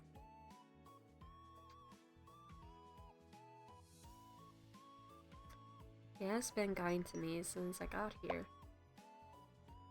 I'm with you there. He might roll his eyes or grumble a little when he's always stopped to help, but he's always stopped to help me when I need it. Now that is enough idle rest, I must take my watch and secure the perimeter of this establishment. Wait, you've barely had a break. You were running an errand. One second. Though my respite was brief, the call of duty is constant. I would not delay in safeguarding you and the store. Lucille bowed low to you before leaving out the front door once again. Well, back to work, I guess. And we're sorting through shit.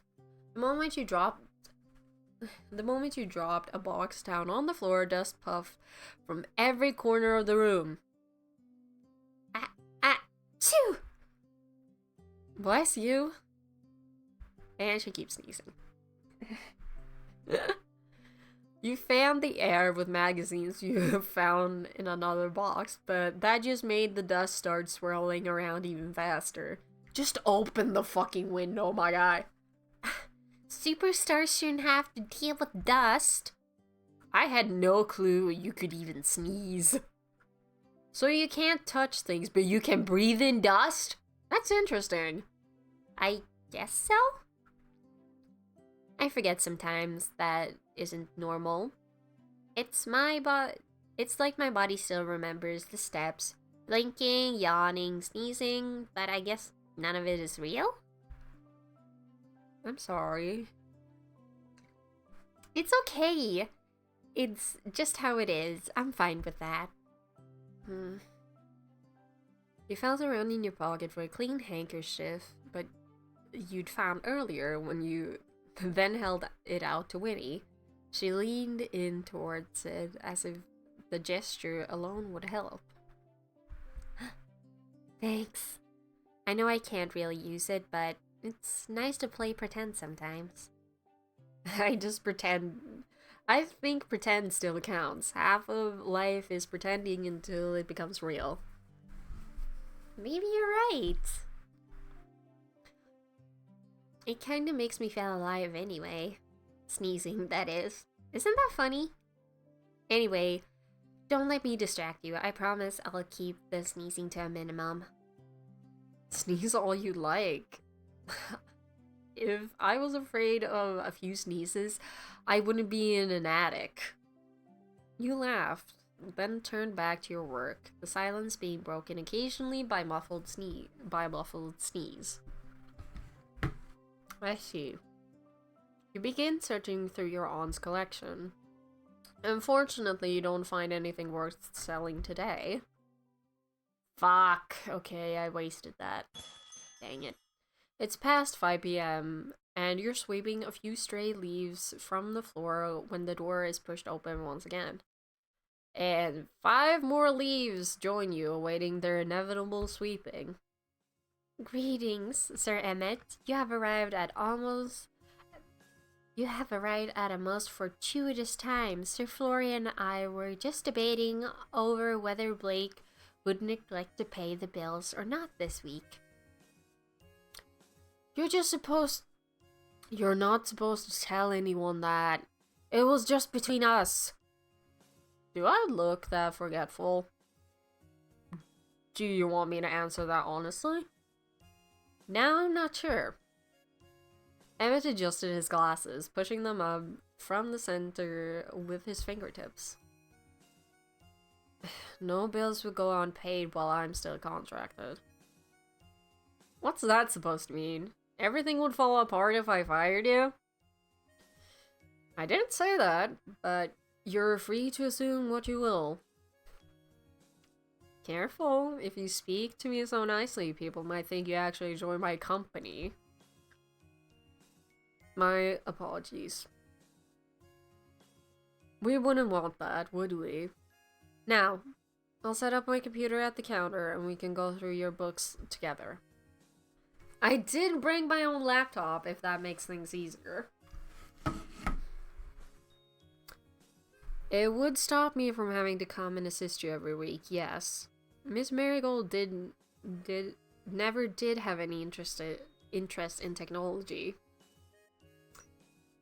Oh, I miss out on hanging out with you. I'm just gonna flirt with everyone a little bit, and then if I get the opportunity with Florian, I will just fucking go for it. Oh, I miss on hanging out with you. Perish the thought. I would be happy to show you how to digitize your accounting yourself, and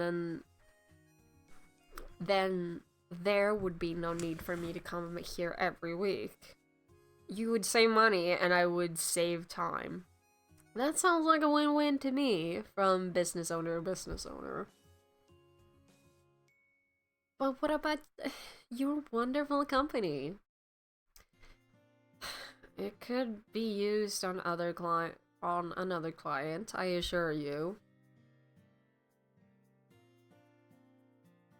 I swear, I have this little...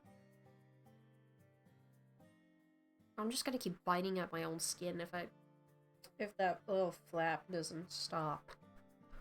Fine. What's upstairs? Should I bring it down? Upstairs is adequate. A quieter location might be a good idea. Emmett looked sideways to where Florian and Winnie were currently discussing a new movie that had just been released, and then towards Lucille, who was sharpening her sword. Probably a good idea. The two of you headed upstairs into your apartment. Home sweet home. Can I get you something to drink? A coffee would be fantastic. Thank you. You crouched down to look in the back of your aunt's cupboard. There were around a dozen different kinds of tea in beautiful little embossed tins and handwritten labels. Your aunt's handwriting? It sure looked like it. Pushing those aside, you found what looked like a 20-year-old container of instant coffee. Fair warning, I think this coffee is older than I am. Would you expect anything less from the owner of an antique store? Touché. I'm just saying, if you get poisoned, please don't sue me. All I have to pay you with is buttons and pocket lint. I can't say a client has tried to pay me with pocket lint before. But I've been known to accept buttons on occasion. You peered at him. He'd sat down at your kitchen table at some point, scrutinizing his face. Seriously? No. Why would I accept buttons? It was a joke. Wow, it's actually kind of impressive how you can keep a completely straight face while joking. I thought maybe you worked with a button factory. I do, but they pay me by direct deposit. You do? No, there's no button factories anywhere near Willowmist. I keep pressing 2 fingers instead of 1. Alright, wise guy. How am I meant to know you're joking, huh? You stood up quickly, pouring both Emmett and yourself a cup of maybe, perhaps, kind of out-of-date instant coffee. Doesn't instant coffee kind of contain, like, tiny amount of cockroaches? I think I read that somewhere. Or maybe it's just a rumor? I don't fucking know. I don't drink coffee. Thank God. Here's to hoping it's still drinkable. You handed him a cup and placed your own at the spot beside him, then collected your laptop, which was still open to Winnie's idol page. A fan of idols?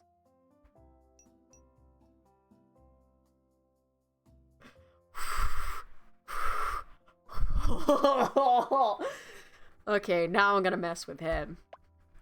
I used to be a idol back in the day. Is that so? Yep, big into singing, dancing, all that. And you decided to pack it up and move to the countryside to sell antiques.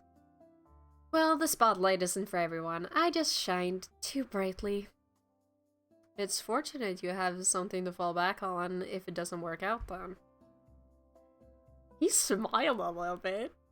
Putting aside the non-work talk, please navigate to the website and download the software.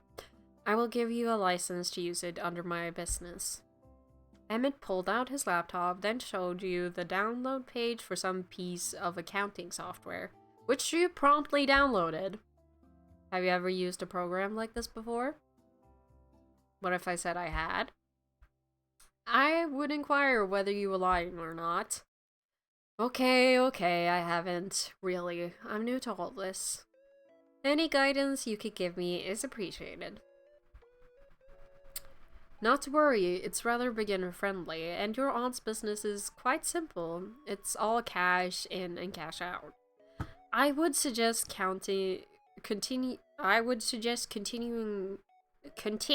Oh my fucking god! It's all cash in and cash out. I would suggest continuing to use the book downstairs for keeping track of sales, as Miss Marigold will find it more comfortable when she returns. But once a week, you can copy the numbers in here. He leaned over slightly, pointing towards the screen. Miss Marigold chooses to pay off her bills weekly. I had suggested monthly or even every 2 weeks, but she was adamant about it. These bills will cover water, power, the usual. Payment for your employees is already paid directly out of your aunt's account. So there's no need to worry about that.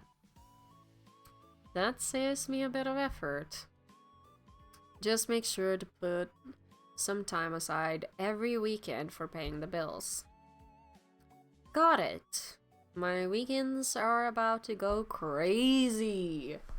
So I just click here and find my bills? No, over here.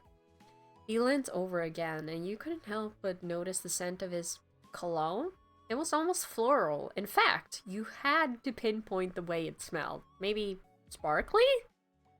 Distracted, your hand brushed against his, and for a split second, time seemed to pause. Emmett quickly pulled his hand back and cleared his throat before continuing like nothing happened.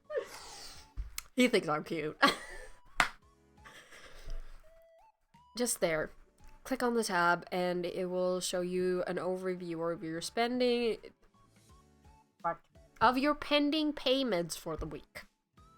Alright, got it. Thanks, Emmett. From here on, it should be straightforward. However, since it's your first time, I'll stick around and assist you with filling in some sales data from the book downstairs. Really? That's awfully kind of you.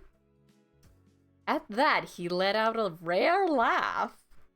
I'm paid by the hour, Blake. I wouldn't call it kindness.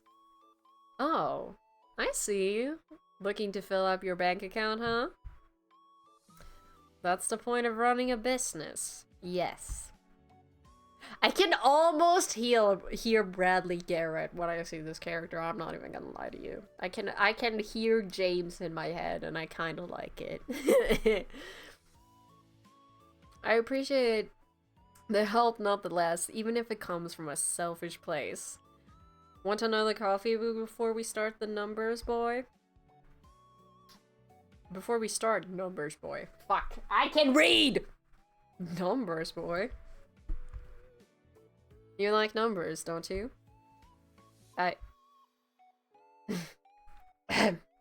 Yes, I suppose so. And no, one of those coffees wasn't enough to last me a lifetime, thank you. If I never have to drink another, it will be too soon. I'll grab the book then. Feel free to make yourself comfortable. He liked me.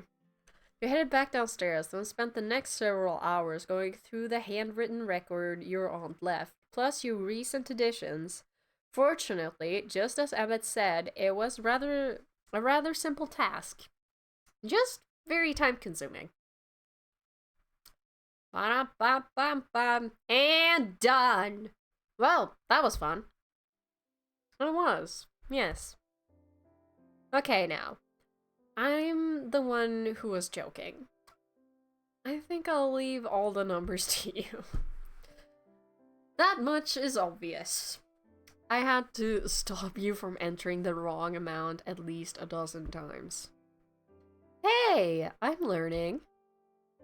That doesn't mean it doesn't work. Does that mean if this doesn't work out, I won't be getting an apprenticeship at your accounting firm? Spend a few more years studying, and then maybe you'll have a chance. At an interview. Wow! What's the point of knowing anyone if you can't even get a job through nepotism? I believe that friendship is required for nepotism to work. Are you saying you don't want to be my friend? Even though I'm so effortlessly charming, witty, and funny. I do not have time for friendship, Miss Marigold. So, I apologize, but a nepotistic position at my company is not likely.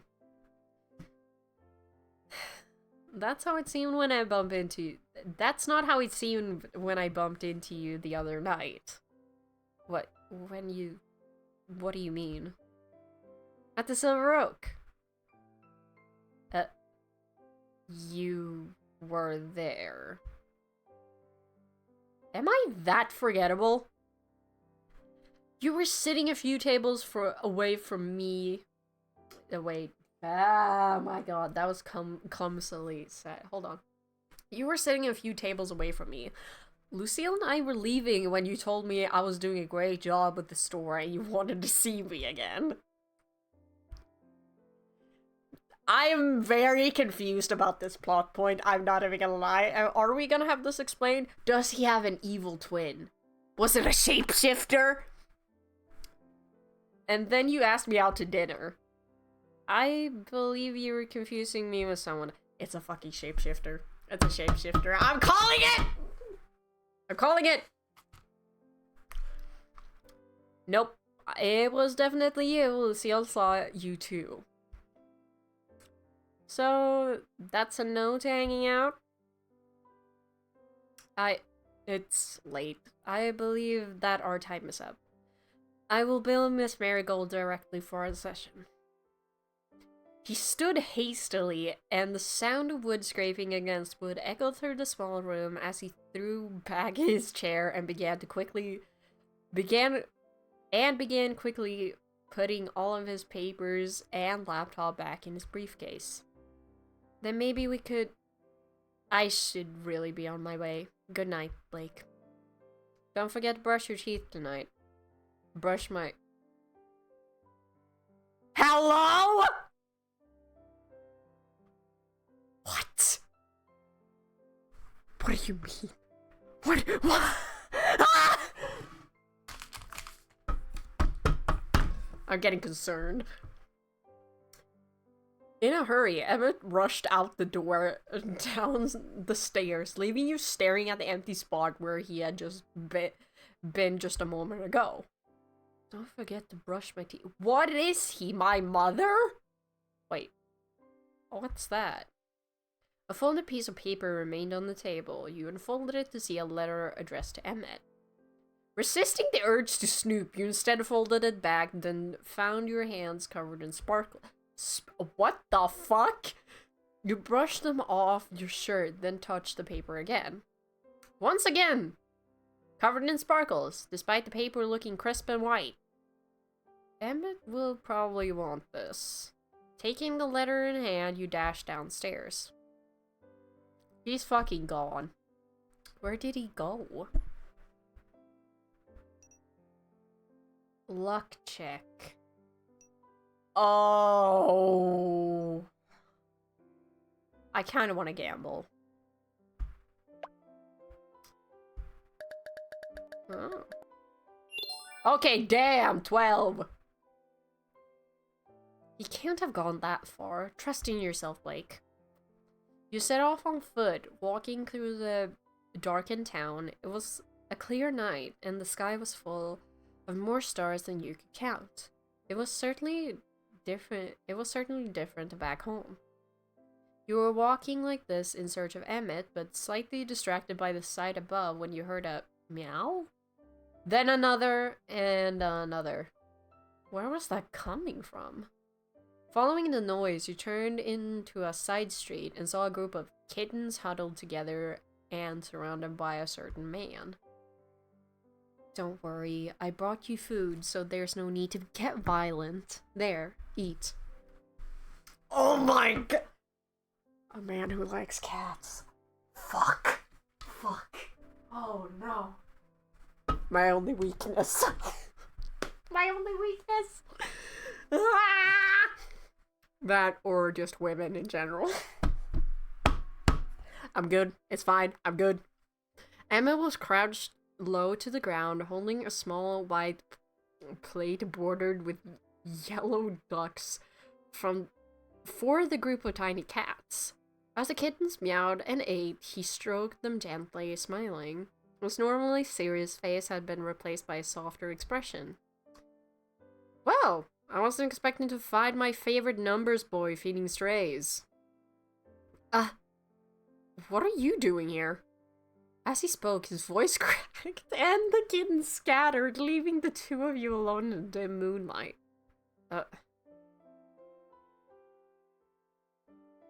I don't know if flirting with him is an actual good idea, though. He might not like it.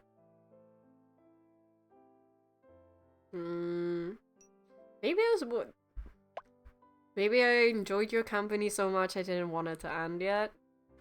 Shoot, what? Is that so unlikely? You've known me for a handful of days, and all we've done is talk business.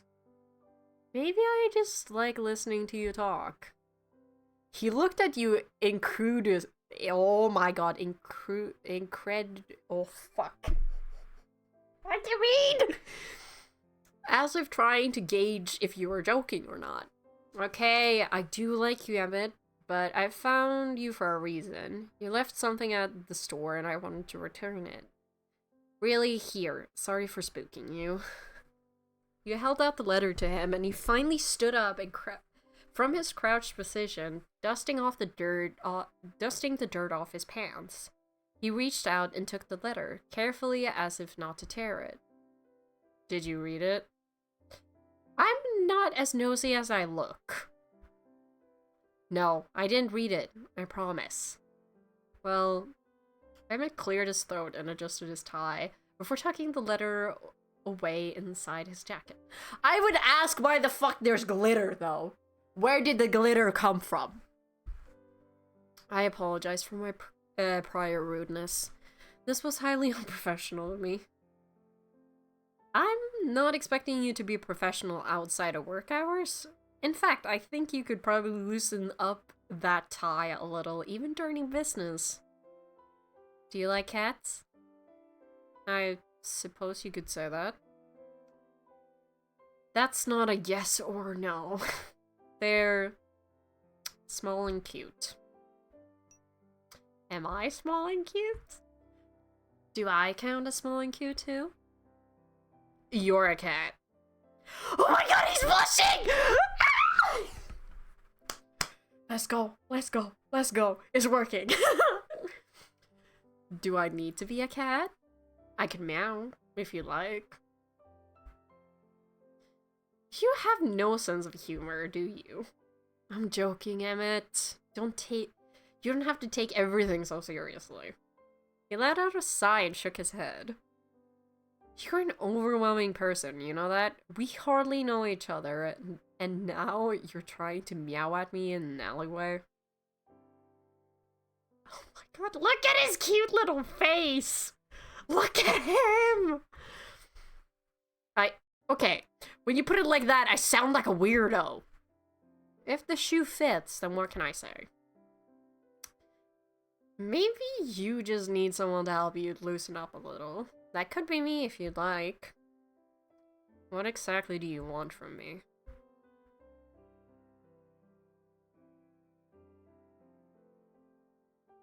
I don't think you want the answer to that just yet. I just want to get to know you. I can't do that if you're always running away. Overwhelming and persistent. It's part of my charm. Thank you for returning my letter, Miss Marigold, but it's late, and I really should be getting home now. You should too. Then how about letting me walk you home? There's no need for that. It's hardly a 10-minute walk from here. I know there's probably no need, but can I do it anyway? At that, he sighed and his shoulders dropped. Or drooped. It says drooped. Fine. If it makes you happy, that doesn't mean I consider us friends. The two of you started walking. Through the dark streets, there was... Oh, fuck. That was a weird-ass burp and yawn at the same time. It's fine. The two of you started walking through the dark streets. It was a cool breeze, and you pulled your clothes tighter around yourself. Oh. How about close acquaintances? We can start there. Great! You won't regret it. You smiled brightly, and Emmett looked at you out of the corner of his eye. So, my close acquaintance, am I allowed to ask you something? If I ask you not to talk to me, you wouldn't do it, would you? I don't talk that much, do I? Okay, maybe I do. Emmett remained silent. Wow. Ouch. Okay. I can't tell if you're joking or not. That's kind of terrifying. But, okay. Back to the topic at hand. What was with you the other night? Seriously. I don't think I'm going crazy. I definitely saw you there. I was afraid you'd ask that. Fine. I'll tell you, but this will stay between us. My lips are sealed. I have a low alcohol tolerance. Oh my god! Why did I say shapeshifter before saying low alcohol tolerance? Why did I think it was an impersonator before low alcohol tolerance? Huh? I mean, one of my bestest friends ever has a low alcohol tolerance. For someone who is... I think it's... I don't fucking remember where that country counts, if it's Balkan or Slavic. Either one of those. He has a low alcohol tolerance for somebody that comes from a country that is... Yeah. Anyways. Like, there's a difference between being an alcoholic and having a low tolerance for alcohol. Personally, I don't count myself as having a low tolerance. I just laugh my ass off when I'm with my friends, regardless of alcohol or not. And the thing is, I know I'm drunk when it hits. That's when I know. Which is a couple of drinks in. I'm not even gonna lie to you. This can's almost empty. Wait a second. Now it's empty. There we go. Me and pumped. Oh, fuck. I fucking... Jesus. The normal, non-supernatural answers stunned you at... Oh my god. Yeah, it did. And then you were surprised by your own reaction. Why do you expect it to be something different? Wait, that's really it? Why would I lie to you about that? It's embarrassing enough to admit. I guess it's just so mundane, like, compared to a ghost or, a time-traveling night. A what? What does that have to do with anything? Oh, don't worry about it. Don't worry about it. It's fine. Oh my fucking god! And of course there's no water in the fucking water bottle. Fuck. I'm good. It's fine. So, you really were just drunk the other night. Quinn offered me some of his homemade cider, and I felt embarrassed to turn it down. It was only one drink, but that's all it takes. I apologize that you had to see me that way. It was actually kind of adorable seeing you act so nice, sweet, talkative. Adorable. He's 31! I'm in my early 20s, goddammit! A 31-year-old man is hardly normal. And yet, there you are. How strange. He is pretty cute. That is why I try to avoid alcohol. How much does it take to get you drunk exactly? Like one sip? Please do not test that.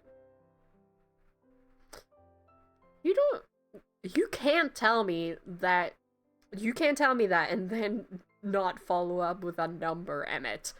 What's the fun in that? God, I've already told you too much. Yes, one sip will do it to me. It's not something I'm proud of. If it helps, I'm not much of a drinker either. I come from a family of alcoholics. I wouldn't say shit. That's what the early 20s are. That's what the early 20s are for. Now I'm old enough. My bones are creep. And yet, I know someone that age who acts like they're fucking 15 and is like, I'm so quirky. You can't be more than 25. Ooh, are you complimenting me, my dear accountant? Trying to get me on my good side? Hardly. I'm 26, actually, but you are close.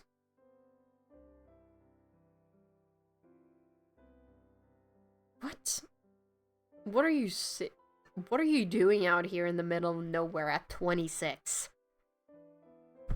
What's this I hear? Someone wants to get to know me?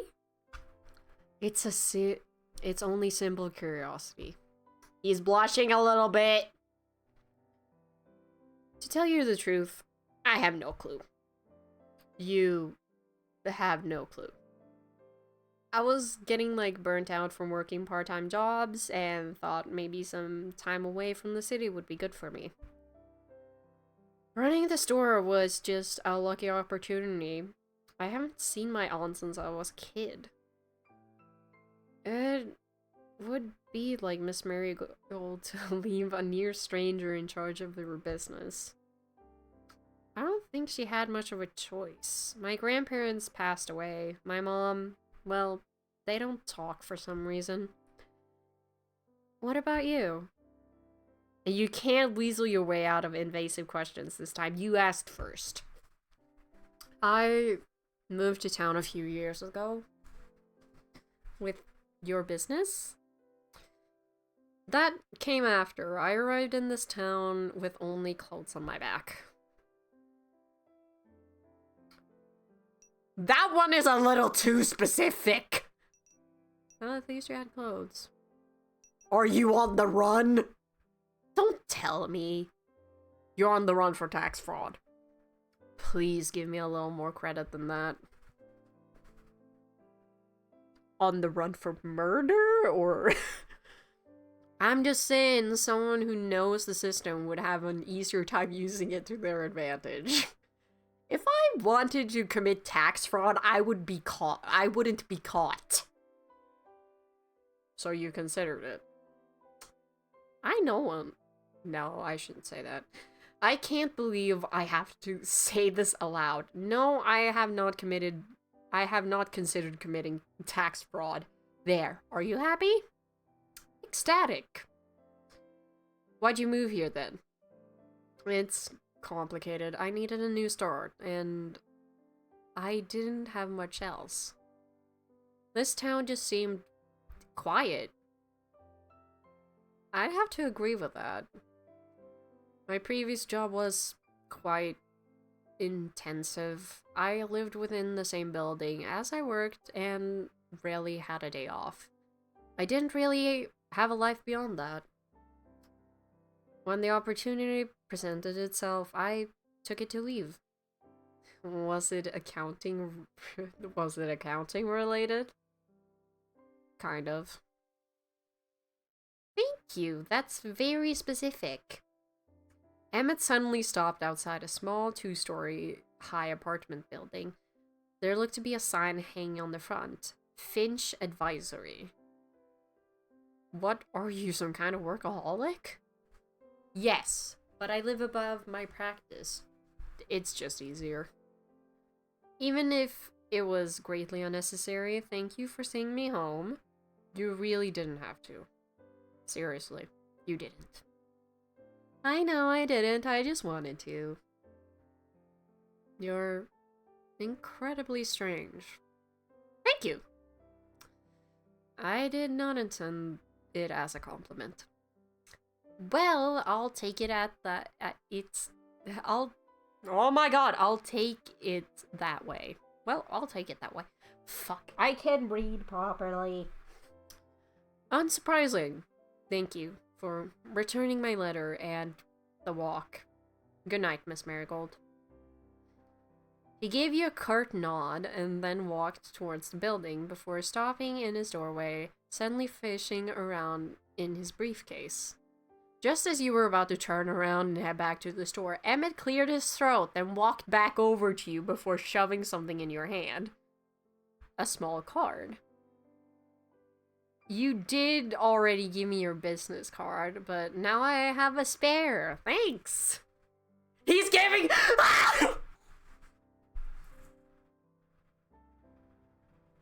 Oh, this man wants me. I wrote my number on that one. Oh. For emergencies only.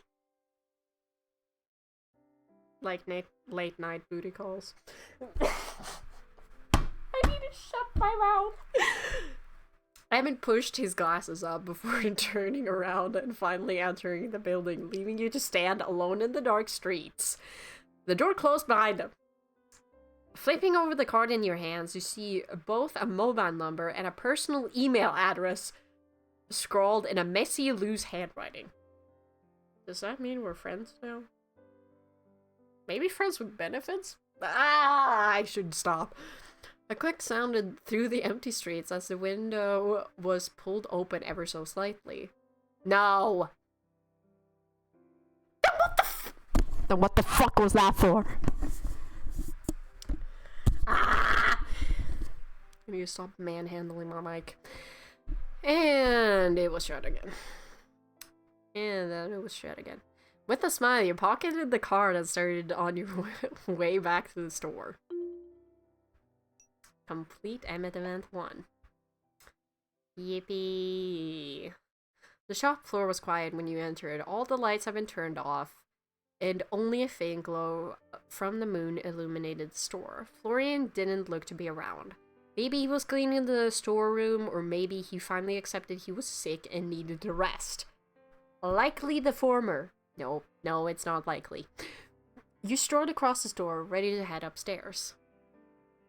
Blake, you have returned. Ah! Jesus. Jesus, Lucille, what are you doing hiding in the dark? Hiding? A knight does not hide. I was merely keeping guard while waiting for your return. Oh, fuck. That burp felt like I was going to puke for a second. It's late, you should go home. In truth, I did attempt to head home earlier, but the town was too quiet. I feared leaving the store unguarded, so I intended to come check on you. Sir Florian informed me that you had gone out and not returned. I grew concerned. I had to hunt him down. Fuck. Okay, I need to calm down. Right. Emmett had left something here, so I had to hunt him down. Thanks for coming to check on me, Lucille, but really, it's way outside of your pay grade to have to guard me after hours. It's nothing about pay, Blake. I need no reward, only the knowledge that you are safe and well. Thanks, Lucille. I'm totally fine. In fact, when we were talking and I walked Emmett home. I'm not sure how happy he was about the whole thing, but you know, maybe it's the thought that counts. A noble deed, no matter how small, is never wasted. Yeah, I guess that's true. It was kind of fun, too. Lucille placed her helmet on her head, then brushed herself off. Well, if everything is in order, I will take my leave. Do not worry, I will not allow myself to be late tomorrow morn. She bowed low, then started towards the door. Wait, can I walk you home too? Lucille paused for a moment, then turned and walked back over to you, placing her hand on your shoulder. And allow you to see yourself home after? Nay, I would not. She shook her head. Oh my fucking god. I need to, like, crack my fucking wrists. I have means to protect myself. I should brigands.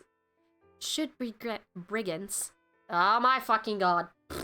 I have means to protect myself. Should brigands set upon me, you do not.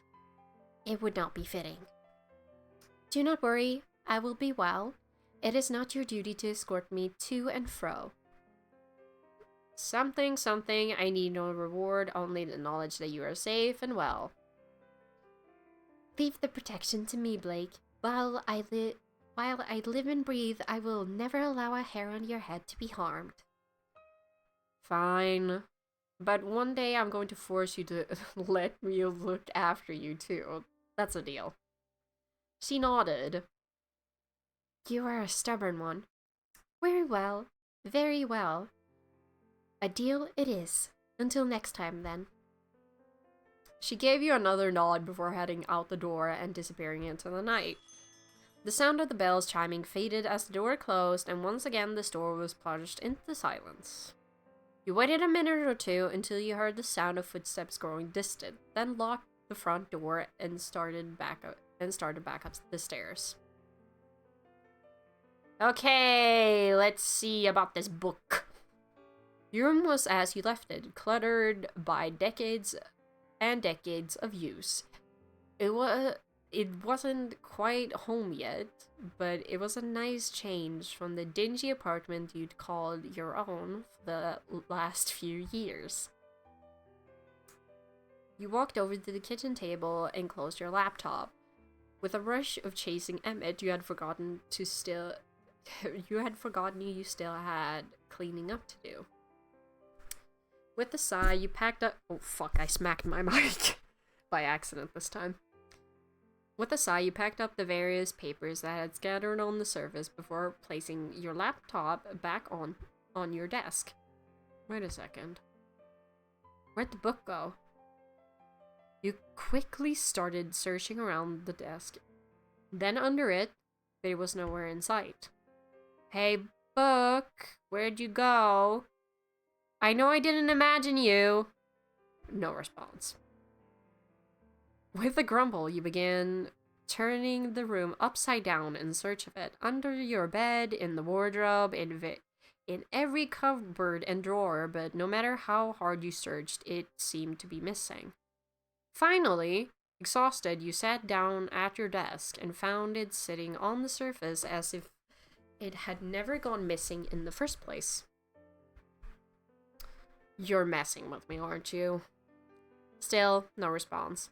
Though that would have been more surprising, would it have been... Though, what would have been more surprising would have been getting a response, really. Alright then, book. Play difficult. See if I care.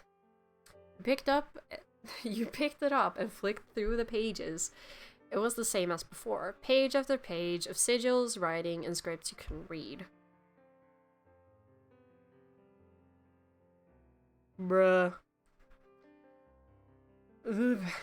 One page at a time, you painstakingly searched high to low for anything you could read. An hour later, you slammed the book down onto your desk, frustrated.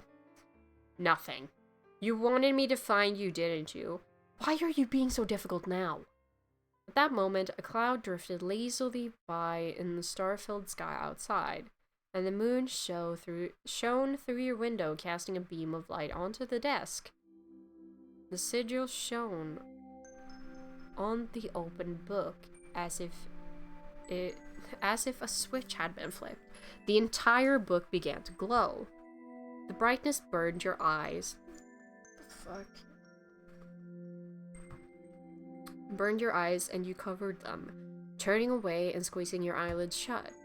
After a few moments, the glow faded and then you looked again.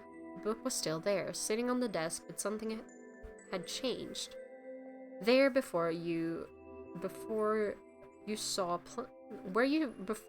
plain used leather, now saw beautiful gilded edges and intricate embossing. It looked like a piece of art more than a book. But suddenly, it snapped close as if caught in a strong breeze. Oh! Well, I never! A voice echoed from the book, and slowly it began to float off the What the fuck? Witch! Witch! I told you! I told you! I told you! First you ignore me for an entire day, as though if I were some common dime-a-dozen grimoire. I fucking knew it. Our aunt's a witch. We're a witch! Oh my god. And now you have the gall to paw through my pages with all the delicacy of an ogre cracking walnuts. Appalling. Simply appalling. Okay, Rarity, Jesus. It let out a long-suffering sigh. I was created by the finest scribes, imbued with wisdom of archmages long since reduced to dust. And this is how I am treated, handled like some sordid cookbook filled with peasant recipes for root stew and boiled turnips. If a book could glare, you were sure the book was glaring at you at the moment. Well, have you anything to say for yourself, you crude tome-mangling barbarian?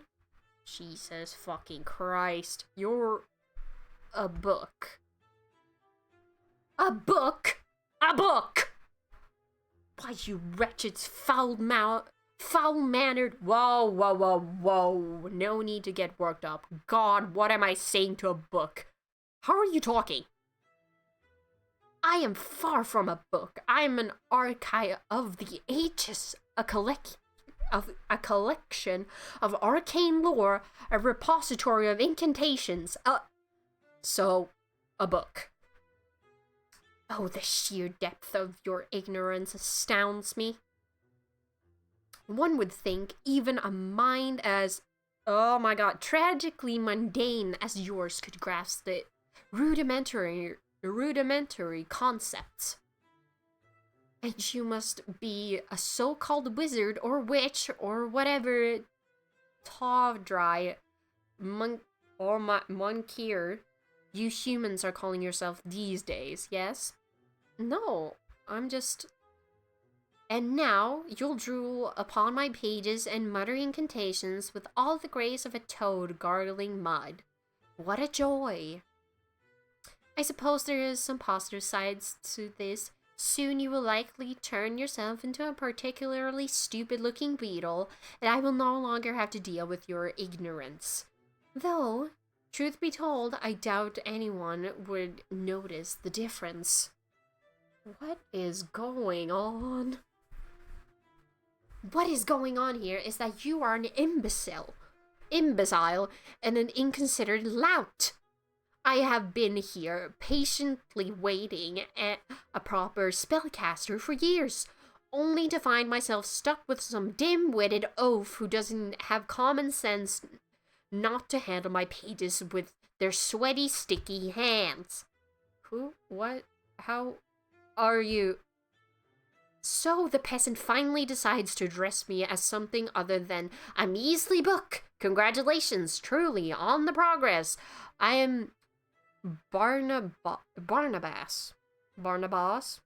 the Magnificent, eternal oh my god, chronicler of magic most high, a patron saint of the art of arcane perfection, linguistic superiority, and the grossly underappreciated art of proper book handling. Something you sorely lack. Your talking spellbook. Oh, certainly, if you wish to diminish my grandeur to the mere status of talking book, then by all means, wallow in your simplistic understanding of the arcane. Jesus fucking Christ. How someone like you is fit to be my master, I will never understand. The fates truly must despise me. I'm your master? That is how it works. I, the glorious and sublime Barnabas, I don't fucking know. I'm just gonna say Barnabas, was created by a powerful magician to assist her in the mastery of her craft. However, when she died, she bound me to her bloodline. So I'm a descendant of this so-called master? Long have I been passed down from generation to generation, waiting to find a master worthy of my knowledge. And somehow, despite all odds, I have ended up in the possession of a clueless dunderhead. I think you're getting confused. I'm not a witch or a wizard or whatever crazy fantasy you've got in that head pages of yours. Preposterous. Only a magic practitioner could open my pages. Even if that magic practitioner is the least adept one ever to have lived. You know what? I think I'm going to put you away in a drawer. Put me away? As though I was some mere object. Oh, the audacity. Well, be my guest. I fucking knew it. I'm just gonna... Oh my god. I'm cracking another one open. Fuck it. Oh, hell no. I'm not gonna say I told you so, but I told you so. I'll fucking do it.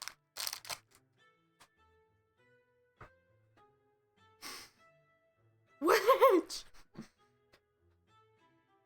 I mean, there is a witchy vibe to that outfit anyways.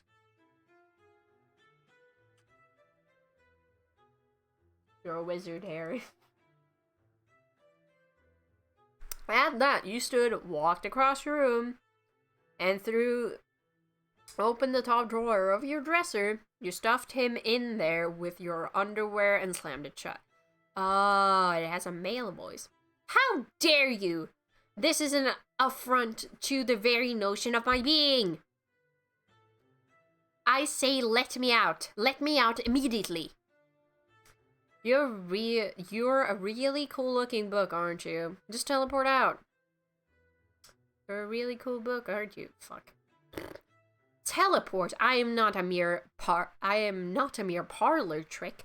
I am an object of arcane beauty, a masterpiece of craftsmanship, and yeah. You're a really cool talking book. Fine, have it your way.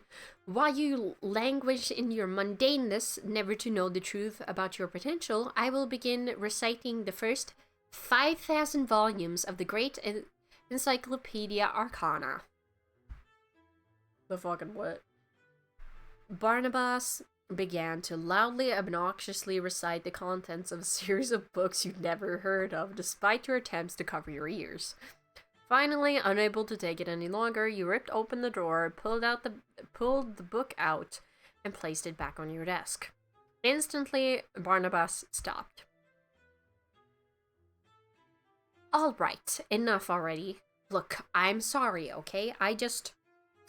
Oh, fuck, that's me talking. Fuck. What time is it? Oh my fucking god. Alright, enough. Alrighty, look, I'm sorry, okay? You're a book. A talking book. It's a little overwhelming. Try having some lick their fingers before flicking through your pages. Oh, my bad. I don't even do... What's even the purpose of doing that? I don't know. I have no clue. I don't do that. The book sighed. Yes, it is very much your bad. Now listen here. Whether you like it or not, we are stuck together. I'm yours and you are my master. Barnabas floated up into the air. It is now your duty to continue the line of marigold spellcasters and use the powers I have to offer you to become the most powerful being this town has ever seen. That doesn't sound villainy at all. I'm not sure if I want to become some magical overlord. And why not? I was created by a mighty sorceress, and now she is dead. It is your destiny to continue her legacy. Look, I run an antique store. It's kind of what takes up all my time at the moment. Unless you have some spells in there that'll make me super successful and rich. Right. I keep the give me vast fortune spells right next to the one turning people into beetles. You're really sarcastic for a book, you know. I have to be, considering my current circumstances. And as you are my new master, I'm afraid the sarcasm is likely to stay. Oh, goody. God, what is happening to my life right now? I'll have you know, I was flipping burgers a week ago. A burger flipper? Ugh, no wonder you handled me so roughly. I've spent years and years in the care of some of the most talented wizards and witches in history, and I am handed over to a grease-stained fry cook? Oh, the shame. It's not like I chose you. And that makes two of us. It's not like I chose you either. Look, Barnabas. Boss. Blah, blah, blah, blah. We're not getting anywhere here. Why don't you tell me a little more about yourself? If we were to know each other, maybe we can get along better. Oh, so now you wish to know about me? Excellent. Social Grace Master. Excellent Social Grace Master. The book cleared its throat. Okay. As I told you before, I am the great and magnificent Barnabas, codex to the once magnificent marigold line. Why did my aunt never tell me about you? How should I know? She was always a rather distant woman, and left me to grow dusty on the shelves, a true crime. And you've always been a book. Of course. I'm the sum of all magic ever recorded by the Marigold family. Every spell, every enchantment, every bit of knowledge, it is kept right here. A dim-witted oaf like you would have no hope handling all the magic. I am limited in knowledge I can give you. If you wish to learn every spell in my repertoire, you will need to prove to me through practice and training that you are a worthy recipient. Oh my fucking god. I don't know how much time I have for training in between keeping the store afloat, dealing with locals and dealing with the locals' problems. It's not a fault. It's no fault of mine. Perhaps you should have been born with the aptitude to become a magician instead of a I'm not a millennial, thank you very much. I'm a fucking Gen Zer through and through. Fuck you. Oh, hell no.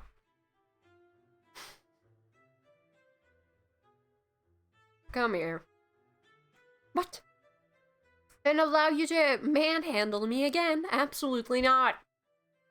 Come on. How am I supposed to practice if I'm not allowed to look at you? Ugh, fine, but do not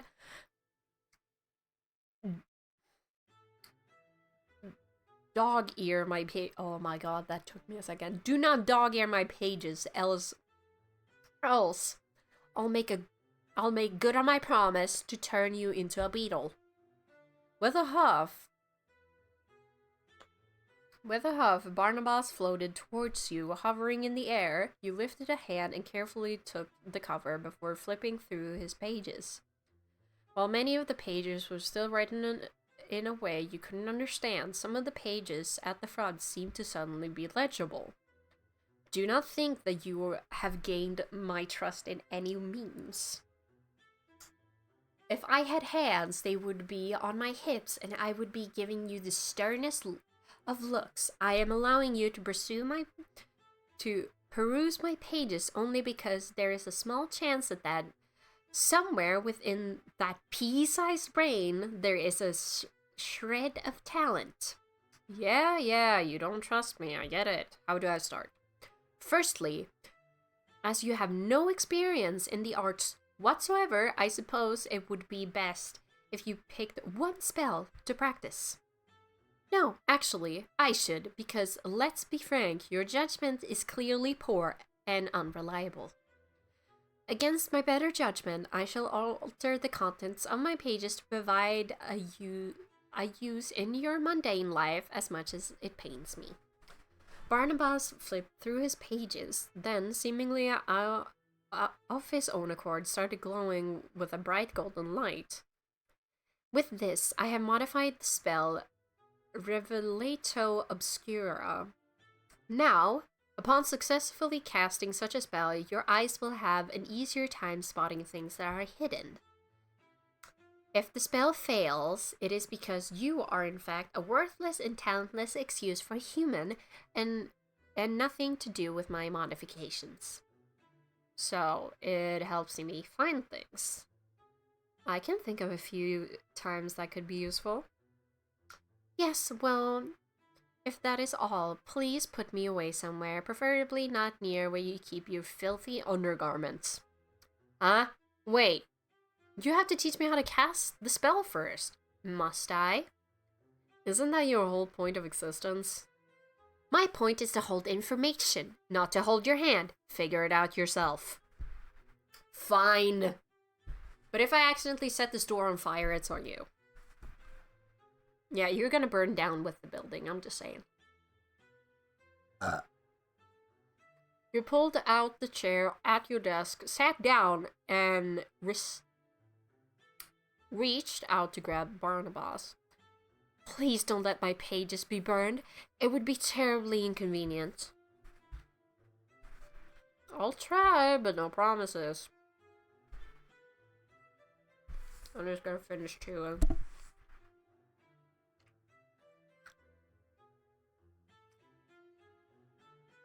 Ignoring him, you started studying the page. It detailed how to cast a spell with various diagrams, drawings, and words. As you read, the letters and images seemed to float off the page and into your mind, until finally everything sunk in. You pulled out a notebook and began scribbling sigils left, right, and center. If this was what magic was like, it was going to be a lot easier than you thought. Once satisfied, you put Barnabas back down on the table and pushed the chair back. Time for a little field testing. You placed the book down onto the ground in front of you, stuck out your hands, and Revelato Obscura. Nothing happened. Revelato Obscura. What the fuck was that accent? Nothing. With a groan, you tried one more time, waving your arms about wildly. Revelato Obscura. Utterly hopeless. Shut up, I have this. You are far from having this. Your pronunciation is that of an illiterate stable boy. Try again. Slowly this time, if you please. You took a deep breath, feeling the way your lungs filled with air, and focused on the spell. Revelato Obscura. A lamp in the corner of the room began to flicker on and off, and the hanging plants near the window swayed gently, despite no wind that night. Congratulations, Master. You are truly a master of the craft. Congratulations, Master. You are truly a master of the craft. The world shall tremble before your might. Hey! It worked. Look at that! I did it! Yes, congratulations on making a lamp flicker. That does mean it worked, right?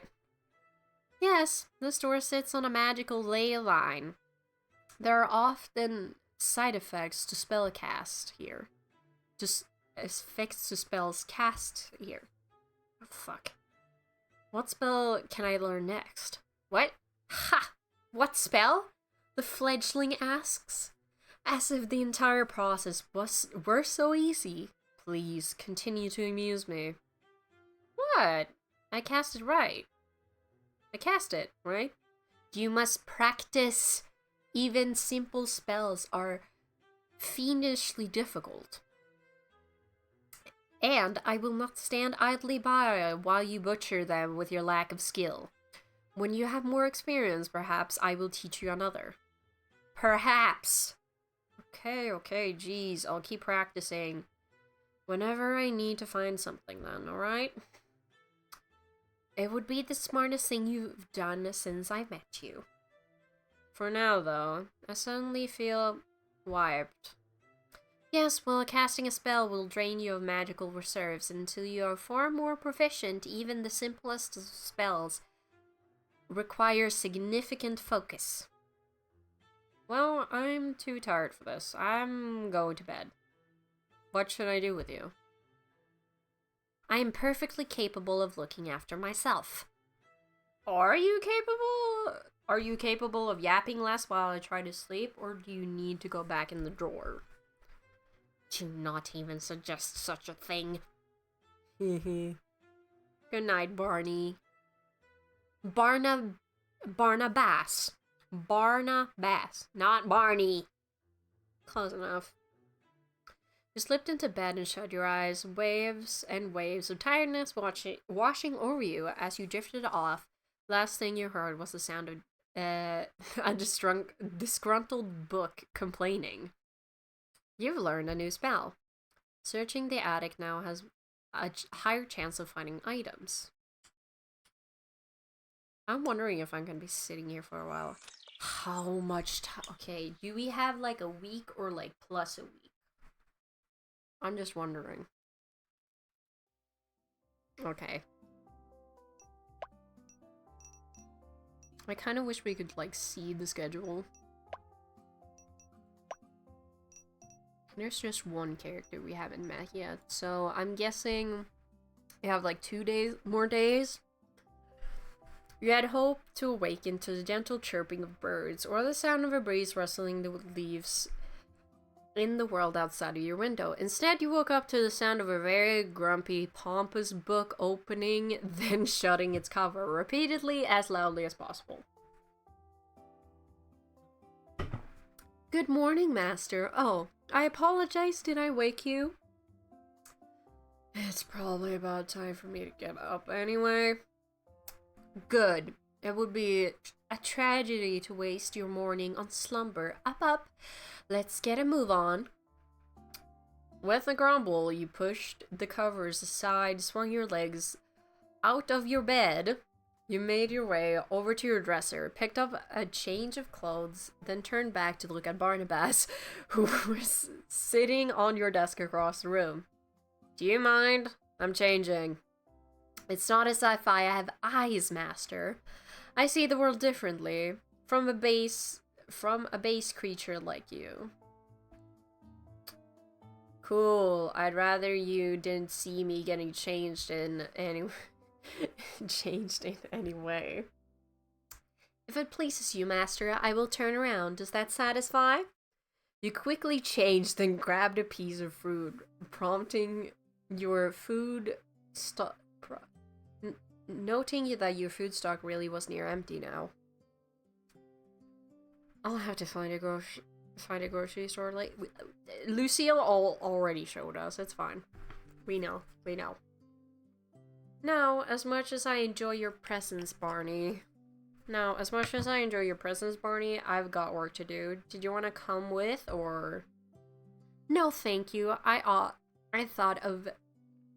The thought of being paraded around in front of the general populace, subject to the gazes of those who cannot appreciate my glory, fills me with despair. I will stay right here, thank you. I'll turn on the TV for you, just in case you get bored. Your consideration is touching, Master, truly. See ya! With that, you made your way down the stairs and stepped into the store proper. Schedule? No? Okay. You were halfway down the stairs when you heard voices talking back and forth. That was beginning to feel like a normal thing around the store, but you didn't recognize one of the two voices. Oh my god, hello! Oh, he has gloves on. Okay. That's a choice. Okay, piercing, dressed like a K-pop idol. I'm afraid that's not possible. Blake requires their due rest, and besides, it is my duty to protect them. Lucia, come on. It's not that big of a deal. I just want to see her with a little bedhead. I will not budge on this matter. Sleep is more important than your senseless whims. Is there a party I didn't get invited to going on? It seems to happen a lot. You'll make a person feel left out if you're not careful. You winked towards Lucille, who instantly straightened up and then turned your eyes towards the other person. Your eyes met another's, a man with red hair. Fuck me, red-headed characters. Fuck. A man with red hair you didn't recognize. He smiled up at you lopsidedly before brushing a lock of hair behind his ear. Dear God. His name is E. Whoa! I'm good. We're fine. Well, if it isn't the most mesmerizing face I've seen all week, you must be the infamous new owner of the store. You can call me Handsome, or Eden. Will do. And he's a flirt. Fuck! My one weakness! My two weaknesses in one. Fucking red-headed characters and an obnoxious flirt. Shit. Fuck. Fucking son of a bitch. I blame Eric. Well, hello, handsome. Nice to meet you. I'm Blake, right? I've heard a lot about you, but it looks like the rumors were selling you short. Rumors? Well, color me curious. Eden took a few steps up the staircase, his gloved hand trailing over the railing as he approached you. Then, when he got close enough, he leaned in towards you and whispered. He wasn't quite touching you, but he was close enough that you felt it felt like an intimate gesture!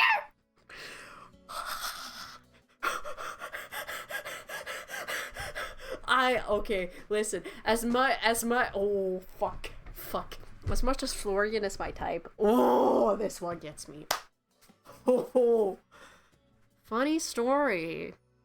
I'd heard that the new owner already had a fan club because of their overwhelming beauty and charisma. From what I've seen, I'd have to agree. Eden pulled back and smiled. Well, the rumors say a lot more than that, but let's leave some of the secrets a mystery for now, shall we? You have to be a little mysterious to be interesting after all. At that, Eden turned around and walked back down the stairs, the sound of wood creaking with every step. Oh, fuck. If there's something you need, Sir Eden, I suggest you speak now. Why rush our first meeting? We'll be telling everyone about it at our way.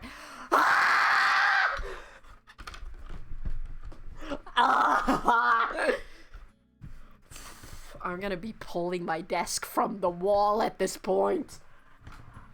Oh my god. I can't. I'm gonna be telling my cousin about this visual novel because holy shit! Oh my god, that's good. That's good. We're good! He winked up at you, then turned his attention to Lucille. Really, you don't need to be so defensive. I don't bite, unless you ask me nicely. Didn't I say that earlier?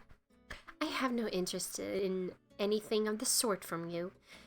If you have no business here, please take your leave. We're running an establishment here. Lucille moved her hand towards the hilt of her sword, but didn't draw it. Eden raised a hand and backed up a step. Alright, I'm going to note that down for next time. Lucille isn't a fan of jokes. My deepest apologies, my lady knight. Eden gave a half bow to Lucille while she just shifted to stand a little straighter. I just wanted to introduce myself to our new lovely shopkeeper. Believe it or not, I'm actually Willowmist's most famous carpenter. Jesus fucking Christ. Oh! Wait, it's the beef we were talking about earlier. Okay. I see how it is. It's finally coming together. I believe you're a Willowmist's only carpenter. Ouch. That may be true, but the point stands. A carpenter? He looks more like a model. I was expecting someone who looks more like Quinn. Yeah, to be honest, that's what I was thinking too. To be fair, that's what went through my mind the first time Lucia mentioned it. But apparently I'm fucking stupid. I happen to be acquainted with your aunt. We work together on occasion, so I'd like to extend the same offer to you. If I remember correctly, Sir Eden, Lady Sylvie would also refer to you as a flirt and a liar. Yo, the beef! Holy shit! I'm looking forward to this. like this outside the demo. Dear God. What can I say? There's so much beauty in the world. Should I not celebrate it? Lady Sylvie would not say that you are Lady Sylvie would say that you are incapable of taking anything seriously. That I can accept, but you're an honest person, Lucille. It almost makes me jealous. Anyway, I'm getting distracted. I'd love the chance to get to know you properly, Blake. How about dinner and drinks on me tomorrow night? Tomorrow night? Well, maybe I'll be able to shift around my incredibly full schedule if you ask nicely. Oh, is that how it's going to be? Well, then pretty please, may I treat you to a night of fine dining and wine? That was actually pretty good. I'm impressed. I'm an actor at heart. I swear to God, if I find out the inspiration for this motherfucker is Eric from Seduce Me, I'm going to lose my shit! I can smell it from a mile away! Oh shit, I almost flipped my desk. I don't want to repeat what my friend did. He spilled coffee on his laptop. I almost spilled Monster on my school laptop once. Oh! Jesus. Then I shall accompany you as bodyguard. I don't think that's actually, you know what? Why don't we just invite everyone? It could be like a housewarming party. Oh, he sticks his tongue out too. Ah! Here I thought I'd managed to snag a date. What a shame. Well, we can talk about that later. We can revisit that. Trust me. Trust in the process. Still, that sounds like fun. I'll leave it to you to invite whoever you'd like. You seem like you have good taste. Keyword is seem. It depends on who you ask. It's all very subjective. The bell by the door chimed as... The bell by the door chimed as the door to the store opened. A familiar face of Emmett poked his head through. What the fuck are you doing here? Good morning. I'm here for... He paused as his eyes locked with Eden's. He then turned and walked straight back out the door. Emmett? How cute. He's being all shy. I'll go get him. Don't worry your pretty little head. Hello? What the fuck? Oh my god. Eden strode past you, then exited the store. A few moments later, they both came back with Eden's arms around Emmett's shoulder. Where are you off so quickly? Where are you off to so okay, blah, blah, blah. Pause, rewind, play. Where are you off to so quickly, my friend? Don't tell me you were trying to avoid me. I'd prefer... Yes. Everyone's so honest this morning. So how refreshing. So, what brings you here today, Emmett? My job, which you're currently preventing me from doing. There's always more time for work later. There's not always friends later.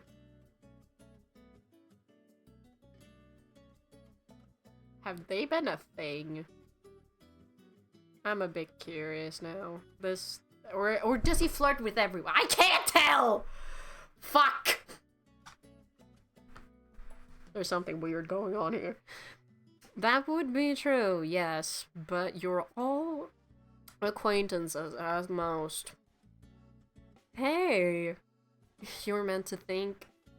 You're meant to think stuff like that. Not say it to our faces. You're such a stick in the mud. Oh, I'd like a smile. I like his smile. And you're a thorn in my side. Unhand me.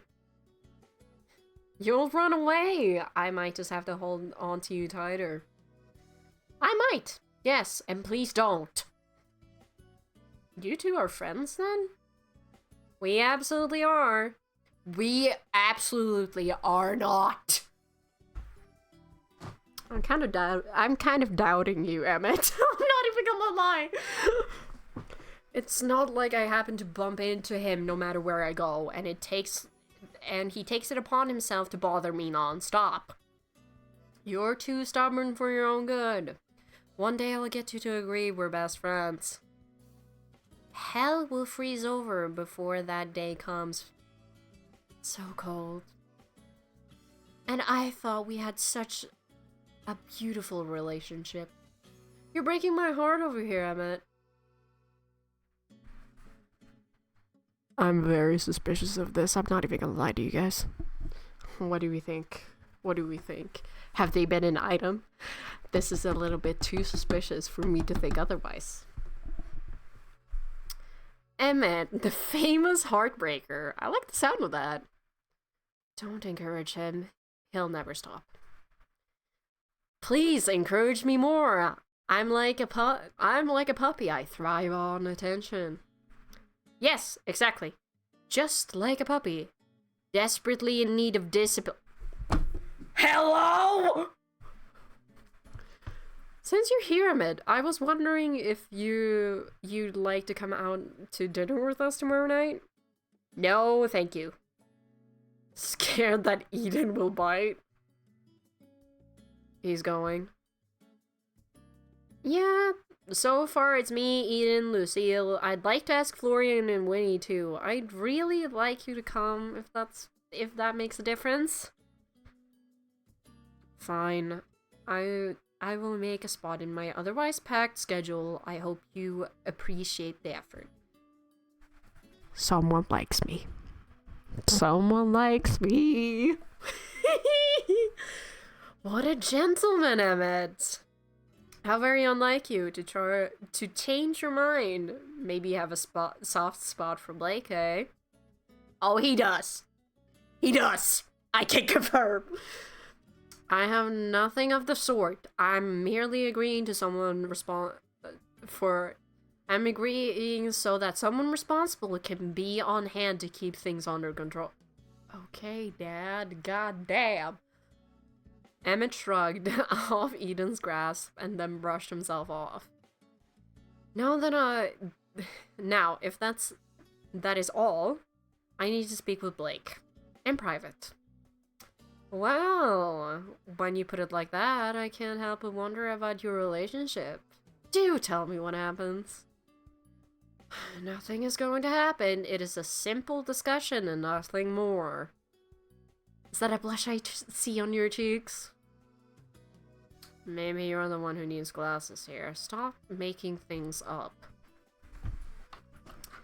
Allow me to escort you out, Sir Eden, so that Sir Emmett and Blake may talk in peace for the moment. What a noble way of throwing me out. Well, it was nice meeting you, Blake. I hope to see you around town. Oh, I do! Definitely. It's been a pleasure. I'm starting to get that clogging in my nose again. Oh, Jesus.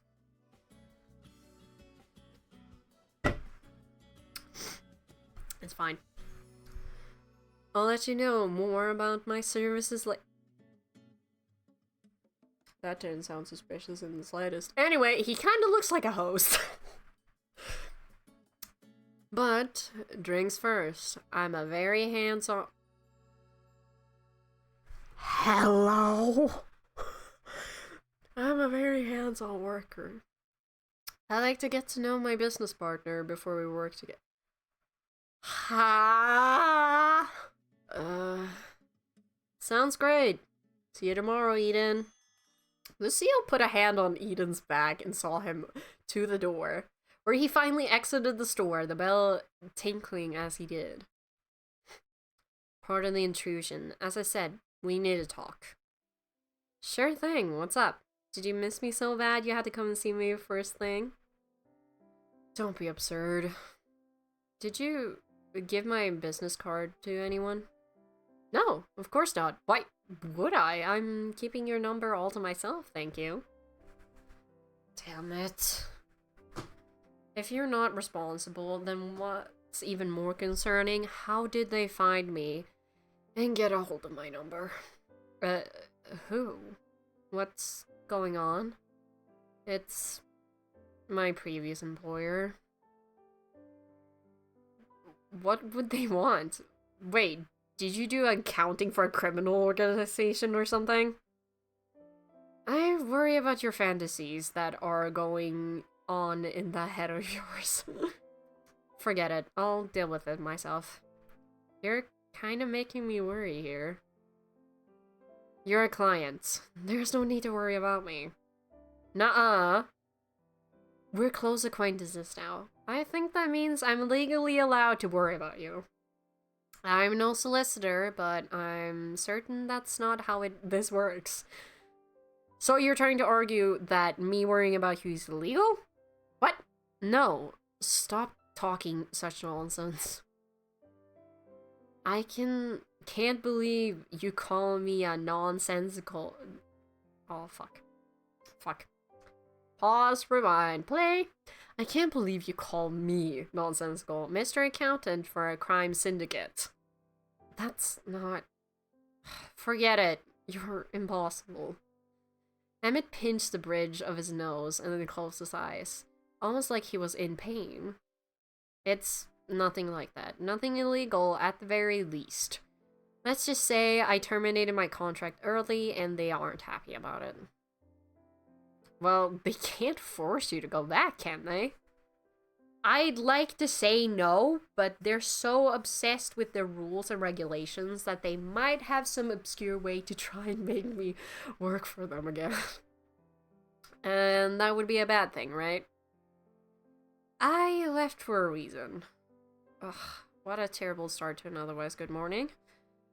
At least you got to see me. As I said, thank you for your concern, Blake. It's not necessary, but, well, thank you anyway. What you guys whispering about? Is it secrets? Ooh, I love secrets. Come on, tell me. I won't tell anyone, I swear. Oh, Winnie, good morning. Have you and Emmett met before? Does watching him from the corner of the room count? I don't think so. Then nope. My name is Winnie. Nice to meet ya. So, what's happening? None of your business, Miss Winona. Just Winnie is fine? Fine. Just Miss Winnie. Miss Just Winnie. No, I mean, I'm just Winnie. As I said, Miss Just Winnie. Fine. I'll be Miss Just Winnie, but you have to be Mr. Tall and Serious. Mr. Finch will will suffice. Mr. Always looking like he's got a stick up his butt. Winnie! Winnie! I feel like that one might be a little bit long. Thank you for noticing. It takes a lot of effort to maintain. Hello? That's gay as shit. I like you. You're funny. Funny isn't the word I'd use, but if you'd prefer it, then be my guest. Now, if that's all, I have other things to attend to. Hey, Emmett.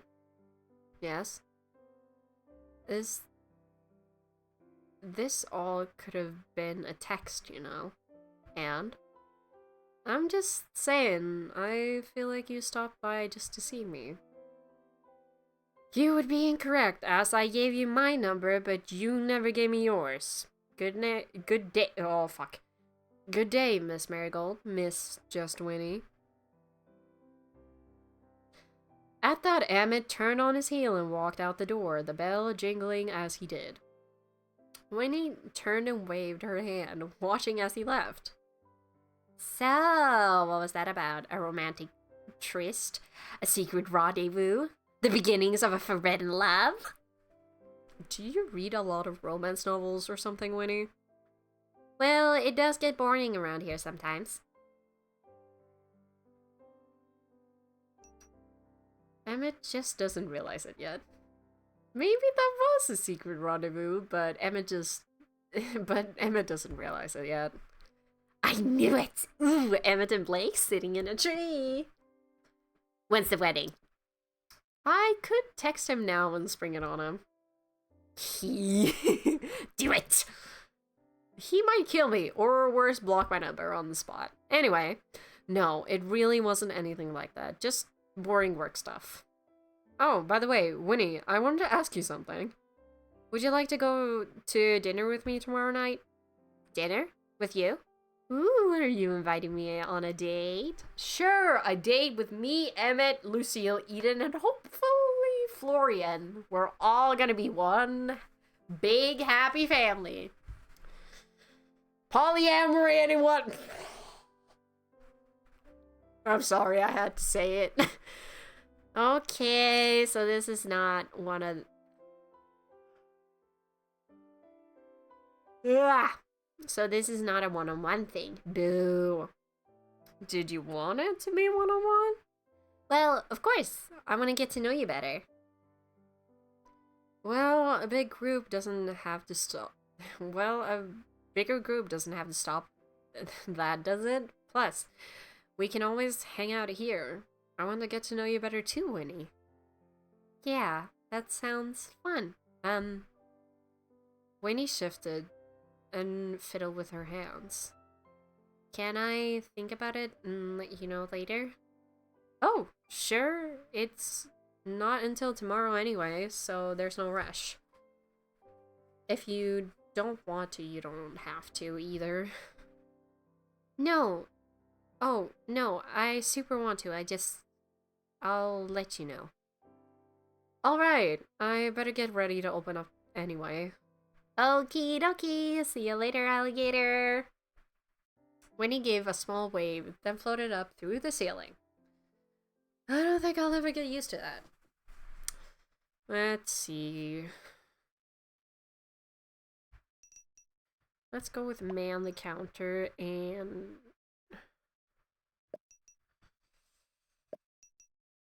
Nah, pay your bills. No. Man the counter, then pay your bills. Let's go with that! It's fine. The store is semi-clean. We still have, like, a fucking expensive-ass bracelet left. Can't you check out the back? I'm really sorry, sir, but we don't have anything that isn't antique. There's probably a store around the town that has... There isn't. This is the last place I've got to check. You really don't have it? I don't think we have an old flip phone or something upstairs, but I think we might have an old flip phone or something upstairs, but a new phone models, no, I'm afraid not. Oh my fucking god. How do you stock phones? Oh my it's an antique store, you fucking god. What did I do to disturb this? Once again, this is an antique store. We're not a regular store, and we don't carry new products. Typical, these small towns and their old people shops. What? You can't even get a proper phone here. Okay, Karen. At that moment, you heard the sound of metal grating against metal, and in the blink of an eye, a silver sword was placed between you and the customer. Good sir. Okay, it was a man. Of course it was a man. Good sir, you will respect the master of this establishment, or you will leave. Hey, watch where you're waving that thing, woman. It's a sword, not a toy. This blade was forged in the fires of war. I am well aware that it is not a toy. Now, you may either apologize or you may leave. Fine. Fine, sorry, Jesus. He grumbled and turned on his heel, leaving the shop with all the haste of a man threatened with a real sword. Thanks, Lucille. It's my pleasure. Should you require aid, you need only ask, Blake. She gave a smile and sheathed her sword with ease. I was hoping he'd get a hint or the hint without having a sword pointed at him. Oh well. Some people require a firmer hand to understand the importance of manners. Is there usually many customers like that? Nay, the majority are very courteous and polite. Lady Sylvia would say that a great deal of trouble came from passing tourists. However, they are few and far between. Tourists, huh? You didn't seem to be passing through. The inhabitants of town are a good sort, and would never speak ill of the store. Everyone likes Aunt Sylvia, huh? Indeed, she is the best of us, and then some. Hey, Lucille, thank you. Really. I know it's your job, but... My sword is yours. Your enemies are mine. If there is one thing you can depend on in life, it is that. She bowed her head and left to continue on her patrol. And then we gotta pay bills.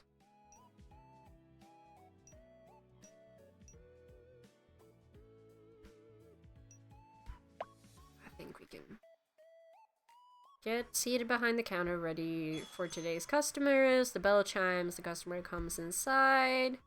Welcome. Gold-plated bracelet humming, don't you hear it? 70... No, I can't do that. Counter offer.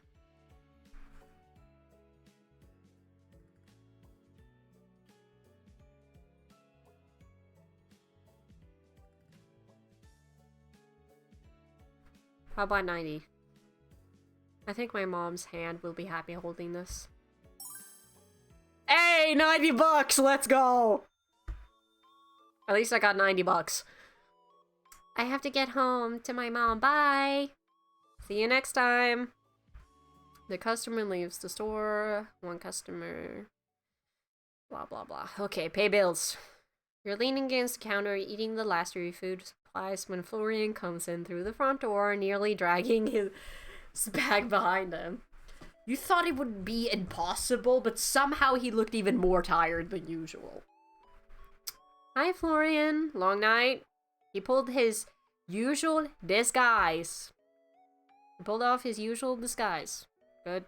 Good morning, night, afternoon, fuck whatever it is. A brilliant start to your shift. Can I get you coffee or something? Yes. Wait, no. Ugh. Seriously, are you okay? I'm fine. God, you're so nosy. It's just been a long few days. Florian dragged his bag over to the counter and sat down with a sigh. I can tell you're looking worse every day. Gee, thanks. Florian's voice was flat and monotone, as if all energy had been sucked out of him. You could always take a few days off. I'm sure we could manage. We have to take a... I'll have to take double shifts on sweeping, but hey, I could use the arm workout. I do more than sweeping, you know? I also, I don't want to. I'm not sick. It's fine. Stop worrying about me. And worry about something more productive. Give me an example. Give me an example then. I'll consider it. Running the store. I think I've got that down by now. Something else? Fuck. I don't know. All this supernatural stuff you're struggling with? Yeah, actually about that. What? I think I might be a witch or wizard or something along those lines. God, what changed overnight?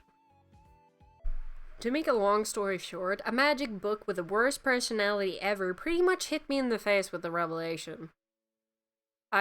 Fine. You know what? Sure, magic books, great. Really? That's all. What do you want me to say? You're a witch. Hooray! Let's celebrate.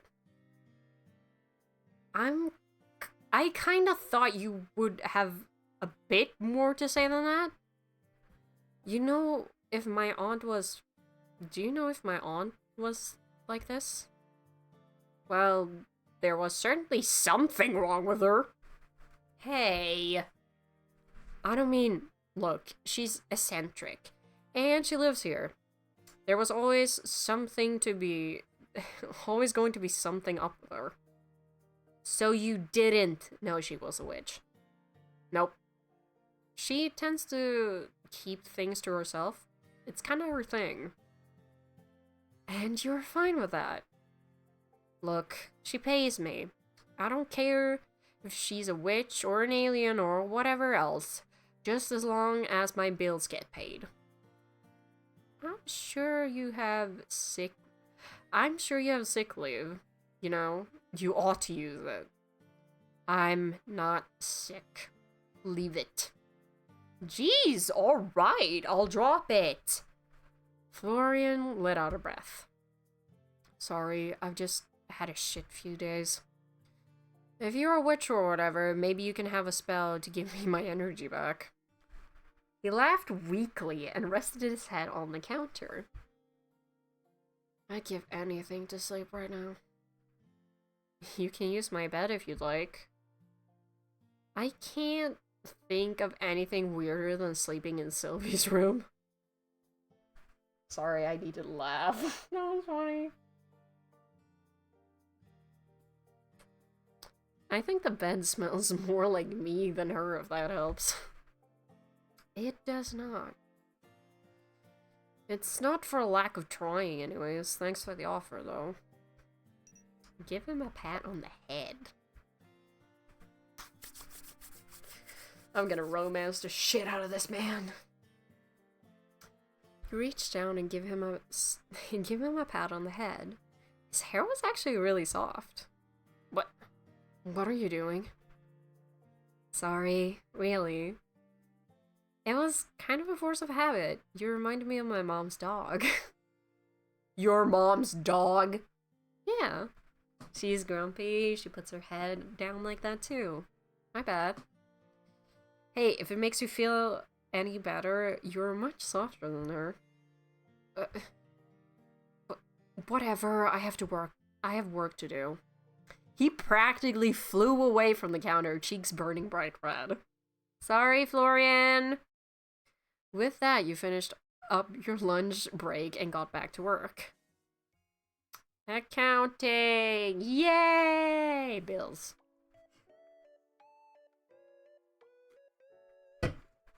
You sat down at your desk, ready to go over the week's bills.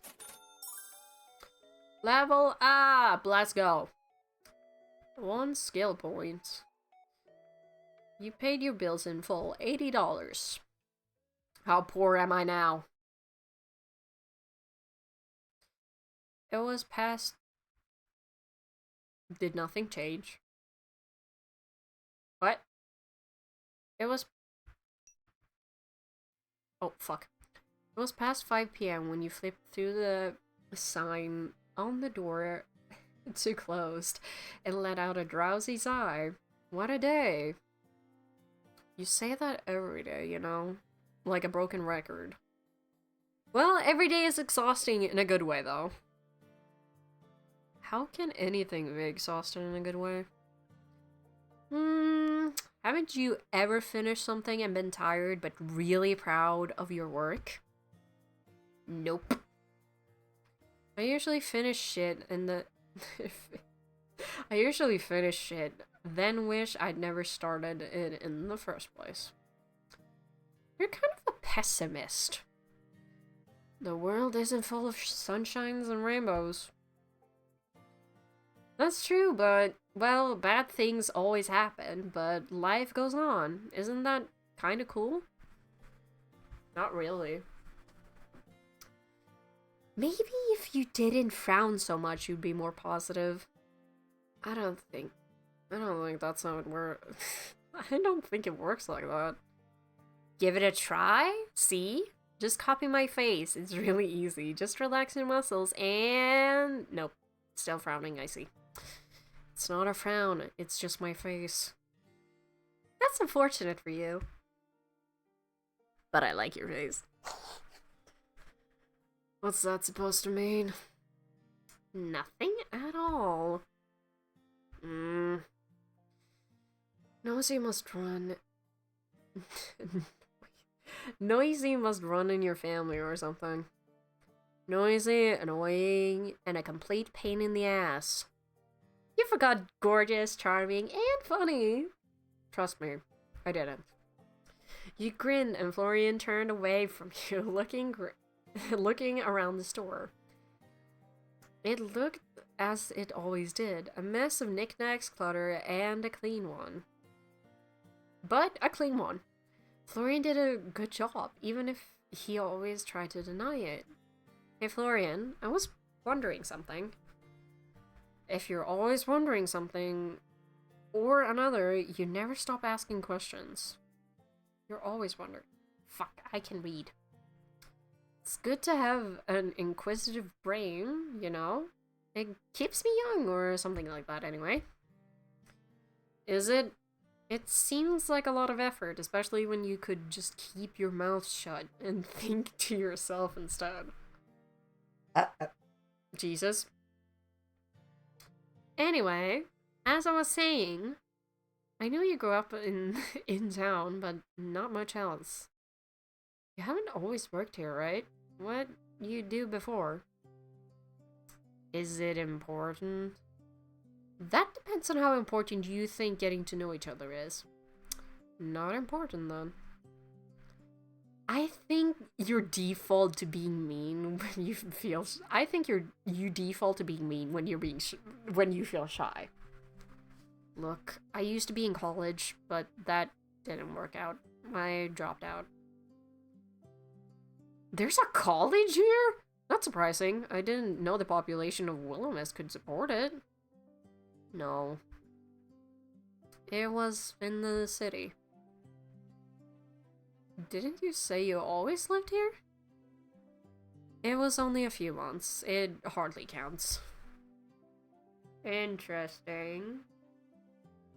Very interesting. Well, why'd you drop out? Got bored of your major? Why is this so important to you? You've got a magic book upstairs, right? Why don't you just go bug it instead? Don't know if Barnabas would like that. He has a name? Hey, I didn't pick it. He came pre-named. Though, to be fair, Barnabas is kind of a rocking name. You're changing the subject. Barnabas has nothing to do with this. I'm interested in you. Health complications? Alright, I couldn't stay, but I couldn't come back. But I also couldn't come back when... Fine, if you're so desperate to know, I'll tell you, but can we sit down? My head is killing me. Of course. We can use my room upstairs if that's alright with you. Florian looked to the side, dusting off red... a dusting of red appearing on his cheeks. Now who's trying to get me into bed? Now who's trying to get me into bed? I never mentioned bed, did I? I never mentioned anything about my bed. You're the one thinking about that. I never... No need to deny it. You literally just brought it up.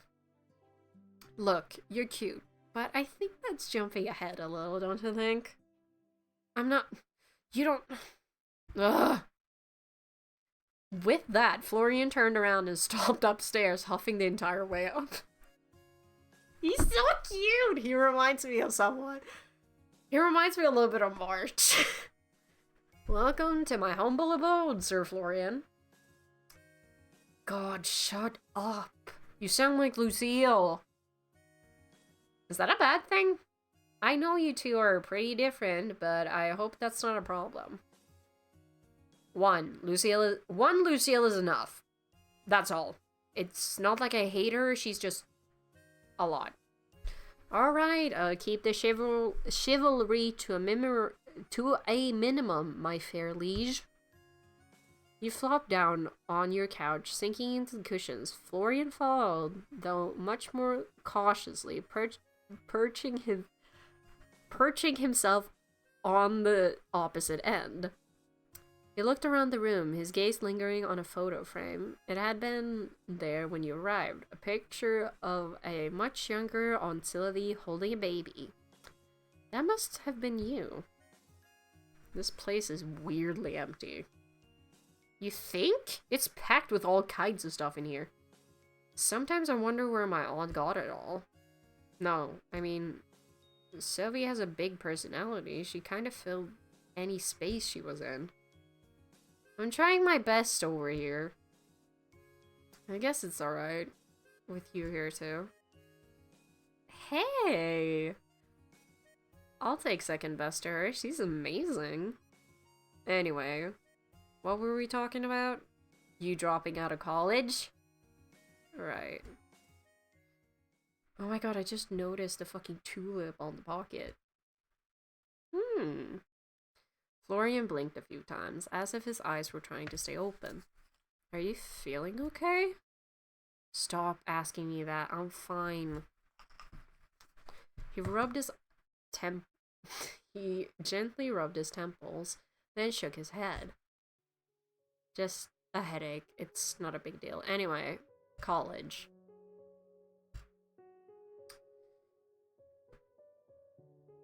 I just had some health shit and I left. But look, I won't sugarcoat it, and I'm not asking for your pity. For your pity, my dad ran off after my little sister was born, and my mom struggled to raise both of us. I quit high school to have a couple of part-time jobs to help her. Oh, Florian, I'm sorry. You do what you have to do to survive, it's fine. But my mom, she secretly saved up to send me to college for years without telling me. Then she just sent me off. She wanted the best for you. Yeah, but why should that best not include them? But fine, whatever. I went, and I couldn't face them when I dropped out. I think I'm still in the city, living my life, getting my degree, and I can't bring myself to tell them otherwise. Wait. They live in Willowmist, but have no clue you're here too. Florian, why? They would probably love to see you. I can't. I can't face them. She gave up everything for me, and I just let her down completely. What am I meant to say? Hey, Mom, turns out I'm a fuck-up who can't even make it through a semester of college. Surprise! She'd be happy just seeing you and knowing you're safe. That's what parents do, especially if it's health-related. Not like this, Florian's head sank down into his hands, his shoulders trembling. I'm not who I was when I left. I'm not her perfect little son anymore. Pull him into a fucking hug! Without thinking, you leaned forward and pulled Florian into a hug. He stiffened, his breath catching as his hands hovered over your back. What are you... I'm sorry, Florian. Really. Slowly, though, his arms wrapped around you and squeezed you tight. It's not like it's your fault. There's no reason to be sorry. I just want to go home and feel like things are normal again. Can't you? I truly, honestly believe that your mom would just be happy to see you. It's not that I I don't deserve it anymore. I can't trust myself around her or my sister. Trust yourself? Even you. Even you should keep me at your... Should be... Even you should be keeping your distance. God, you're so fucking naive. I'll just mess things up for you too. Everything I touch falls apart. He's a fucking vampire. I know it. I know it. I know what you are. Say it out loud. I can't take myself serious. I'm so tired. Just a couple more minutes. I don't think that's true. I'm right here and I haven't fallen apart yet. The store hasn't fallen down around us. You're not destroying anything. Yet. Ugh. I don't want to share any of the shit, you know that? It's embarrassing. There's no shame in feeling emotions. Isn't that just proof you're human? Oh, that touched a sore spot, I can tell. I know that it's difficult for you, and I can't just magically make it better, but if you need something... if you need someone to talk to, or anything else, you can rely on me. You're too nice, you know. You're gonna end up getting taken advantage of. You think? Dear God. What? Me? No way. I've never been taken advantage of. What? Never in my fucking life. Nope. By who? You? I don't think you have the energy to take advantage of anyone, even if you wanted to. Ugh, thanks, I guess. Florian pulled back and wiped his eyes with the sleeve. Seriously, though, don't say anything about this to anyone. Our secret. I'm pretty good at keeping secrets, you know. Hardly. You've known me for less than 24 hours and you've already broadcasted my existence to the entirety of this quaint little establishment. At this rate, I expect you to be handing out pamphlets by week's end. Truly, your discretion is legendary. What the... There he is! My favorite talking book in the whole world! Not a lot of competition here, but... Not a lot of competition there, but... Don't let that hurt your feelings. And to be fair, I haven't told everyone yet. Only Florian. Oh, Florian, meet Barnabas. Barnabas? Florian. It literally talks. Did you think I was making it up? No, but I didn't expect... My reputation precedes me. As always, hello, Florian. It's a pleasure to meet a friend of my esteemed master, or, well, such derival. Barnabas isn't really nice, if you hadn't noticed. No shit. You think you will have to excuse me as I was rudely interrupted in the middle of my rest. Your rest? What does a book have to be so tired about anyway? Plenty of things, you imprudent creature. Jesus. The effort it takes to communicate with my new master, for example, is truly a Herculean task. At that, Barnabas floated across the room and landed on the desk. It just flies. God, I'm too tired for this shit. Now I've embarrassed myself in front of 2 people. Great.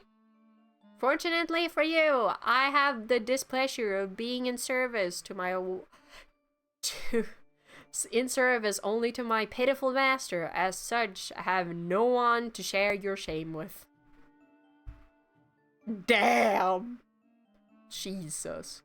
Just ignore him. I'll put him in the door if he keeps this up. The audacity! Fine. Silence me, but mark my words, you will soon regret it. This must all be a lot for you two. Just a little bit. I'd like to think I'm pretty good at running things, but Sometimes, I'll be honest, I don't even really know where to start. But I've got all the time in the world to work it out anyway. Aren't you going home in 3 months? Okay, I've got 3 months to work it out. Thanks, Florian. Sorry, I wasn't trying to make it worse. I'm just kidding, really. I'm having fun. It'll be fine.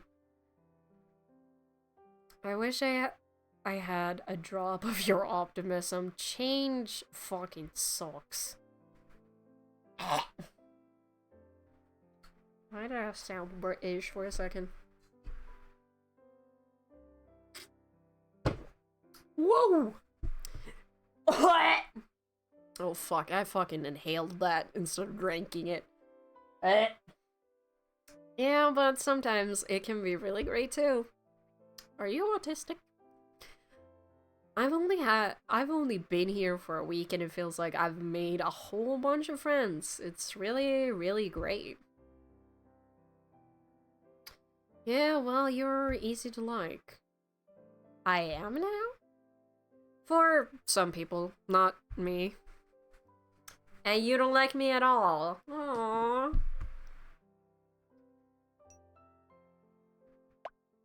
Damn, I've already planned out our wedding and everything. What? Our 3 kids, Alexis, Jasmine, and Mike. Oh, I would never name my kid Michael. What? A white picket fence and a dog named Boo Boo. Boo Boo, and you just throw it all away. And you just throw it all away. Throw it all away. It doesn't exist. You're delusional. So that's a no to my proposal? No. So it's a yes. No, I mean it's... God, you're frustrating. I love you too. Don't say stuff like that. And seriously, Bobo? What kind of a name is that? What do you suggest then? Toaster. Finally a man at my level. My next cat, I don't know if I said this, but my next cat is gonna be named Princess Monster Truck. Oh yeah. Oh yeah. It's a good name for a dog. It's not better than Bobo. I disagree. At Florian's more serious tone, you couldn't help but grin. Fine, Toaster it will be. Hey, that's not... I feel like I've just been scammed into a marriage. You have! This is legally binding. God, please tell me you're joking. I am. But I do like you, Florian. As much as you try to be unlikable, I'm not saying we need to be best friends, but I hope we can get along. Yeah, fine. I wouldn't mind being friends with you. And you're not terrible to work with. We're getting somewhere now. Hey, what's your sister like? I can imagine you as a super doting older brother, now that I think about it. I mean, yeah, I guess I was. She's super bossy and a pain in the ass, but... Well, she's my sister. How old is she? 10? Probably 11 now, actually. Do you have any photos? You scooted a little closer to Florian on the couch. Yeah, I think so. Florian reached into his pocket and took out his phone, flipping through his photo album. You couldn't help but lean in to see what was on the screen. You could see a picture of a little girl, a woman who must have been his mother and Florian himself, though a few years younger. It was hard not to notice how much brighter Florian looked.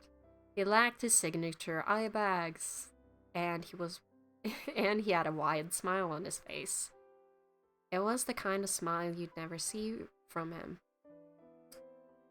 That's her. You two look so similar. You could be twins. Sure, if I wasn't 13 years older than her. Mom had me young. She's adorable, Florian. Your mom looks really nice too. Wait, hold on. Hold on, I'm gonna do some mental math. So he's 13 years older than her. She's 11. He's 24. He's 24! Okay, I got it. I can do math. In response, you pulled out your own phone, scrolling through until you found a picture of you standing next to your mom, back when you moved into your first apartment, which was also the apartment you just moved out of. This is my mom, a few years ago. Wow, your genes run strong, huh? Yep, my aunt and her look pretty similar, don't you think? This was back when I moved out of moved out of home. I would say moved from her. Anyway, I lived in this little apartment right in the middle of the city. Sounds noisy. Yeah, I didn't sleep a lot. You let out a soft laugh before locking your phone and placing it back down on the table. The apartment was so weird. Did you know that the elevator fell like a dozen times? Like a dozen times, there was an earthquake localized to just the building, and a crane rammed into the first floor, all in a single year. Seriously? Yeah, but don't... Is this a Oh! Hold on, is this a fucking reference to A Date with Death? The elevator thing got me. Elevator thing got me, I will admit. Yeah, but not a single person got hurt. I swear to God, someone in that building upset the And there it was! For the first time since you'd met him, Florian smiled, his hand coming up to his mouth as he tried to muffle a laugh. Maybe you're cursed or something. With everything else going on, that wouldn't surprise me in the least. You've got a nice smile, you know. Florian blinked, his cheeks slowly turning red. What? I said you have a pretty nice smile, that's all. I don't really mean anything by it. It's just nice to see. Oh, I do mean something. Who said that? You come out with the most random things. You're meant to just think that kind of shit, not say it. He leaned back, smacking his head gently a few times on the back of the sofa. Ugh, my headache is killing me. I got painkillers in the bathroom cabinet if you want. They don't really help, but fuck it, I'll try it. You hopped off the couch and headed towards the bathroom. Your aunt had left an assortment of pills and medicines in the cupboard, but you didn't have a clue what most of them were for. You scooped up the painkillers and popped back out. Florian was still in the same spot, but his eyes were shut tight, and his chest gently rose and fell with each breath. Don't tell me another imbecile is moving into my quarters. Shh, be quiet. He's sleeping. And these aren't your quarters. I'm just letting you stay here with me because I'm nice. Shh, Barnabas, they say, you're interrupting the poor tired man's beauty sleep, they cry. Well, fine. I'll just be silent then, if that is what you desire.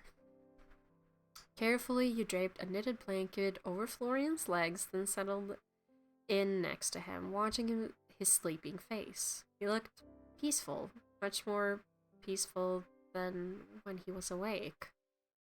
God, you really were exhausted. You ought to take better care of yourself, you know that? Well, you'll probably hate me for it, but I'll let you rest for a bit, okay? Maybe I'll close my eyes too, just for a little bit. That'd be okay, right? He's gonna fucking bite me. Night, Florian. With a yawn, you drifted off to sleep as well. I'm gonna wake up and he's... Oh, hello. You woke up to the sound of someone shifting beside you among the otherwise gentle hum of the night. Lazily, you opened your eyes, expecting to see Florian on his feet, embarrassed about falling asleep beside you, but instead notice a shadowed figure hovering above, leaning towards you. Hello! And yeah. Oh! Dear God, brace yourselves. You blink, trying to wake up your sluggish mind, and you finally realize it was Florian. He was close to you, and his eyes were half lidded, his expression distant and unfocused. One hand was down beside you, and the other braced against the couch to the side of your head. A sudden chill ran through your body despite the warmth still lingering in the air. Florian? No response came from Florian. He remained completely still, staring at you. No, not at you, but at your neck. Bite me! Fuck. I'm good. My asexual ass is good. Hey, vampires are sexy, alright? I can't! His head dipped lower. The faintest brush of his nose against your skin sent a jolt through your nerves, and suddenly the sluggish fog in your mind cleared as his mouth was inches from your neck, his breath hot against your skin. Your eyes went to his face, and then you noticed something, a flash of something pointed and sharp between his parted lips. Fangs. Oh gee, it's not like I noticed that the first thing I see. But I saw this man. Your body tensed, your heart hammering in your chest, and his breath hitched like he could hear it. Florian? No response. Oh dear God. It was almost as he wasn't truly himself. His posture was wrong, like he was acting on instinct alone, and in the dark, with a glint of moonlight reflecting off his eyes, his gaze almost empty. Bro, it is fucking empty, the fuck you mean? You felt the faintest grace of his teeth against your neck, a breath's distance from sinking in now. A shiver ran down your spine, but you managed to keep a lid on the panic, threatening to break through. Reach up and touch his face! You lifted a hand and reached out, cupping Florian's cheek, the movement causing his eyes to open wider, and his lips to pause. Slowly and ever so gently, you brushed your thumb across his cheek, expecting warmth radiating from his skin, but instead finding him as cold as a corpse. Your hand shook slightly, and your breath was ragged and shallow. Florian, are you there? At the sound of his name, he blinked a few times, then looked down. Oh, Jesus. Fuck, he almost bit me. God damn it. Come on. Bro. That would have been so good. Oh, I'm definitely drawing that later. Who said that? When he saw where he was, he recoiled as if burned, falling off the sofa and landing heavily on the floor. His breathing was erratic and his hands were shaking like he couldn't bring himself to look up. Shit, I didn't mean to... Florian, it's okay. Calm down. You pushed yourself off the couch and crouched next to Florian. Don't come near me! Florian, seriously, it's fine. It's all okay. Just take a breath. You tried to put a hand on his shoulder, but he backed up. His face twisted in a pained grimace. Just don't come near me. Fuck, I can't believe... I'm a fucking idiot. I shouldn't be here. Around people. Fuck. You didn't hurt me. But I wanted to. I wanted to so badly. But you didn't. You inched forward until you were next to Florian again. He turned his face away from you, but didn't protest. His breath was coming out fast and ragged, like he couldn't quite catch it. You're a... Don't say it. I'm not... a vampire? Okay, listen, I would not stop myself from laughing, because that's kind of funny. Listen, that dialogue, kind of funny. You can see Florian's body trembling, even in the dark. I have to go. Is that what all this sickness has been about? You're hungry? I can't do this, not again. I can't do this to anyone. As quickly as he could manage, Florian pushed himself up and ran for the door. Florian! He was fast. Faster than he should have been, especially given how weak and shaky he had looked. In moments, you heard the door downstairs slam shut. You jumped to your feet and rushed downstairs, knowing full well that Florian was long gone, but wanting to try anyway. Oh, I would give that man my blood. Take it. Fucking take it. Wrist check! I didn't say that. Fuck. Oh my god. Damn it. Are you looking for Florian? Oh, Winnie. Sorry, my nose is clogged. You turned to see her sitting on the counter, transparent legs hanging over the edge.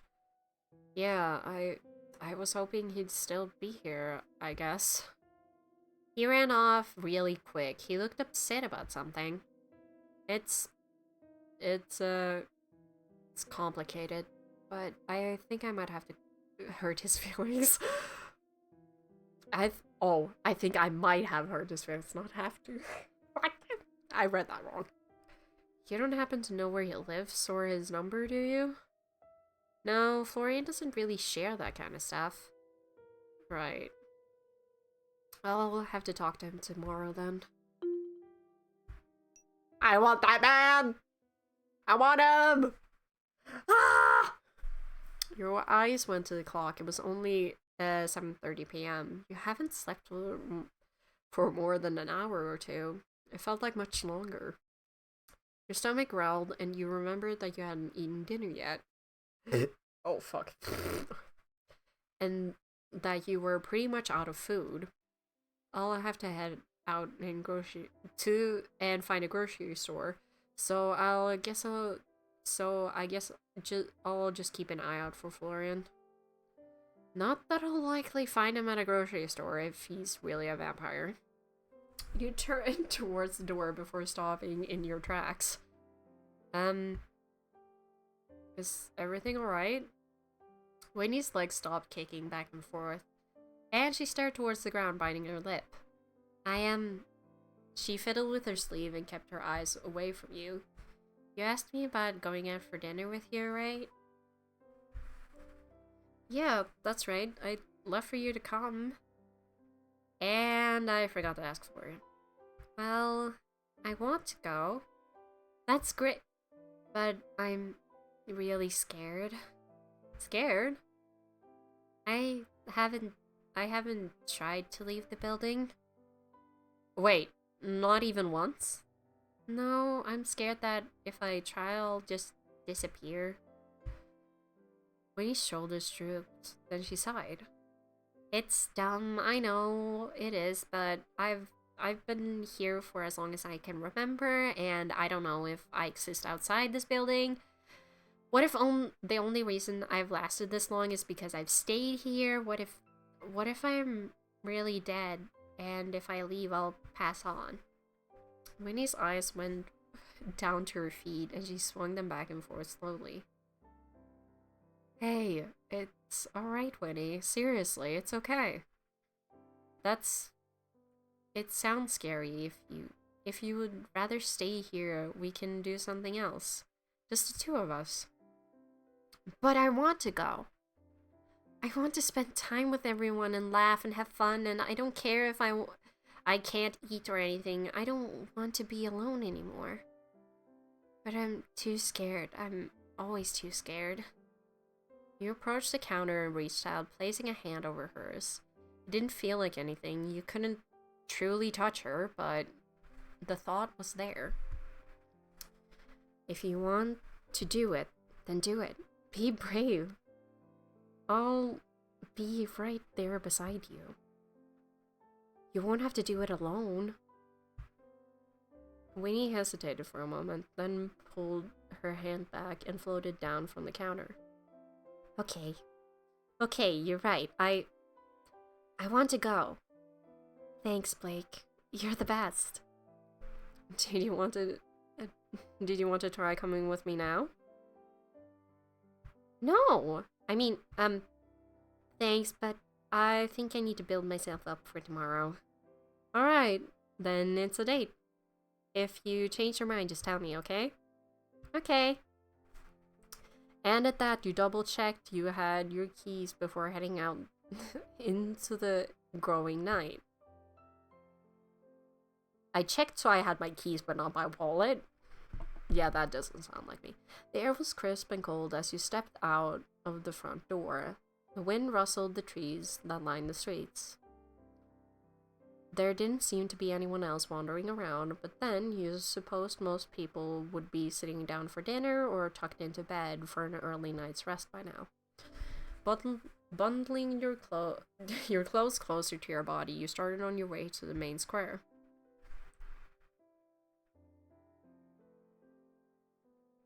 The town square was a little more lively than the store, but not by much. It seemed as if a good portion of the shops were closed or closing for the night, and only a few people wandered the streets.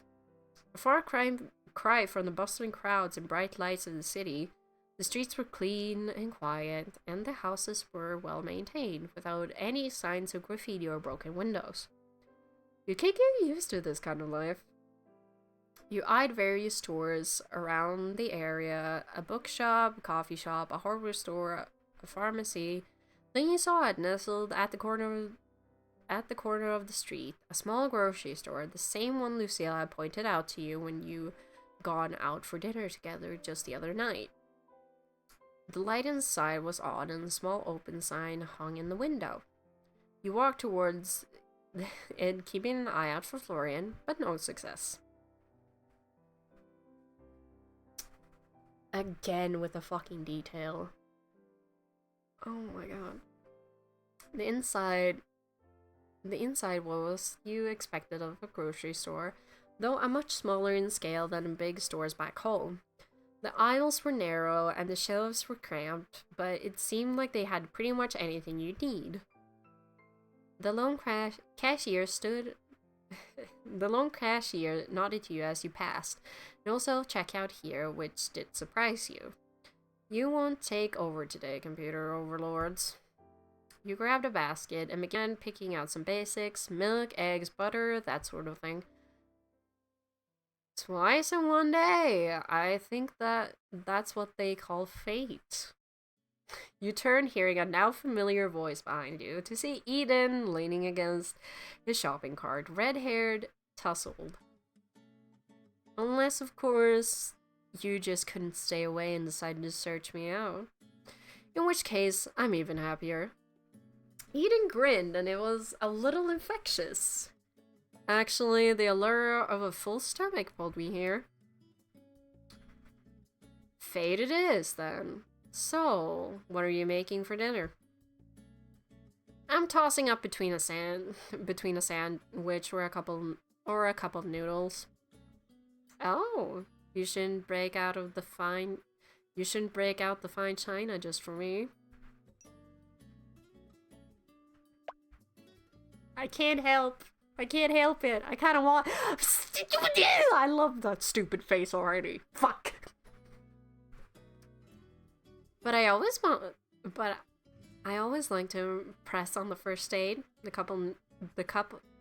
Oh my god, the cup noodles are usually a hit.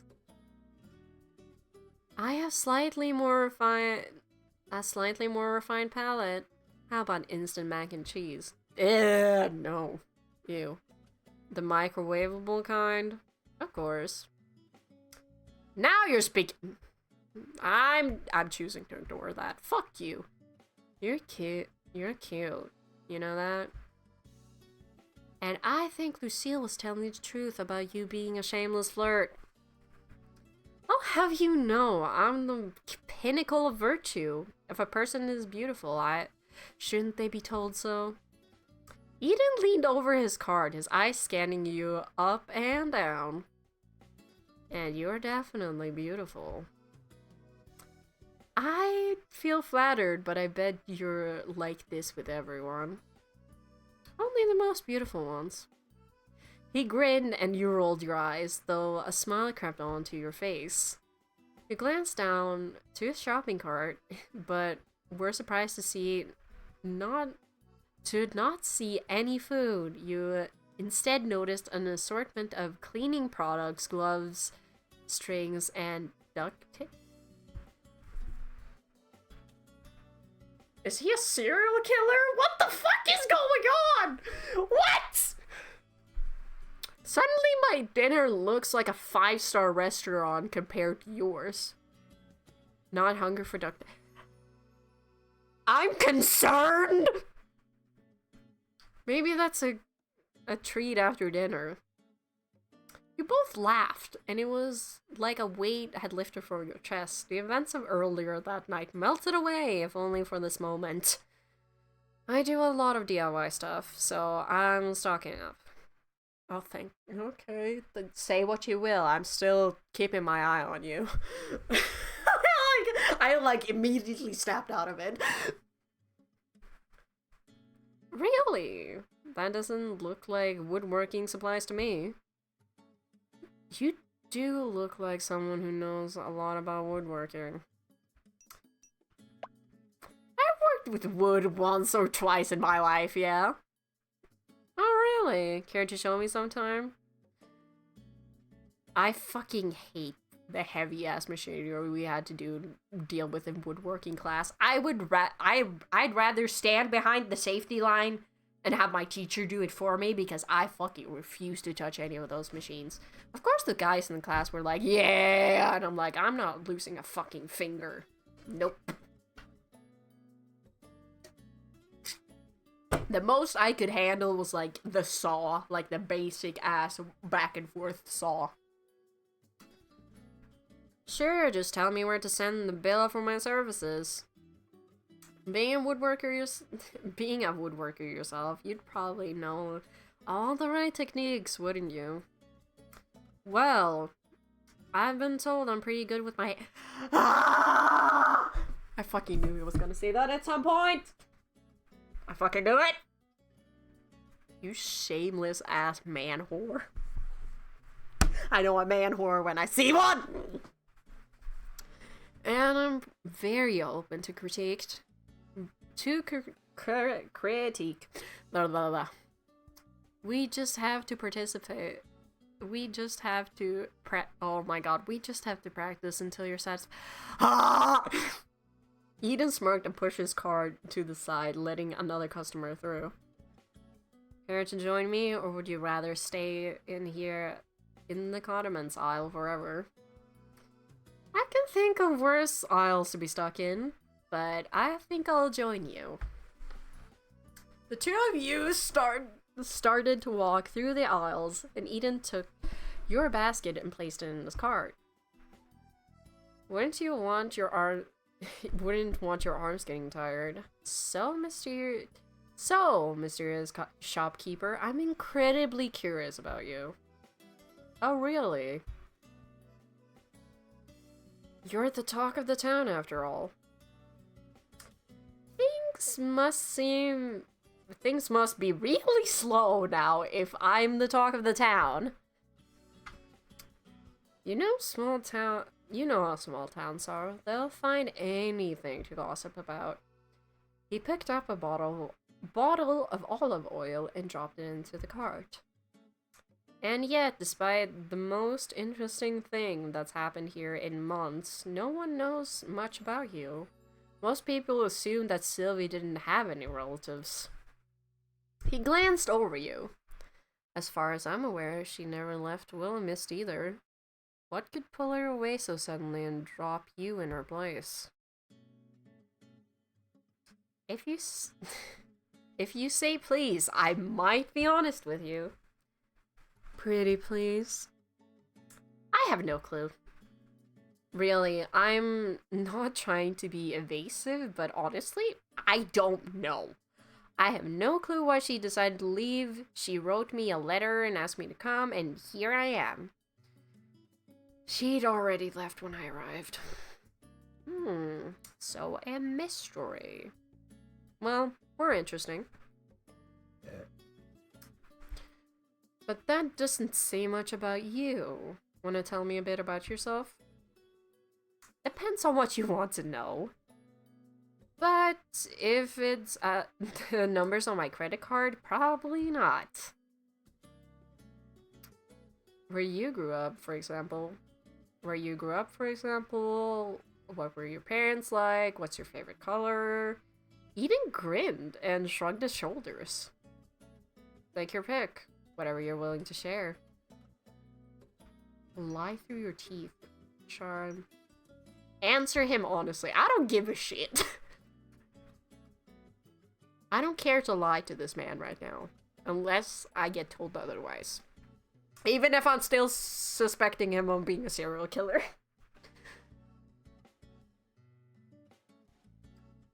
You want me to condense all of my interesting experience and history down to a few sentences. I'd take an essay if you had one. Fuck. Jesus. I can breathe.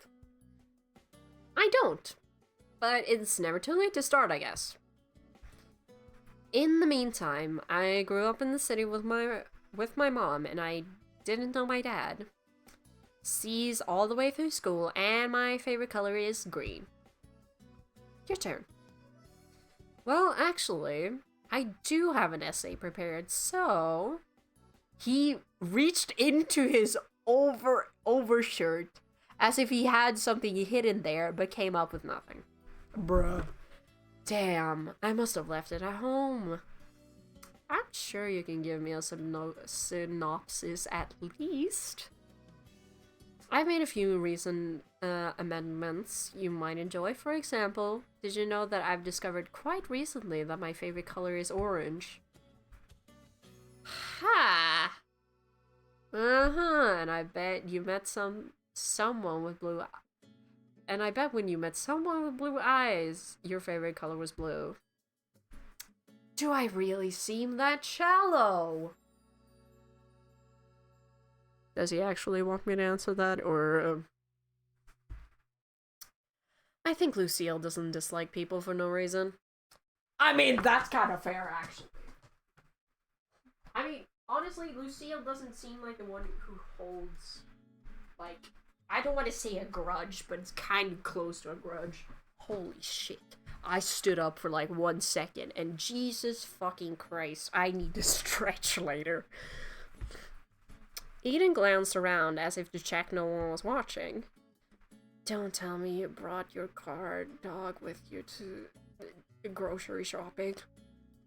Maybe I did. She'll jump out when you least expect it. I promise I'll be in my very best behavior then.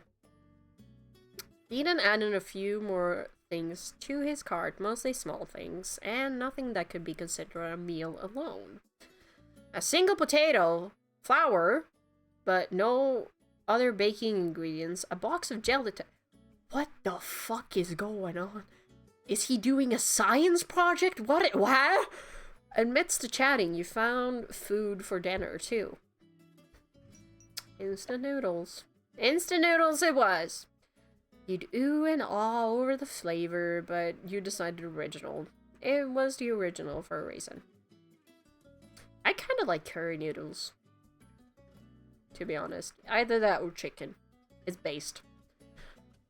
The two of you continued circling the store until you found everything you came for. Dinner for the night, some fresh fruit, and a few essentials like soap and toothpaste. It wasn't much, but it would do. Eden, however, kept your basket hostage in his cart and continued onward with no sort of rush. So, have you always been a carpenter? Oh no, I tried my hand at a lot of things, actually. A jack of all trades, master of none, that kind of thing. It's still better than a master of one. That's the entire quote, my guy. You're missing the last piece. Most recently, I was a bartender, but it wasn't for me. And before that, a cook, a painter, a photographer, and a waiter too. Is any of that actually true? At least half of it, probably. Maybe. Really though, I didn't come out into the world expecting to be a carpenter. It just sort of happened. It was a niche that needed filling in Willowmist.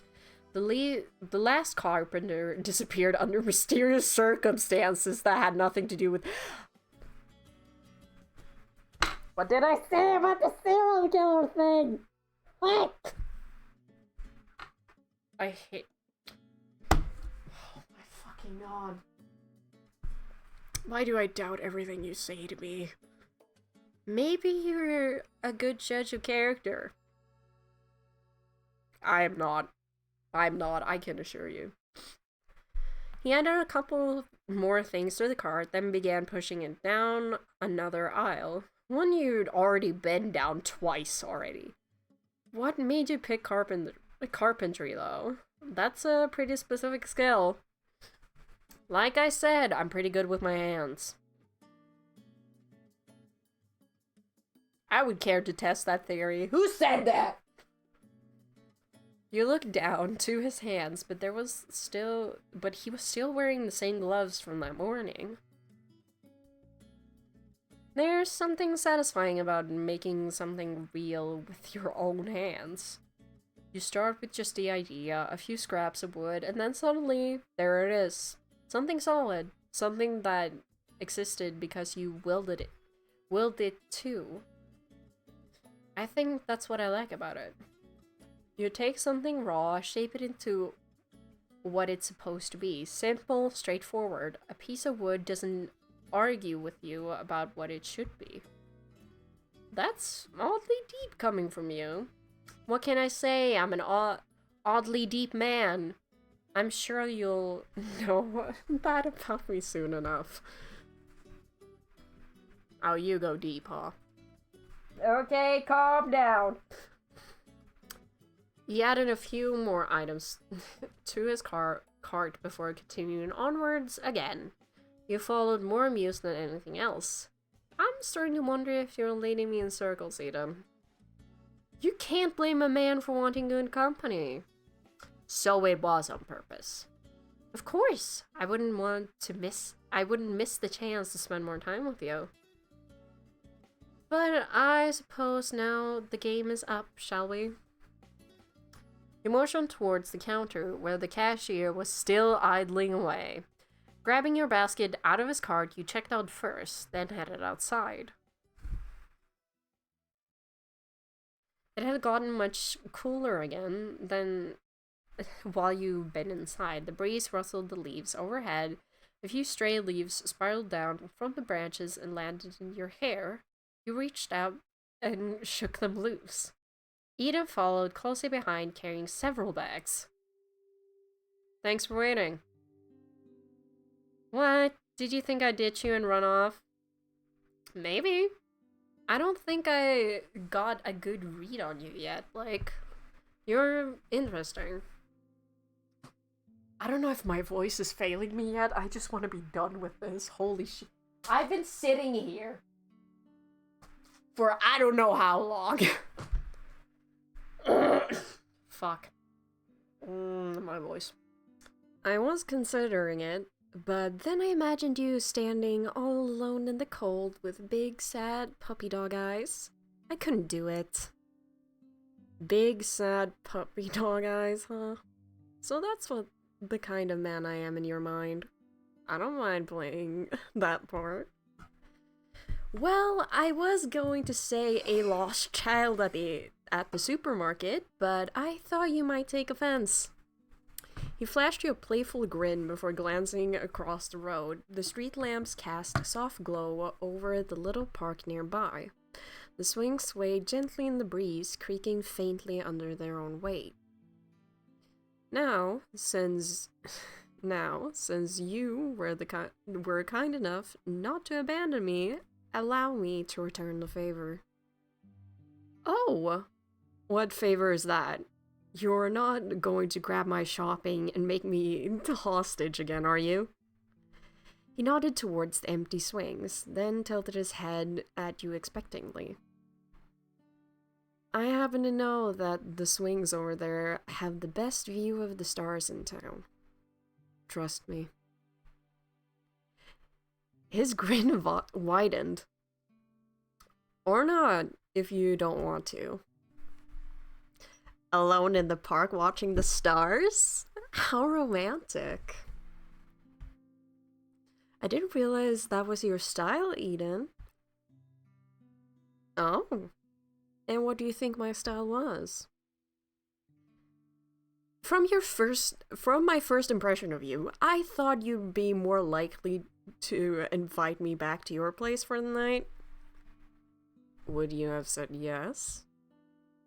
No, probably not. Not the second time we met, anyway. And the third time? We'll see. Okay, listen, I have a soft spot. Eden laughed. I'll have to try to impress you next time. Eden somehow, with an arm full of bags of groceries, linked his free arm with yours and led the way over to the swings. They were, as he said, not too far away and completely deserted. A few small lamps cast the area in a pale yellow glow, and a couple of benches were positioned beneath the trees, their surface covered in leaves. You thought you could see oh my fucking god. You could see the moon above the treetops. There was something cozy about the place, secluded and peaceful, but not lonely, just a small hidden space in the middle of town. A perfect spot for a midnight rendezvous. Okay, girl! Or just a place to chat, which was what you were actually doing. Eden sat his groceries down on a bench, then walked over to the swings, taking one of the two. You took the other, and he gently swung back and forth. Oh? Oh my god! Oh my god, he is gorgeous. So, what do you think of Willowmist so far? What I've seen has been beautiful. Kind people, great food, the night is clear and cool. It's a lot quieter than back home.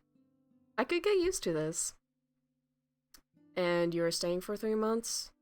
That's a decently long time, but also no time at all. Yeah, 3 months, and then it's back home again. You sound a little disappointed about that. I don't know if I am or not, really. Things have just been a whirlwind ever since I arrived, and now it's already been a whole week. I'll blink and then it'll be time to leave. Eden chuckled and held a little tighter to the swing chain, still looking up at the stars. Then why leave? Well, my mom is still back home. Even 3 months without seeing her is a long time. Don't you ever miss your parents all the way out of here? I'm sure I would if I knew them. Oh, I'm sorry. Don't be. Really, family is a little meaningless to me. So, not raised by grandparents either? I had a more communal living experience, but forget that. I'm far more interested in you. Why not bring your mom here too? She She and my aunt don't have the best relationship. Not that I know why. I wish I could have gotten her here. She'd have loved it. You let out a small sigh and push the swing a little harder, trying to get a little more weight. Height. Fuck. I can read. What a shame. Knowing you and Sylvie. I bet she's incredible. You want to hit on my mom now, too? I swear, everyone in this town is after my family. Why would I do that when you're right here? I can just tell you already like it here. Would have been nice if she could see it through your eyes, don't you think? Yeah, maybe I'd have some idea why she and my aunt don't get along. I always thought family feuds were supposed to be dramatic, but I don't even know what it started with. You've never asked her? I have, a bunch of times, but every time she changes the subject or tells me to drop it. So, eventually, I did. Maybe you should ask your aunt. She might not have the same hang-ups. I'd love to, if I knew how to contact her. No address or anything? I have literally no clue where she went. Ever the mysterious woman. Anyway, 3 months is a long time to be away from home. No friends you're leaving behind? A job? A lover, maybe? Okay.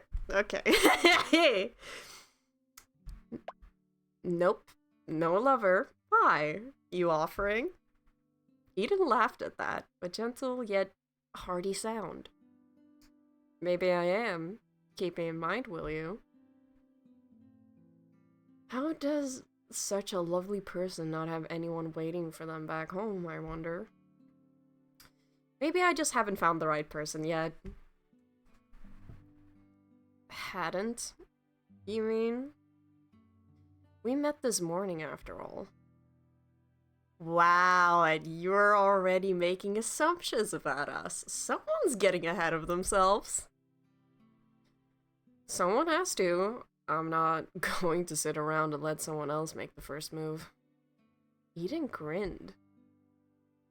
Besides, I don't think I've been imagining your interest in me, have I? Who could say? Maybe I'm just a friendly person. Maybe. But there's a difference between friendliness and flirtation. And I suppose you think you can tell the difference, do you? I like to think I'm not too bad at it, yes. Well, you're confident, I'll give you that. I do like confidence in a man. Oh! Confident I shall be then. Eden leaned in slightly, his elbow resting on his knee, his eyes glinting with mischief. And what else do you like, since we're on the topic? Oh? I don't know, honestly. A good sense of humor? Lucky me, then. I happen to be hilarious. Debatable, I think. Oh? And here I thought I was making quite the impression. You are, just not necessarily the one you think. Eden placed a hand over his chest, feigning deep offense. Wounded, truly, I am. But if I'm going to be known for something, I'll take bold and devastatingly handsome over funny, I suppose. You rolled your eyes, but before you could quip back, his tone shifted, just enough to make you pause. I've always admired boldness, you know. Some people spend their whole lives waiting, hesitating, but I'd rather move forward, even if I don't always know where the path leads. That's an interesting way of looking at things, isn't it? If you're standing still, you're letting the world decide for you. Oh my fucking god! He rocked back slightly, his gaze drifting towards the night sky, but His voice remained light, playful. And if I stood still, I wouldn't have met you, would I? Wow, is this how you get all your dates? Would it work if it was? You tell me. I think it might. For a brief moment, he fell quiet, swinging just a little, letting the cool night air settle between you. Then, with a slow inhale, he spoke again, softer this time. How can his voice get even softer? I'm just wondering. Like a thought slipping out before he could catch it. I've never been the kind of person who was meant to stay in one place. I was made to move forward, to keep going, to see things through. His fingers curled loosely around the chain of the swing. His gaze flickered toward the treetops as if searching for something beyond them. I suppose people like me can't stop. If I sit still, the world would just keep changing without me after all. And what happens when you get where you're going? I suppose I'll let you know when I get there. Okay, I'm very torn between Florian and Eden. Eden smiled and reached his hand out. Before you could react, he'd pluck a single leaf from your hair and held it up. He twirled the leaf between his fingers, watching it for a moment before tucking it behind your ear with a soft, deliberate touch. There. Perfect. You think so? I'm not sure a leaf is the best accessory. You make it work just fine. He leaned back slightly, resting his arm against the swing chain as he regarded you, a slow, knowing smile on his lips. Isn't it strange? Some people spend their whole lives searching for a place to belong, and others, they just fit somewhere, like they've been here all along. Are you talking about me or you? You. You're like a missing piece finally clicking into place. Oh my god. Oh my god. The quiet between you two stretched on for a moment before Eden laughed and pushed himself off the swing. But enough about that. You should get some sleep before I convince you to stay out all night. You say that like it's a bad thing. I'd hate to be responsible for you sleepwalking through your store tomorrow, and I wouldn't want you to miss out on our date. It's not a date if everyone's going. I'll just have to work extra hard to make sure you'll only look at me. Someone's confident. I kind of like that. I do. He scooped up his grocery bags with an easy motion, shifting them over his shoulder. Shooting you a playful glance before he took a few slow steps backward, his silhouette cutting sharp against the lamplight. Don't miss me too much, alright? I think I'll survive, Eden. Good night. Night, Blake.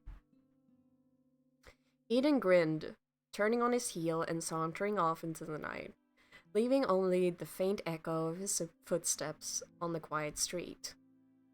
You exhaled, leaning back on the swing, watching the sky stretch vast and endless above you. The town was still. The only movement, the occasional rustling of the trees in the night breeze. Some people spend their whole lives searching for a place to belong. With a shake of your head, you pushed yourself up from the swing, then collected your groceries from the bench.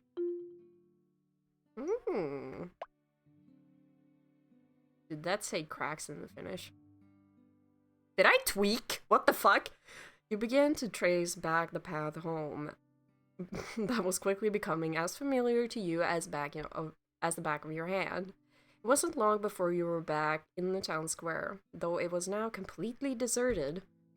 The streets were empty, save for a cat darting into an alleyway, and the only sound was the creak of distant wind chimes that swayed softly. It's kind of a nice feeling. Walking at night. I never realized that. Yeah, probably because it's kind of dangerous in the city.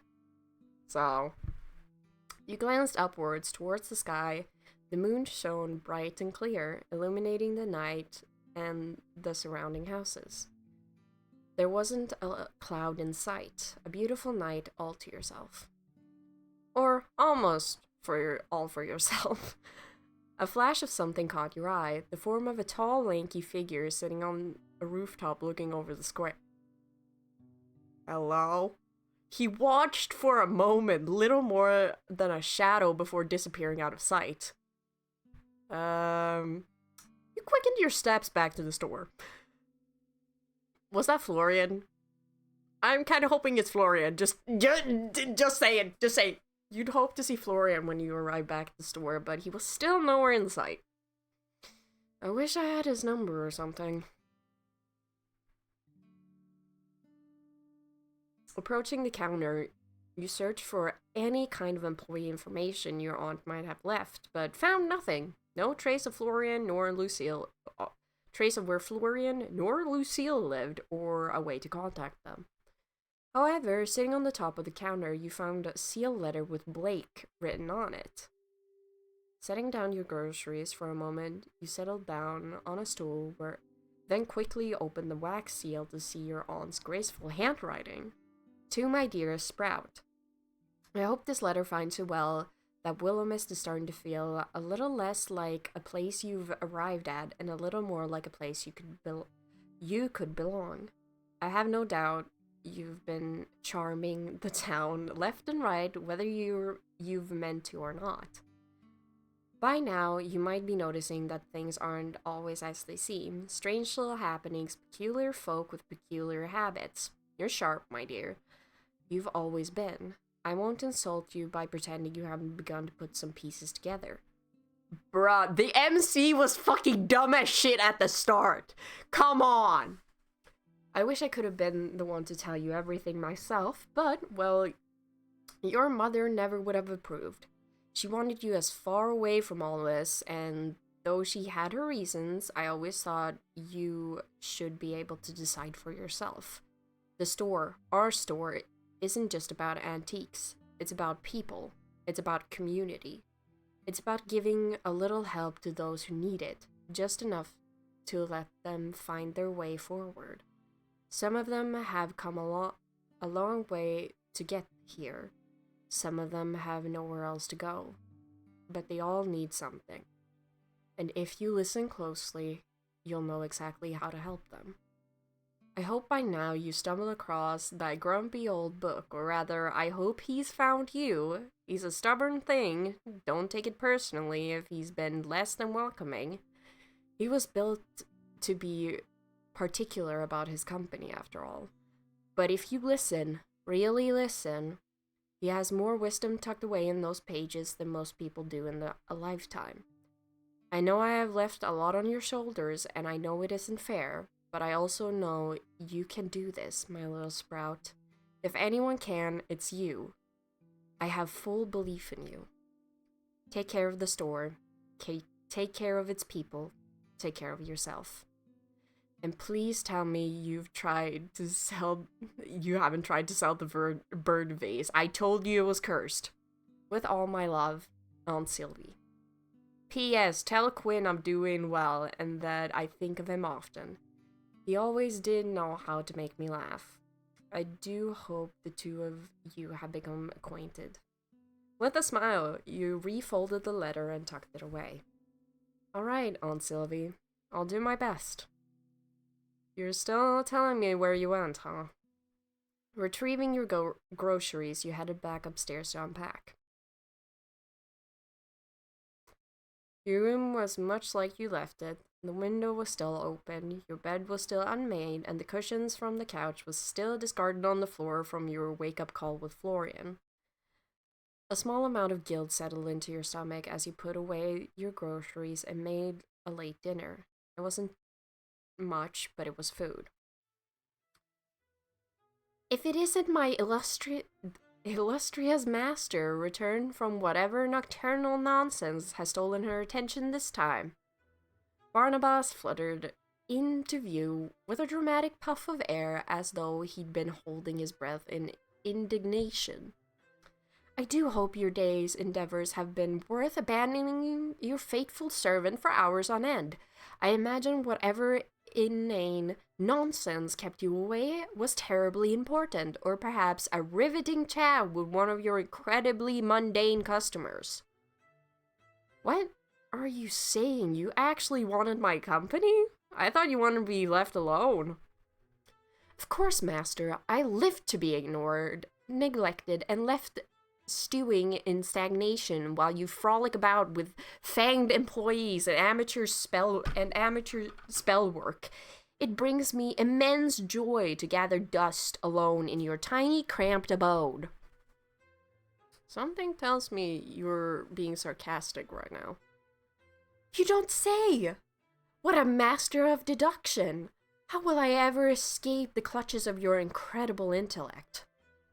I did ask if you wanted to come with me, you know. Which I did not.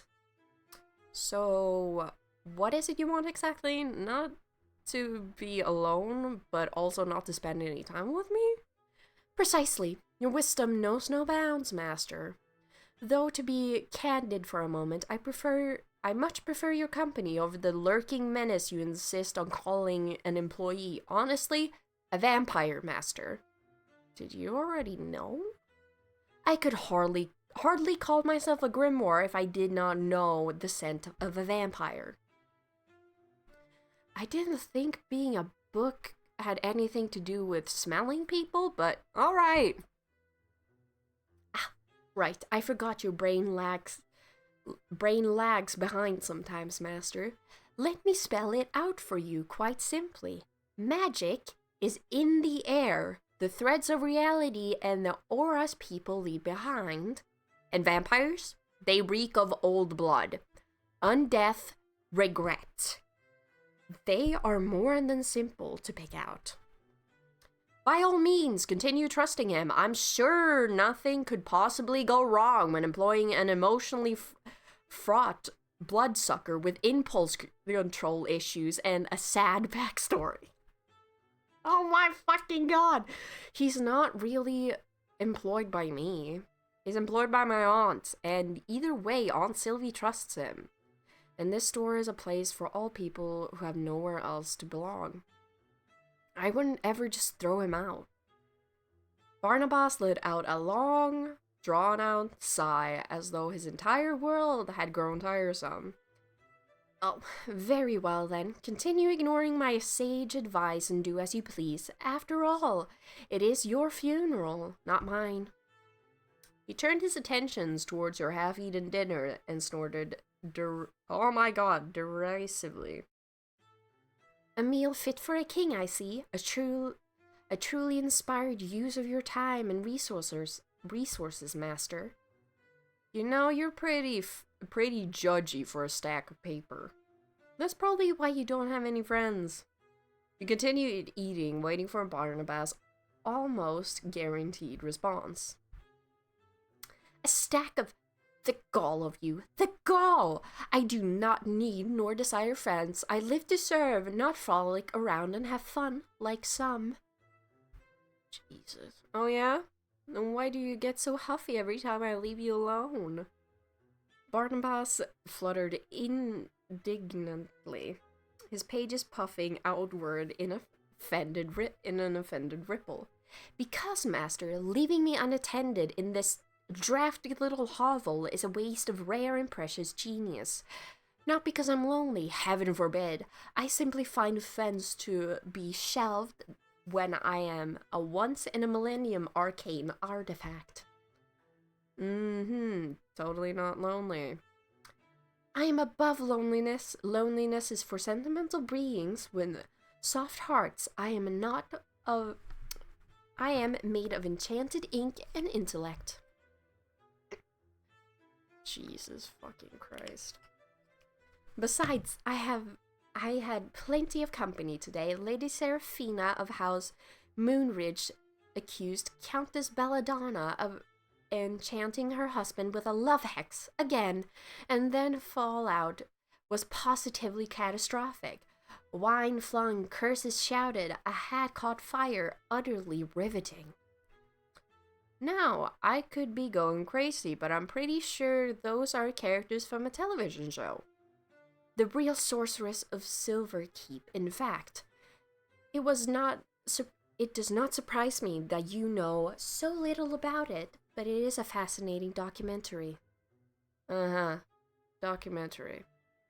And you enjoyed watching this documentary? I swear. Oh my god. It was purely academic viewing, Master. A study of interpersonal dynamics among magical inclined nobility. It's research. Did you spend all day watching it?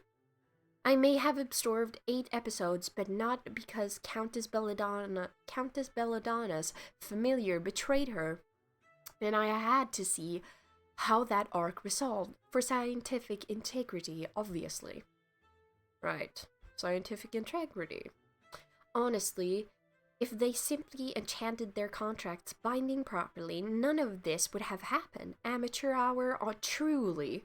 Also, Seraphina's illusion magic is atrocious. Her whole tower is a lie, and no one is talking about it. You do know that's fictional, right? Obviously, Master, but the elements ring true. Magic, after all, is based purely in reality. There have been countless Lady Seraphinas and countless Belladonnas throughout history. Anyone like me in there? Why, yes, there happens to be a talking toad that advises the Countess. I believe the character is called Toadsworth, and you share many qualities. Careful there, Barney. Compliment me too much and I might accidentally fall for you. I swear to God, if the book gets a human form and there's a romance option, I will fucking lose my shit. I see you. You would not be the first human to do so. Trust me, nor the last. Wow, ladies man over here. Finishing your food, you cleaned up and then glanced towards Barnabas, who was watching you. Who was still watching you. It's late tonight, but maybe tomorrow we could do some more practicing? I am always prepared to further your knowledge and skill, Master, though perhaps you could begin tidying up this horrendous mess you call a room. Honestly, pigsty, truly. That feels a little unfair. This is all my own stuff, not mine. It's not like I chose to have a room full of clutter. You have lived in it for a week and haven't even bothered to put away your own dirty dishes, Master. I would not deign to call that a good defense. With a groan, you conceded and began to put the room in order. You didn't have much energy for it, but you also didn't have energy to argue with a book. Oh, by the way, is my whole magic shtick meant to be a secret? Do I seem as if I have the answer to every question, Master? You seem like you... You seem like you like to think that, so yes. Well, I am pleased to see you accepting the truth. But to answer your question, yes, in general, revealing one's magical abilities to the mundane messes with its mundane masses is frowned upon, especially when one is a fledgling spellcaster who lacks any kind of control. You're far more likely to set your sleeves on fire than to impress anyone. Hey, I'm already getting down that spell you taught me. As did every toddler taught in the past. I'm on the level of a toddler? Just below, actually. But don't be discouraged, Master. Toddlers are remarkably clever these days. You know, a bit of encouragement wouldn't kill you. No, it might kill you. I've grown strangely fond of not being shoved into a forgotten drawer again. So consider my criticism a public service. One day it might even save your life. One day I'm going to be so good at magic that you're going to have to eat those words. When that day comes, Master, I shall serve them with tea, jam, and a commemorative plate. But until then, try not to burn down the house. I wonder how flammable you are. Excuse me. Did you just threaten to ignite me? Me, the illustrious Barnabas the Magnificent? I'll have you know I am warded against flame, though clearly not against rude commentary from reckless amateurs. Honestly, how flammable are you? Have you no shame, no decorum, no decency? You're so easy to wind up, Barney. Yes, well, enjoy your jests at my expense, Master. Oh my god, it's good to have a hobby when one lacks talent. I'm sure you know all about that, going back to the don't tell anyone lest you burst into flames, yada yada yada. Is it okay if I trust someone? That is your decision, Master. There have been many famous spellcasters who were quite open about their craft, and others who were inherently secretive. Some were revealed as visionaries, others were burned at the stake. It's a bit of a mixed bag, really. Trust is a valuable resource, the best spent in increments and monitored closely. So you're saying I should trust but be careful? No, I'm saying you should trust me and be wary of everyone else. But since I know you won't listen, yes, be careful. At least try to be. Magic may be your inheritance, Master, but secrecy is your shield. You don't yet know what kind of eyes might be watching, or what they want. You're being uncharacteristically serious right now. Yes, well, I am allowed moments of grim sincerity. Now, if you are quite done probing the depths of philosophical trust, please turn on the next episode of The Real Sorceress of Silverkeep. I need to see if Lady Seraphina finally hexes that two-faced necromancer, or just throws another goblet. Yeah, here you go. You lifted the remote and turned on the television. The screen lit up with images and a loud voice over. Barnabas fell silent, and you took the opportunity to settle into bed. With a yawn, you glanced over to the open window, and the moon hanging high and bright above the treetops. As tired as you were, sleep did not come easily. Thoughts raced through your mind, and the events of the day felt more vivid than ever. Still, after some tossing and turning, you fell into a deep sleep, accompanied by the occasional gasp from Barnabas in the background.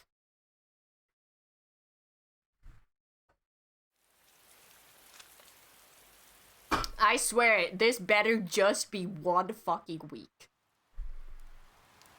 You woke to the soft patter of rain against the window pane, gentle as a lullaby still echoing in the quiet hush of morning. With bleary eyes, you saw the world outside of your own window that was tinged in gray, the colors muted. The rain fell in steady sheets, and the air in your room felt calmer, like the storm had swept away yesterday. Wrapped in warmth of your blankets, you let yourself sink in a little deeper into the mattress, lulled by the rhythm of the rain and the soft creak of the old building. You would not believe this, Master. It's just preposterous. Lady Seraphina has betrayed Countess Belladonna for a third time, and this time there were public hexes thrown about as if they were common insults. You peeked out of the covers towards the TV and found Barnabas still on the couch where you had left him last night. Light filtered through the rain, speckled window, and the room still held that quiet of early morning. But of course, peace could not survive Barnabas. And don't even get me started on Lord Thistlewick. He faked his own banishment, Master. Banishment! Who does that? Barney, did you even sleep? I'm a sentient grimoire. The fact I must explain this to you so often, however, does not surprise me, as I believe your brain never fully developed. I transcend such trivial mortal needs like sleep or hunger, but if I were capable of exhaustion, I would say I'm running solely on indignation and disbelief. You watched that show all night. Naturally, I could not possibly pause while Countess Belladonna was teetering on the brink of a scandal-fueled exile. I have two options: lay in bed and listen to my book talk about a popular TV show, or get up and get to work. Not really a choice, is it? You rose from the bed, stretching a little. As you did, you glanced at your phone and saw it was nearly 8 a.m. The sun had arisen, even if the sky remained cloudy and gray. You dressed, then got together a simple breakfast before heading downstairs. You came downstairs, expecting to see Lucille, the same as every morning, standing guard near the door, but she was nowhere in sight. Instead, you noticed Winnie sitting on the front desk. Blake! Finally! Were you waiting for me? Not really waiting exactly. I was just getting lonely. Florian is usually here overnight, but after he ran off yesterday, he hasn't come back. I'm sorry, Winnie. You know I'm just upstairs, right? You can always come and hang out if you were feeling lonely. I guess I just didn't want to make you get hurt again. What? Are you still thinking about the glass thing? Don't worry about that. It was a silly accident. Then maybe we could have a sleepover sometime? I'm sure Barney would love that. Who? Oh, Blake, do you have a secret boyfriend hidden upstairs? Would that be exciting? Alas, no. He's, a stray I picked up. A cat? That's even better than a boyfriend. That's fucking true. No. What the hell? We're friends, right? Yeah, of course. Bestest friends ever. He's, a book. A book. He's called Barnabas. He talks and everything. Got a bit of attitude problems, though. Winnie stared at you blankly. Like a diary? A spell book. Whoa, like magic and stuff? Apparently, there's some things my aunt didn't tell me about about her and myself. Typical, huh? You're a witch? Something like that. Only you and Florian know, though, so don't go telling people. My lips are sealed. This is so exciting. Can you turn me into a frog? Oh, actually, when Florian comes back, turn him into a frog. I don't think he'd appreciate that. As long as we turn him back after, he can't complain, right? Come on, it's just a little prank. Unfortunately, I've only learned the spell for turning someone I've only learned the spell for someone turning it into a frog, not the one that turns them back.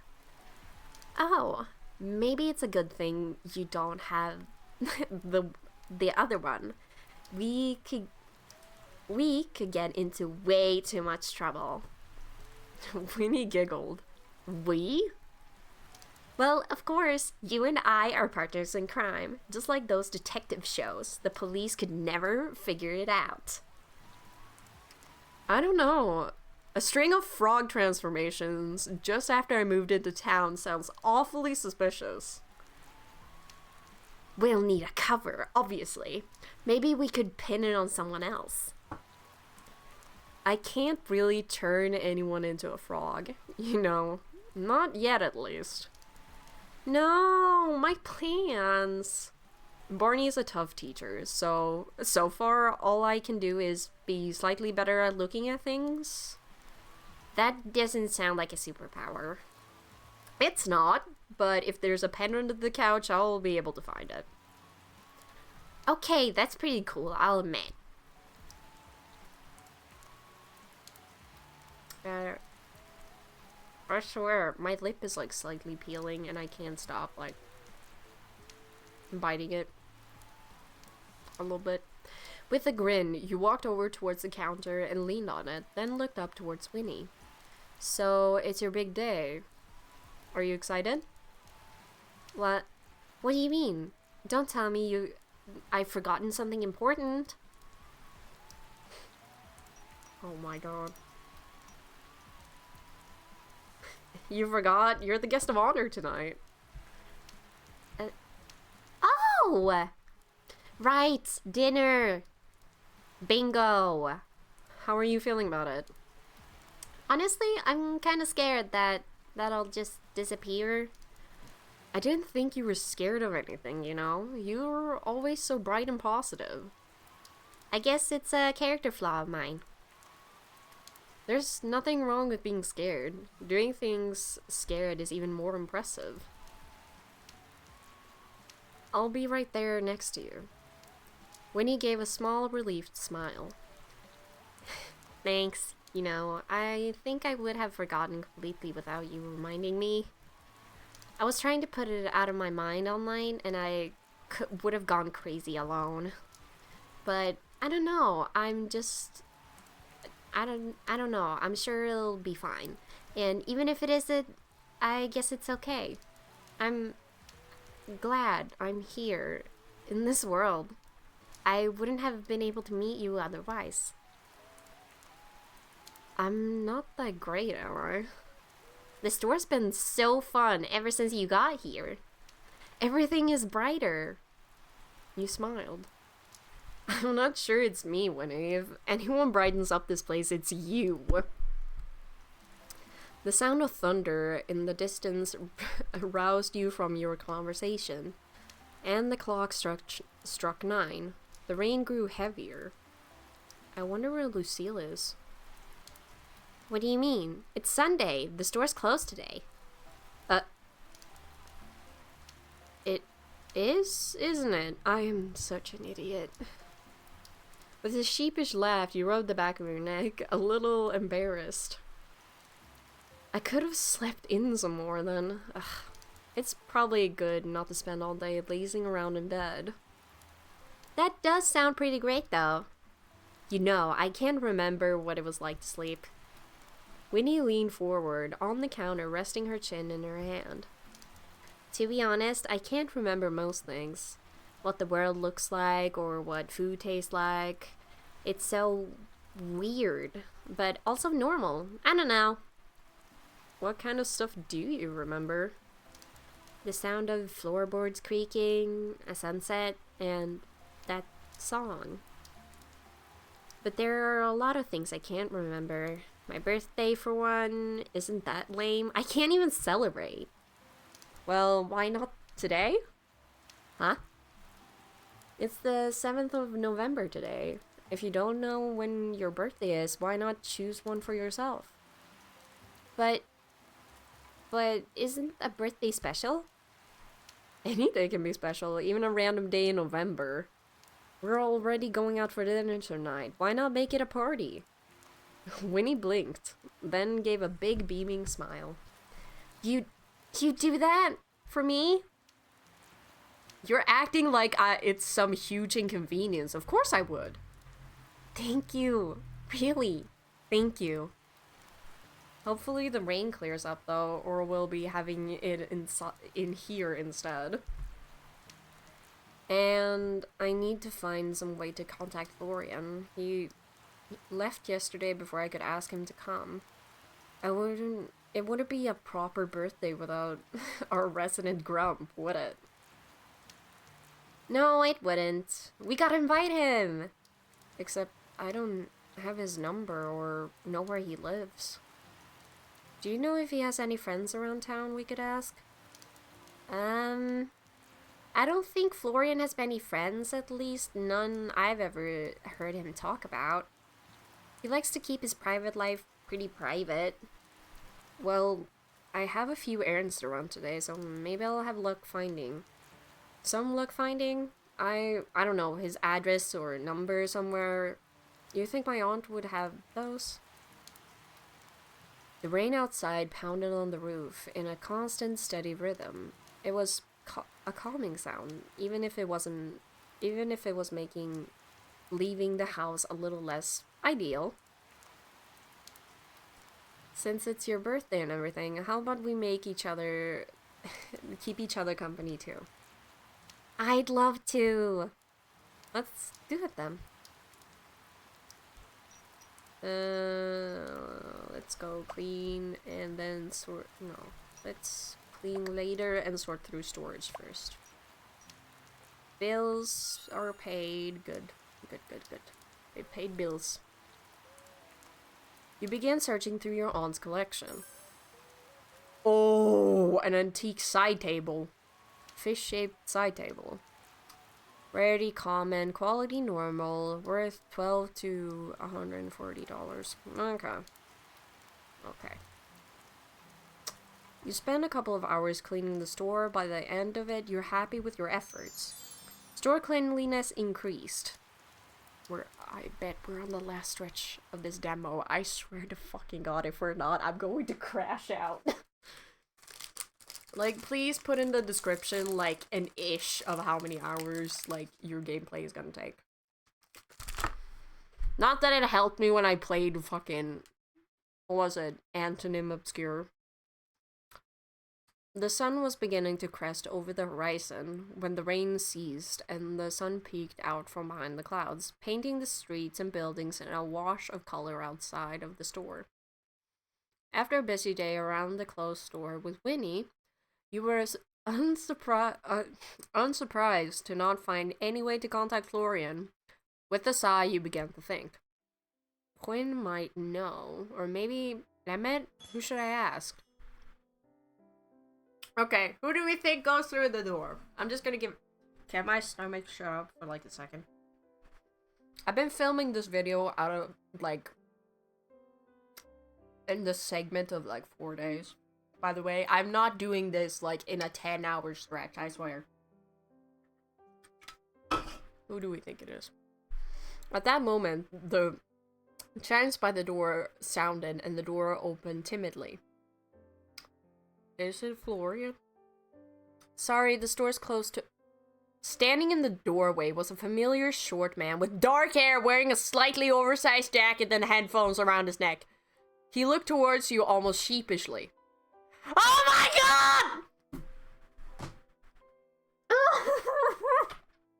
god! He's here for me. I will give you my blood! I would give him my blood. I'm not even gonna lie to you. Can we talk? I'd say we already are? He rubbed the back of his neck, not meeting your eyes. Yeah, I guess so.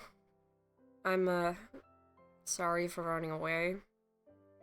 He glanced towards you, but quickly away again. And sorry for what I tried to hurt you, so... God, this fucking sucks. Apology accepted, but on one condition. Can you tell me what's going on with you? Yeah, I guess that's fair. Where's, Winnie? She's upstairs still. I'm guessing she doesn't know? No one knows, except Sylvie. I had to tell someone. Look, this is new to me. I'm a vampire, I guess. I don't fucking know. It's not like I chose this, and I hate blood. The smell, the taste, it's disgusting. I try to avoid it, but sometimes I'm not in control. I get so hungry, but all of my old favorite foods just don't work anymore. So I try to keep to myself, keep away from people, keep people away from me. All this tiredness has been hunger, then? Yeah. But you've eaten now, right? You don't look so bad? I guess so. Well, there we go. No harm done. You say that, but... You're not a danger to me. I believe that. You're just going through some stuff. Florian was silent for a moment before a weak laugh escaped him. God, you're a fucking moron. Why aren't you scared? Because I like you, Florian. I don't think you'd really hurt me. You're an idiot. Oh! I'm well aware. It won't happen again. I won't let myself get into a situation where I could, so... Just try to keep your distance, please. I'm not going to abandon you just because you're scared. I'm not going to abandon you just because you're scared of yourself. You can ask me to be careful, but you don't ask me to pretend I don't care about you. I don't deserve that. Too bad. You got it anyway. What? Why the fuck are you so nice to me? Why not? You're a good person, Florian. Florian stared at you blankly, a confused, almost pained expression on his face, as if the very concept was foreign to him. With a deep breath, he looked away from you, then back. Just don't expect anything from me, alright? I don't want to drag you into my bullshit. Then don't. But I'm going to stick around either way. Now, I've got a question for you. How does one go about inviting a vampire to a birthday party? What? I meant to ask you yesterday, but things got a little hectic. He didn't invite us all out for... I'm just now realizing we're going out for dinner with two people who can't eat. God, I am just Am I just insensitive or what? You're inviting me out. Yeah, of course. I'd love for you to be there, but if you don't want to, I'll go. If it's fine. It's more than fine. It wouldn't have been the same without you. Where does the birthday kit thing come into it? Oh, we've decided Winnie's birthday is today. Is it her birthday today? Likely not, but today is a good day as any for someone who doesn't remember their birthday. There was another knock at the door and slowly opened once again as Lucille walked in, though you almost didn't recognize her. For the first time since meeting her, she would lack the characteristic armor and instead wore a much simpler blouse and trousers. Dear Lord! Brace yourselves. Fuck. Jesus! Oh my god. Wayman! That looks good. Holy shit. Good afternoon, Sir Florian and Blake. How do you fare this fine day? How is it fine? It's been pissing it down with rain all day. And now the sun has arisen, and the rain has departed. It is a blessing indeed. Nice to see you, Lucille. You look beautiful today. Well, you look beautiful every day, but it is nice to see you looking a bit more casual. Lucille blinked, her expression caught somewhere between surprised and flustered, though she quickly straightened, recovering her poise. You honor me with your words, Blake. I merely wish to give my armor a brief rest during our meal, though I did worry it would leave me feeling exposed. It's not like you're naked. Nay, but I wear my armor like a second skin, so it is akin to being bare. Beautiful is a word I am unused to, I must confess, but I am very pleased that you would use it on me. A slight smile curved her lips. Next to you, I fear I may pale in comparison. Flatterer. The truth is that the truth has always fallen from my lips with ease. God, let me leave if you're just going to stand there flirting, please. Flirting? I would hardly call this flirting, Sir Florian. Blake's intentions are pure. They certainly are not. You're seriously going to sit there and pretend this isn't flirting? Complimenting one another's appearance is simply a gesture of kindness and respect. Right, and I'm the king of Willowmist. I do not believe this town exists under a monarchy, Sir Florian. Florian sighed. It was sarcasm. Ah, my mistake. It's sometimes difficult to discern, though I appreciate your efforts, Sir Florian. Yeah, whatever. Whoa, everyone's here! Not quite everyone. Emmett and Eden haven't turned up yet. Winnie hurried down the stairs, and her eyes immediately lit up at the sight of Florian. Florian! What? You came back! Yeah, kinda work here. Boo, you know that's not what I meant. I meant you ran off last night. You fled? During your shift? Sir Florian. It's my fault actually, but we worked it out. It wasn't... Yep, all worked out. Excuse me. I'm relieved to hear that. It is good for us all to take an outing like this. Bonding as colleagues is a vital part of the work experience. You nodded sagely. Totally. Do I work here? If you count getting in the way of work, then sure. Hey, that's not nice. Don't make me make Blake turn you into a frog. Into a... what? I'm afraid I must admit ignorance on this topic as well. I mean, who can't turn someone into a frog? Lucille raised an eyebrow and Florian stared flatly at her. Then at you! Anyway. Eden and Emmett still haven't arrived, huh? I wouldn't be surprised if Emmett just doesn't turn up. He's never wanted to, to get to know us before. Why would that change now? Because I'm here and he likes me. You all like me. You shouldn't think such things, Sir Florian. He will surely arrive soon. However, if Sir Eden were to find himself lost in a ditch somewhere, then I would not be surprised, nor would I be upset. Ooh, I forgot you didn't like him. It is not a simple dislike.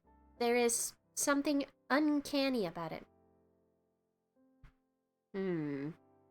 Are we still revisiting, the serial killer thing that I have in the back of my head?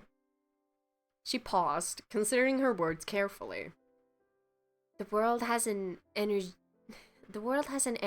a presence. Some people are bright and vibrant, like you, Blake, and others have an energy that is quiet, more subtle. But when I look at Sir Eden, it is as he has no aura at all.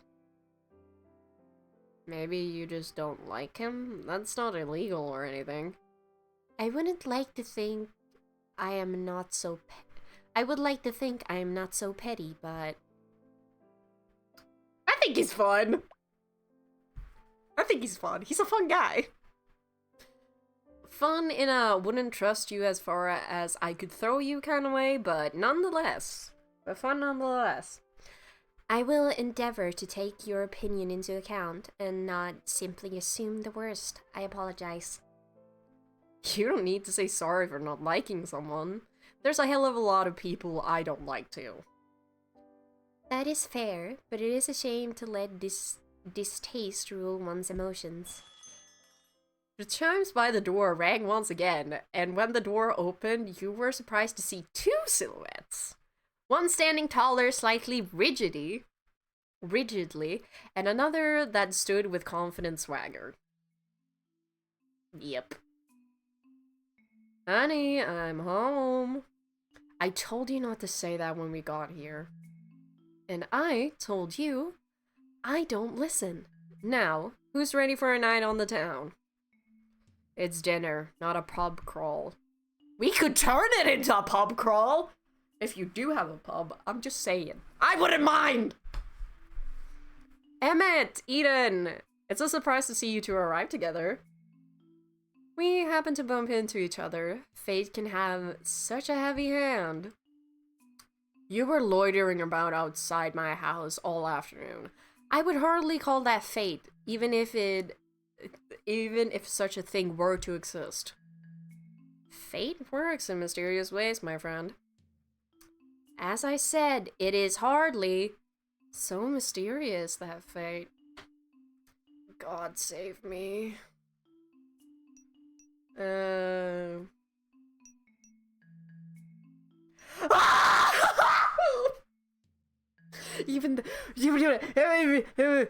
kind of want to save just to explore the options of that. Maybe you two need to get a room.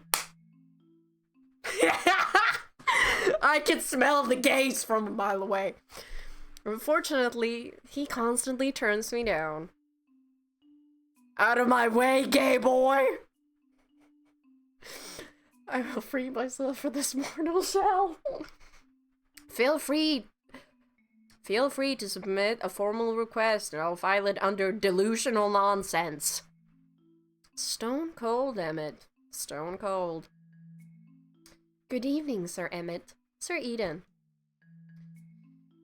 It was a good evening, yes. And I'm sure it will be still. I don't think I've ever seen the store so full of life. Too much life, if you ask me. Ignore Florian, he's just a sourpuss. A what? A sourpuss! Come on, it's my birthday, cheer up! Your birthday? Well, no one told me that. Actually, we just decided that this morning. And my alarm is going off. Oh my fucking god, I will look at that later. How very curious of you. That makes me think you don't really know when your birthday really is, perhaps. Well, it might be today. It's a 1 in 365 chance. I don't know about you, but I like those odds. Honestly, I think it's a great idea. We should all get birthday cake whenever we want. That sounds fiscally... Oh my god, fiscally irresponsible. I don't fucking know. That sounds irresponsible. Cake is never irresponsible, Emmett. I bet you have a secret sweet tooth hiding under all that suit somewhere. Sweet tooth or not, sugar should only be consumed in moderation. So you do like cake?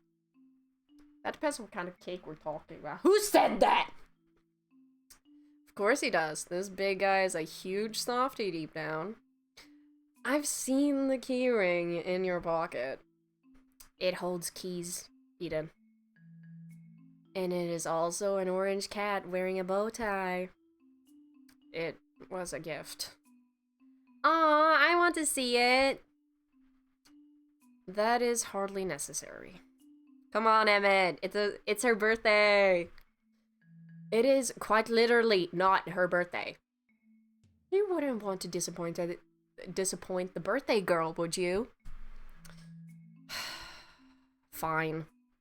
He reached into his pocket and pulled out his keys. Attached to it was a tiny crocheted kitten, indeed wearing a bow tie. Oh my god, that is so cute! It looks like Blake! But it does not. It definitely does. Look at that puffy orange hair. A coincidence, then. That's all. Whatever helps you sleep at night, big guy. I have owned this for months. It's hardly related to a person I've met in the last week. but it does look like her. Truthfully, it is a remarkable resemblance. A fascinating observation. Now, are we going out for this not birthday, or did I come all this way for nothing? We're going. Come on. I got his reservation at the best place in town. Would it happen to be the Silver Oak? I just had cat hair stuck between my fucking fingers. I'm unsure to see. Oh, fuck. Pause. Rewind. Wait. I'm unsurprised to see someone with such good taste already knows about Willowmist's best kept secret. What part of it is a secret?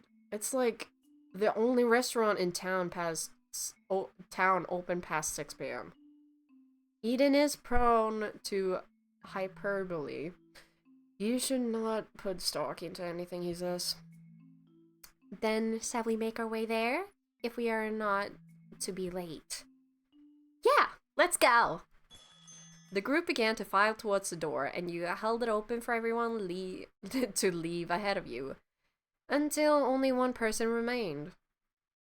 How are you feeling? Would you believe me if I said good? Is that the truth, though? Winnie looked up at you and then smiled. The same bright smile as always. I guess I'm a little scared, but I'm excited too. It feels like I've never stood under that big open sky before, even if I'm sure I have. Thanks, Blake. For what? For coming to this town. Well, I should be the one thanking you for giving me such a warm welcome. No way, I should be thanking you. If I remember correctly, I gave you kind of the opposite of a warm welcome. Let's agree to thank each other then. Deal? Deal. Now come on, everyone's waiting. You held open the door and stepped outside first. She's not gonna fucking disappear, right? Outside the shop, the streets was quiet. There was no traffic, and the storefronts across the street were dark and lifeless. Winnie stepped out after you, slowly at first, her movements guided by hesitation and fear, but that quickly gave way to something brighter and bolder. As she left the doorway, she let out a gasp and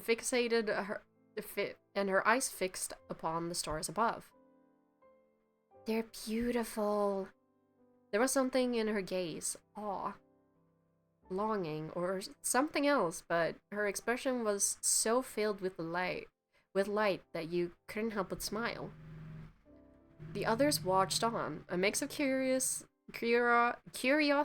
and knowing across their faces. Florian looked up himself, but the look in his eyes was much more subdued.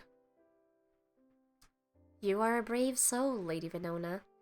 It takes true courage to face one's fears. This is your first time leaving the store, is it not? Yeah, I guess it is. I can't think of a worse hell than being trapped in a musty old store. It's a wonder you didn't die of boredom. Nothing could be boring with Winnie around. Yeah, well, you got me there. You walked over to Winnie, then offered her your arm. Ready for an adventure? I guess I am. Winnie took a breath, then looped her arm around yours, or at least tried to, though neither of you could truly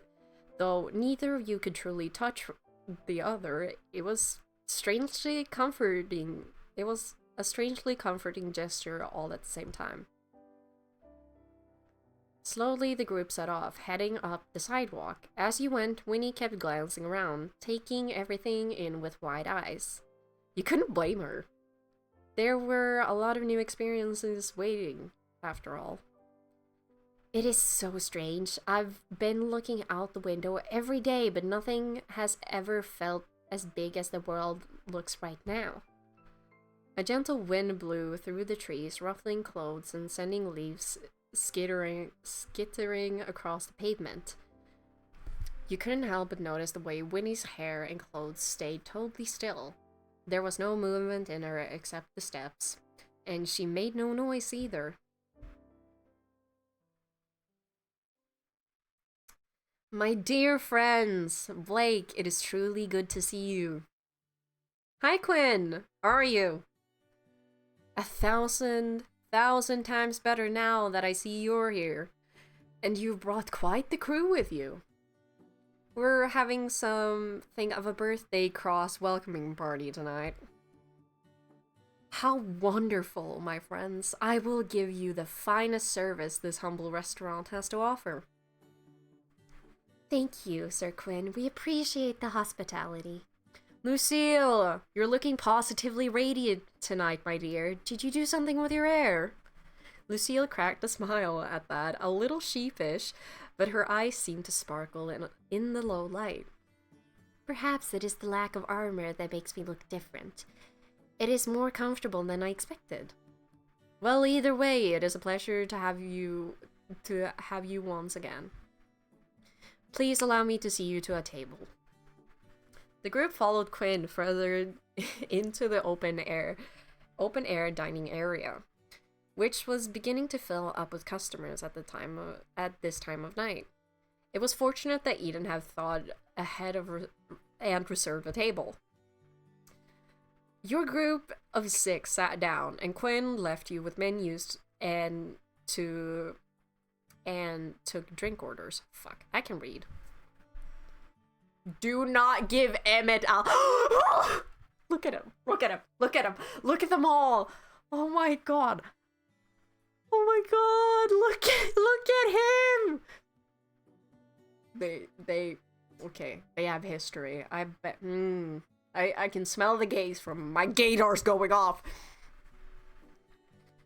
There we are. I didn't know you were so familiar with the owner, Blake. What can I say? I have a way with people. That much is obvious. You have all of us wrapped around your pretty little fingers.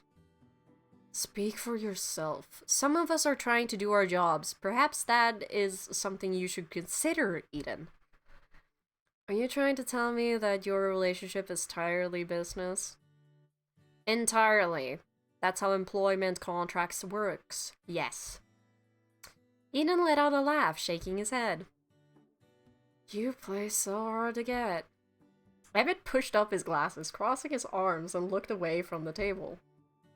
I am not playing anything. I'm simply doing my job. If you were only doing your job, you wouldn't be sitting there right now. I am simply... Look, do you two need a moment, or should I start handing out earplugs? Jesus. Shut up, Florian. This is like seeing a TV drama in real life. No, he's right. We shouldn't try to have all the spotlight, not when we have a birthday girl and Blake right here. You know, it dawns on me that some of us know each other better than others. Perhaps we should get a bit of an ice breaking done. Like, what exactly? Oh, I know. I saw this game in a magazine, 2 truths, 1 lie. Oh dear god. Eden's eyes lit up! No! No. Now you're speaking my language. That sounds stupid. I'm in agreement. This is a game for children. On the contrary, perhaps such a game would allow us to get better acquainted, though I am unfamiliar on how it is played. It is simple. You have to state 3 things, 2 of which are the truth, and 1 that is a lie. Usually everyone else has to guess which is which, but I think it would be more fun to leave people wondering. What do you say? Lucille made eye contact with Eden across the table. A silent, unspoken challenge seemed to pass between them. I agree. This sounds quite interesting indeed. I am looking forward to getting to know you further, Sir Eden. Careful, beautiful people who know how to swing a sword are my weakness. I'll go first. Do I really have to play? As it is Lady Winona's birthday, and she wishes it, you must. Fine, whatever. Winnie beamed. Okay. Alright. 1. I am a really good singer. 2. Sometimes I randomly smell disinfected when there isn't any. And 3. I love the ocean. What a spread of options. Now all of us will be guessing all night. This is just stupid. You should not judge while you have not spoken your truths and lies, Sir Florian. Fine, but this is so dumb. Florian crossed his arms and leaned back, looking away. 1. I used to be a vegetarian. 2. I'm an only child. 3. Someone tried to kill me once. I already know the answer to that! What the fuck?! I bet it's like the person who tried to turn him into a vampire that tried to kill him. I'm looking at my answer now! There. Are you all happy? I know I am. Well, kinda as long as someone didn't really try to kill you. Who knows? He just shrugged at that. It seems we are all learning more about you by the moment, Sir Florian. Great, that's just what I want. Allow me to go next. I have prepared 2 truths and 1 lie, and I trust you will not easily be able to decipher the falsehood among them. Firstly, I was knighted before my 18th birthday. Secondly, the last time I saw my homeland, it was burning. Lastly, I held the crown of a fallen king for 3 days until his people could bury him. You delivered all 3 with such confidence that I suspect they're all technically true, and the lie is in the semantics. I don't fucking know. You do not seem like the kind of person to lie otherwise. Now you're getting into it! Emmett pushed his glasses up again, then tapped his fingers against the table thoughtfully. I suspect you were knighted on your 18th birthday. Wait, did I read that right? Hold on. I suspect you were knighted on your 18th birthday? Okay. We're supposed to discern the lie. The fuck do you mean? I think you probably did hold someone's crown, but it was for more than 3 days. Ooh, or Lucy was still there after her homeland stopped burning? Look what you've done. We're not even supposed to be guessing. You're quite good at the game, Lucille. Thank you, Sir Eden. Just Eden is fine, you know? Aren't we friends? Sir Eden. I suppose I'll go next, if only to get it over and done with. The pink hair is natural. I grew up a town over from Willowmist. I've never had a cavity. Does that suffice? Oh! Okay, not even I'm sure about that one. This is more than I've got out of you all week. I told you I have no interest in personal relationships. That one is definitely a lie. It wasn't a part of the game. But it is a lie. I have a sneaking suspicion you might actually like us. Some of us, at least.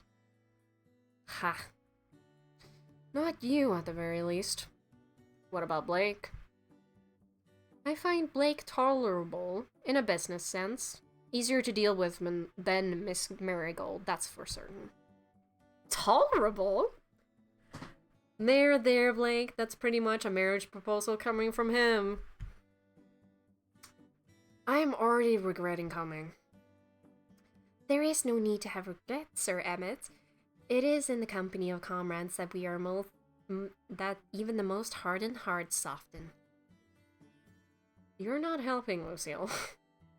On the contrary, I believe I'm offering him a valuable opportunity for introspection.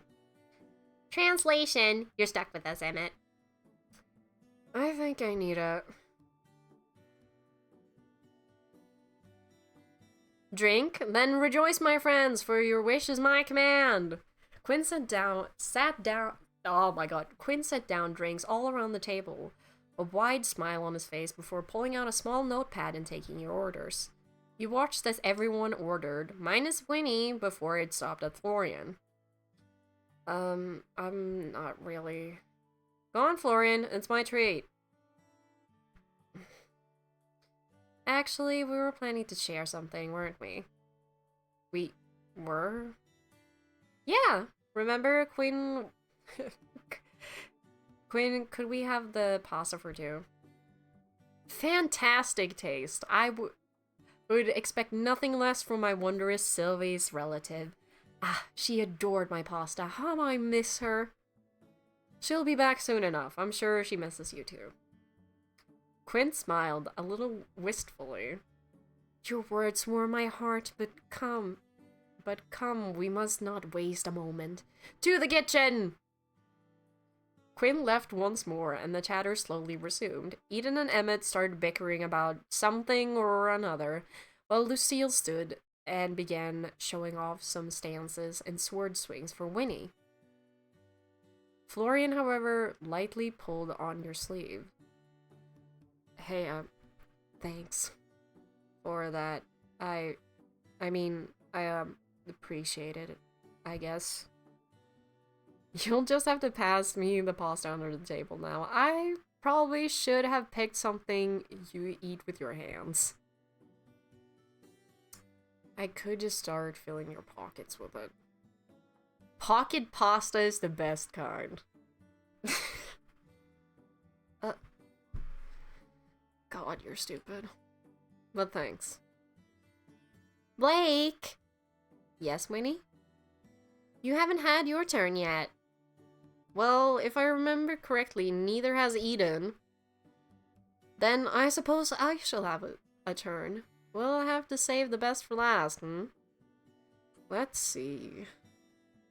I had a lovely childhood. I was born in the most beautiful garden in the world that you'd never find on any map, and I've read over 10,000 books, though I couldn't tell you what any of them were called. 10,000 books and no titles to note. That is most peculiar. Doesn't an average person read like 700 books in their lifetime? I haven't read any. You don't count. Maybe they were boring books. Even boring books have titles. Forgetting every single one is statistically impressive, I suppose. I've always loved being statistically impressive. What kind of garden are we talking about? Tulips? Ooh, are you a man eating tulip person? I could be. What do you think? I don't know. You're so mysterious. I guess I'll have to leave you all wondering. Then. I'm far more interested in what our new friend here has to share. Who? Little old me. Don't play coy. You've been dodging the spotlight all evening. Maybe I just enjoy listening to all of you. If I had to play the stupid game, so do you. Of us all, you are the one shrouded in the deepest mystery. Am I? I think I've been pretty open with you all. Perhaps too open. Alright, let's see. Pick a true. Whoa! I've never learned to ride a bike. I've been struck by lightning once. I used to write letters to the moon. That is pretty similar! I used to write letters to the moon as a kid. I never did get a response. That would explain a lot about you, actually. Well, I think that's adorable. I bet the moon read every single one and just didn't know how to write back. That's what my mom used to say too. Pick another truth. I saw someone talking to a bird out of their window once. I name every mug I own. I got fired from a job for being too good at it. That sounds like me. I got fired from a job for being too good at it. Apparently, when you make your manager look bad by doing twice the work in half the time, it's a problem. But hey, I did get a coupon for a smoothie on the way out. What flavor smoothie did you get? None. It was sadly expired. Wow, that's the icing on the cake. Such an injustice would not stand in my homeland. You would have been granted a feast in your honor. Alas, all I feasted on was the sweet, sweet taste of corporate betrayal. Pick a lie. I got engaged by accident. I failed my driving test 3 times before passing. That one's kind of funny. Because I've never actually driven a car. Like, I don't plan to take my driver's license because, ew. I got engaged by accident. Once I got engaged by accident. What? It's true. I thought it was a joke. Apparently it wasn't. There was not a vows exchange? A dowry discussion? I ran for the hills before that happened. Changed my number. Moved apartments. You know the drill. I don't think we do. Bon appetit. I hope you're all hungry. Quinn placed a large bowl of pasta between you and Florian, and everyone else's dishes in front of them. The smell made your stomach growl. You were really starting to miss proper food with all the snacks and sandwiches you were living off. Thanks, Quinn. It smells amazing. It is my pleasure, Blake. Please eat to your heart's content. Now I kind of want pasta. I'm not even gonna lie. That's fucking autism food right there. Oh, I wanted to tell you, my aunt sent me a letter. Ah, the apple of my eye. Muse to my culinary creativity. Light of my life. How is she? She's doing good, I think. She's sent to say she thinks of you often. Did she? Quinn paused, just for a second, long enough for you to catch the flicker of something soft in his expression. Like the sun breaking through a cloud.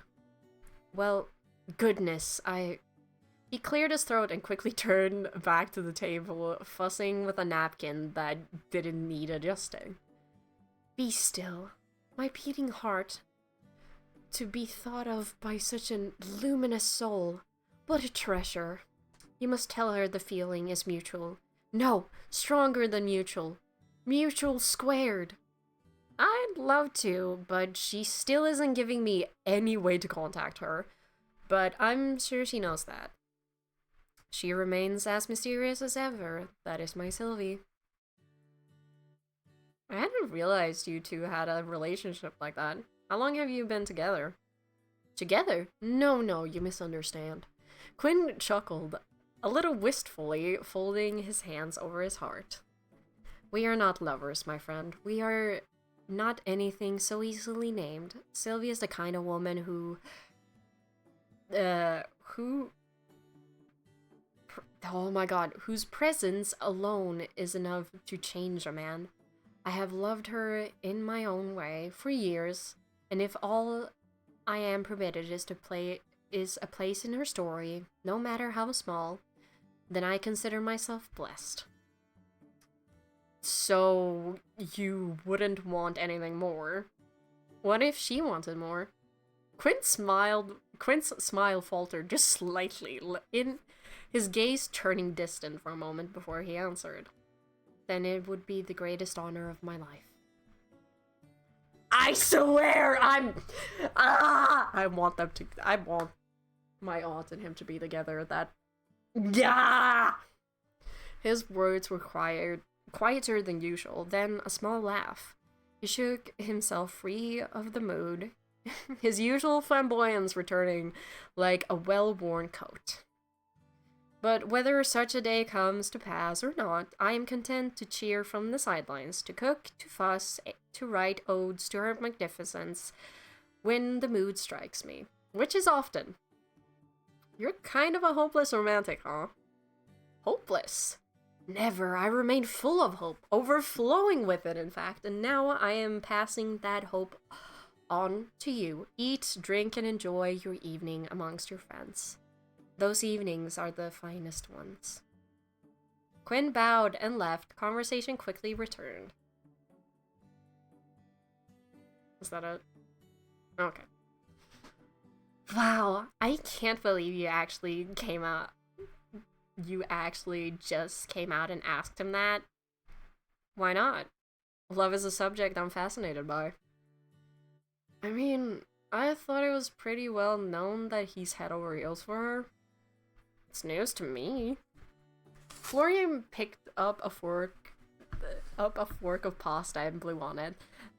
Though didn't move it to his mouth. I mean, I think he asked her to marry him like 20 years ago. What? Wait, what? Seriously? It's more juicy than I... This gets more juicy by the second. Sir Quinn's devotion is most admirable. To love so fiercely, yet ask for nothing in return. It is the kind of loyalty spoken of in old songs and battle oaths. Lucille sat straighter, hands resting in her lap as she gazes towards Quinn, who was already laughing at another table and setting down drinks. In my homeland, we are taught that devotion is not measured by its reward, but by its endurance. To love without expectation is the purest form of loyalty. We speak vows not to be returned, but to be upheld. If one's heart is true, it does not waver, even in silence. You're gonna make me cry, Lucy. The way you talk is so beautiful. You really do have a way with words. You're gonna make a good poet, Lucille. It's beautiful, sure, but isn't that a little tragic, too? The group looked towards Eden, who leaned back slightly, fingers loosely resting around the stem of his glass.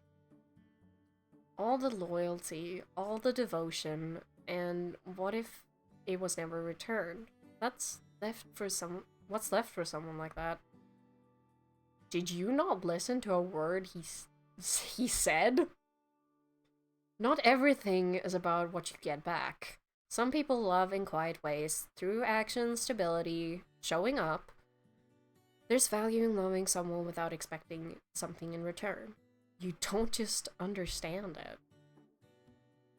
What makes you so sure I don't? Because everything you say about love sounds like a transaction. Oh my god! You offer your heart and expect someone to take it. That's not connection, that's a contract. And what would you know about it, Mr. I don't need anyone? More than you, at the very least. Wow, okay, I thought we were playing party games, not starting a courtroom drama about the ethics of love. Blake is correct. We would do well not to pry into Sir Quinn and Lady Sylvie's private matters. Even if it's the purest intentions may bruise where they mean to heal. And I would not like to see Sir Quinn hurt by our words. You're right, of course. My apologies. Still, I enjoyed the conversation. Hearing everyone's views is enlightening. I didn't grow up around people with opinions that weren't handed to them, so hearing all of you speak so freely, even when we disagree, it's kind of refreshing. Though, if you ever want to have a less existential discussion about love, Blake, I'm always happy to offer my services as a test subject. Oh? In the name of science? Naturally. Controlled environment, one-on-one observation, lots of long walks and meaningful glances, all the good stuff. All very official, wouldn't you say? You are incorrigible. Just shut up and eat already. You're all just jealous of our blossoming relationship. I mean, she's looking straight at him. Like, do you fucking see this eye contact right here? Like, oh shit. Hold on. What? I'm not gonna let you steal my favorite manager away from me. Yes. Take care with your words. Take care with your words, Sir Eden, for I am sworn to protect Blake from anything that means harm. This is somehow the best and worst dinner I've ever been to. I can't help but agree. Emmett reached out for the glass to the left of his plate, taking it for a quick sip. Emmett, that's not... Too late! Emmett had already taken a mouthful, pausing at the taste as the taste hit him. He slowly set the glass down, blinking once. Your drink. I didn't realize we were close enough to share. I'm honored, Emmett. You switched the drinks. No one switched anything. You grabbed it yourself. Sir Emmett? Is Sir Emmett quite alright? He stared down at the glass in betrayal, then turned to you, squinting slightly. You're blurry. Maybe you should just... Wait, Emmett, are you drunk? After just one sip? I didn't realize you had such a cute side. Shut up, Eden. You talk too much and no one likes you. Damn! So you are an honest drunk. You've gained a new charm point in my eyes. Please, stop speaking to me. And you, why are you sitting there? He looked towards you now, elbow on the table, face resting in his hand. Ah! Why am I sitting here? To eat dinner? That's what you usually do at a restaurant, I think. Why aren't you sitting here? Emmett nodded his head towards Eden's. Oh my god! Do you want to sit next to me or something? Oh man, if I could eat popcorn, I would be eating popcorn right now. I had not known Sir Emmett held such strong opinions about seating arrangements. So what if I do? Is that a crime? Not the last time I checked? What? You don't want to sit next to me? No. Your personality is exhausting and you flirt with everyone. I don't flirt with everyone. In fact, I think I've been decidedly unflirty tonight. You flirt with Blake. Emmett, maybe it's time to... Do I? Constantly. And poorly, I might add. You seem oddly concerned about where Blake's attention goes for someone who doesn't care about anyone. I never said I didn't care about anyone. I'm just selective. Selective, huh? Yes, very. I only showed up tonight because someone keeps getting dragged into nonsense and I have to keep an eye on them. Who? Me? No, the other antique store manager in town. Of course, I mean you. Oh, he's like a clingy cat that pretends to hate you, but actually loves you and wants to sit on your keyboard while you work. That is so specific. I never pegged you for the possessive type. What do you think I'm going to do? Bite her? Knowing you, probably.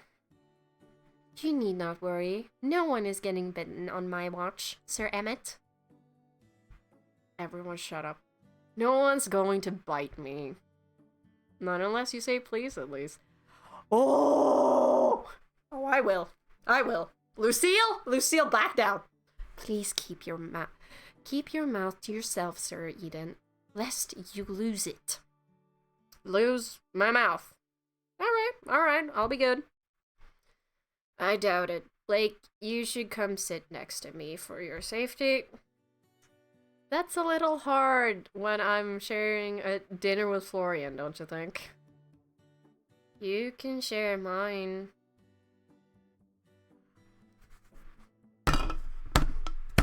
Oh! That depends. Will you feed me? I'm going for it! That depends. Will you feed me? If I say, there was a pause. Half the table watching, half of it holding in their laughter. Before Emmett, entirely without hesitation, lifted his fork with the most absurd seriousness imaginable. Say it then. I think I would explode on the spot. Oh my god.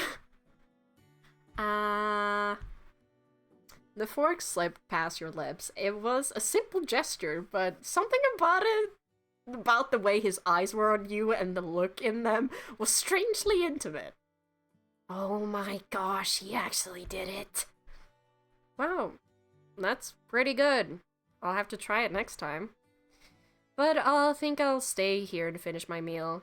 Hey, think about it like this. You can keep a better eye on Eden if you're sitting together. Reduced to a third wheel. Seems I'll have to step up my game. Hey, Emmett, I have a question. Why do you stop by the store so much these days? He's helping me with... I know, all the boring numbers and stuff, but it's not just that, is it? Part of my job is ensuring the transaction is smooth and that Blake isn't unintentionally ruining the store's finances. Come on, Emmett, just admit it. You're hovering. It is not dishonorable to show concern for one's companions. Are you checking in on me? Of course I am. He cleared his throat, adjusting his glasses. You were suddenly dropped into your role with little warning. In this town of all places, monitoring your adjustment is prudent. Aww, he's worried about you. That's very sweet, Emmett. Thank you. I'll have to remind you of this entire conversation tomorrow. Psst, you owe me $5, Florian. Ugh. Once again, what does a ghost even need $5 for? Well, go on. What bet at my expense did you make this time? I bet Emmett had a soft spot for you. I mean, he never stopped by so much when Sylvie was around. You picked up the last of the pasta on your fork and already full to bursting. Apparently, eating pasta for two all by yourself was difficult work. No, I wouldn't. If I was hungry enough, I don't think so. Though fortunately, no one else had seemed to notice Florian's lack of eating. Winnie, however, hovered over towards Emmett, poking fun while he attempted to swat her away unsuccessfully. Eden and Lucille were engaged in a lively conversation about something or another, and for a moment, you felt at peace. It was strange. You hadn't known anyone here for longer than a week, and yet, here you all were, talking, laughing, having dinner together like you'd known each other all your lives. It was a feeling you never felt before, not even back home, when the closest you'd ever come was the nights you'd stay up, playing video games with friends over voice chat, and even then, there was a distance between you, a separation in place. Here, though, it was different. Even when Emmett and Eden were arguing, there was something comfortable about the knowledge that they were right beside you, at a mere arm's length away. You leaned back, fork resting against your plate. Your stomach was full, your heart a little more so. Okay. New bet. No, I keep losing bets with you. I don't want to do them anymore. Bzz, bzz. Wrong answer. Okay, here it is. I bet Lucille could eat Florian and Emmett and Eden in a pie eating contest if she wanted to. Is there a pie eating contest coming up I haven't heard about? Well, no, but we could always organize one. I'll pass. That is not a wager I wish to entertain, Lady Venona, but I am flattered by your confidence in my constitution. Lucille gave a quiet laugh and dabbed at the corner of her mouth with a napkin. This evening has been most enjoyable. In my kingdom, feasts are often accompanied by political tension and hidden motives. Here, there is laughter, companionship, and lingering and light-hearted debate. I must confess, it is refreshing. I'm glad you think so. Same, I haven't had this much fun in forever. I wish every day was like this. I bet you get bored of me eventually. Impossible. I could never get bored of you. It is true, you have a natural draw to you. That's hard to resist. You think everyone's hard to resist. What can I say? I'm a lover. Ew. Anyway, are we done here? It's probably about time I dragged our favorite accountant home before he regrets the night any more than he already will. Don't worry, tonight's on me. Eden stood and tracked down Quinn, leaving the rest at the table to gather themselves and stand up as well. As you did, Eden returned, followed by a beaming Quinn, who seemed positively ecstatic at the sight of empty plates left behind. Did you enjoy your meal, my friends? It was wonderful. Once again, you'll have to give me some pointers one day. I've never had cooking like yours. For you? Absolutely. You know, much of the flavors comes from growing our own produce. Why, we had a beautiful harvest of carrots just the other day. I shall drop some by for you to have sometime, yes? Oh, Quinn, you don't have to do that. It would be my pleasure. Plus, to be perfectly honest, I have far more than I need. You, my dear, would be doing me a great favor. Well, in that case, I'd love some. Thank you again. Wonderful, wonderful. I'll drop by sometime next week if I can. Quinn smiled, eyes crinkling. Then, after bidding everyone a good evening, he disappeared back inside the restaurant. With that, it was time to head home. Your group found your way back to the road, said your goodbyes and happy birthdays, and you turned back towards the direction of the antique store before stopping in your tracks. Someone else came up beside you. Hey. Hey, did you miss me already? Hardly. Look, fuck me, how many times do I have to say thank you today? I wouldn't complain about it one more time. Are you that desperate for validation? It helps boost my ego. Thanks for earlier, not for just kicking me out for the pasta. The pasta was entirely selfish of me. I was just really hungry. Can you just accept my gratitude? No. I can accept something else, though. I'm not good at this kind of stuff. Talking, feelings, whatever. Well, for someone not good at this kind of stuff, you're doing a pretty fine job. This was, pretty terrible overall, but not as terrible as it could have been. That sounds like high praise coming from you. Is my company so bad? No! I mean, it's whatever. God, what am I trying to say? Look, I don't really do this whole people thing even before. But I didn't hate this. Hate being with you or with everyone else. For the first time in a long time, I felt like a normal person.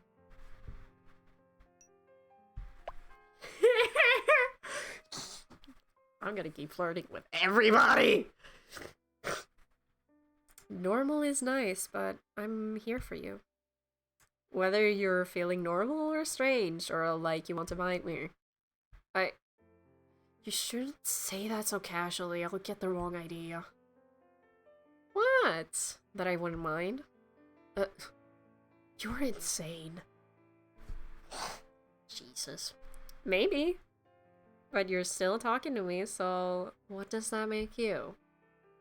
Even worse, probably. Just what I need, another problem. I'd say we make a pretty good match, really. Don't say things like that. Why not? Because I'll start to believe you.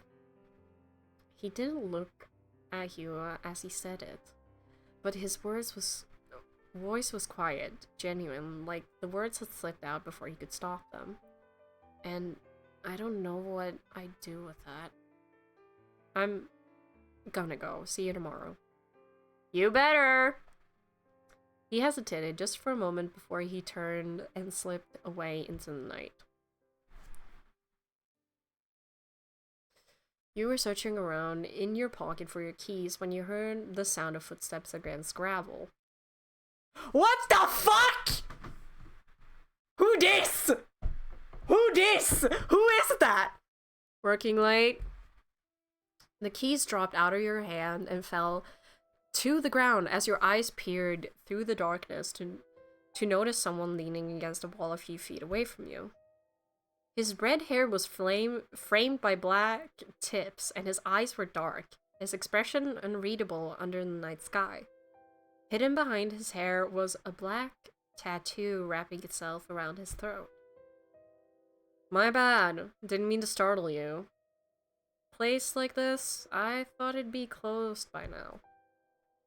I can't say I know many stores open this time of night around here. Is there something I can help you with? Maybe.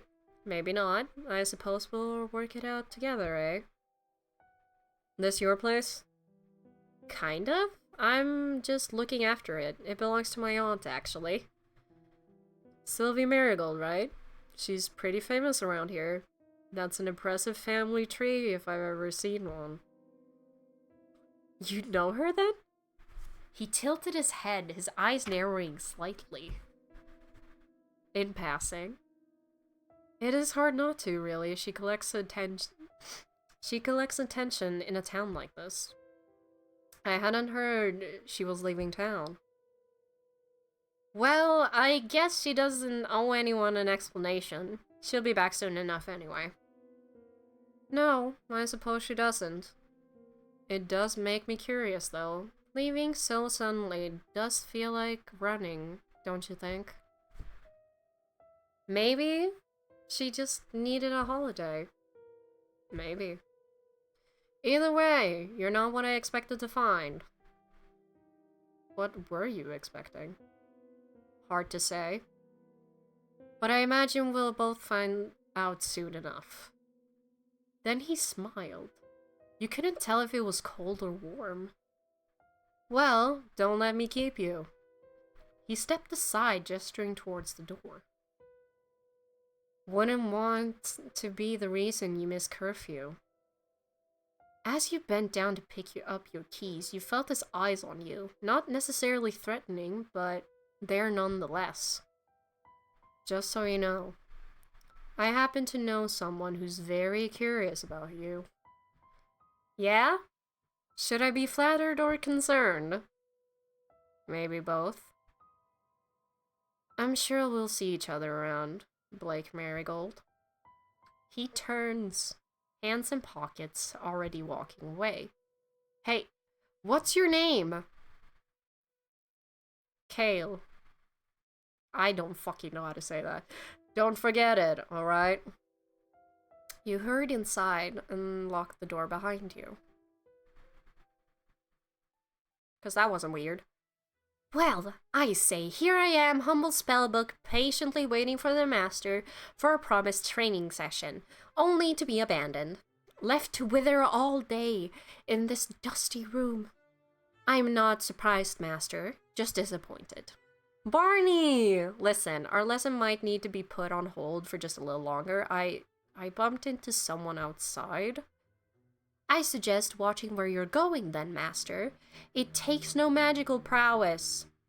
So, you should be able to manage that much, I assure you. He knew my name, my aunt's too.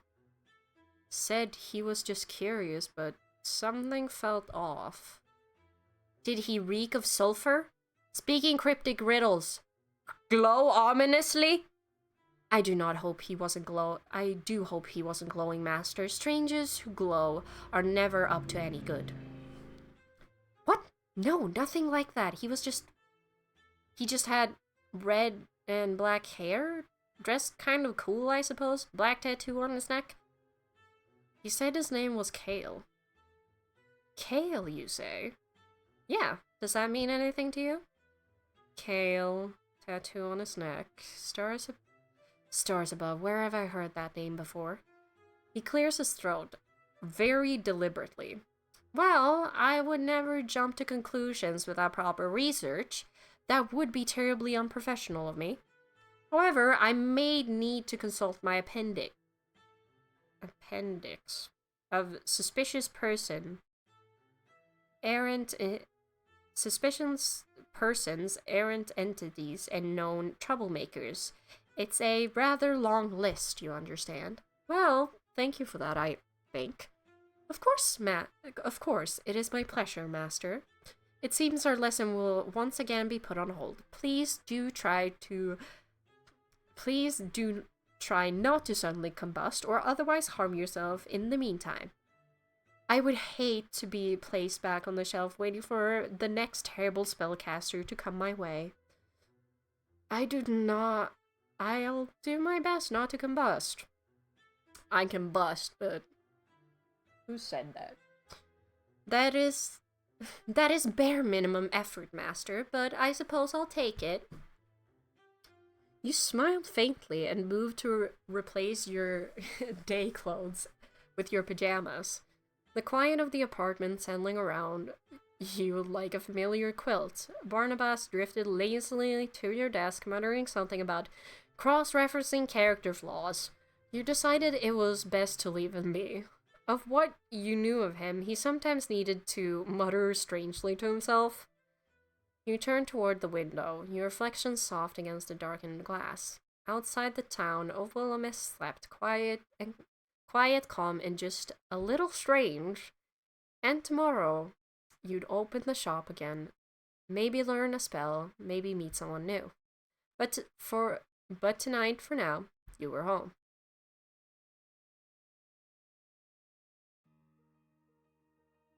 Are we done? Thank the stars, we're fucking done. I wonder what the time caps out at. Hold on. This recording was 1 hour and 58 minutes. This fucking recording is gonna be like 11 hours, something like that, probably. So yeah, 11 hours long video. I wonder if I can post that, or if I should like see if I can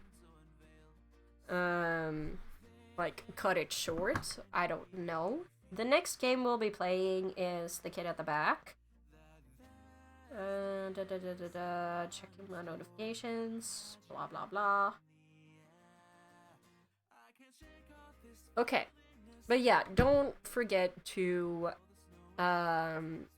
follow my TikTok, my Twitter account, and my Instagram. I want to post more on my Instagram.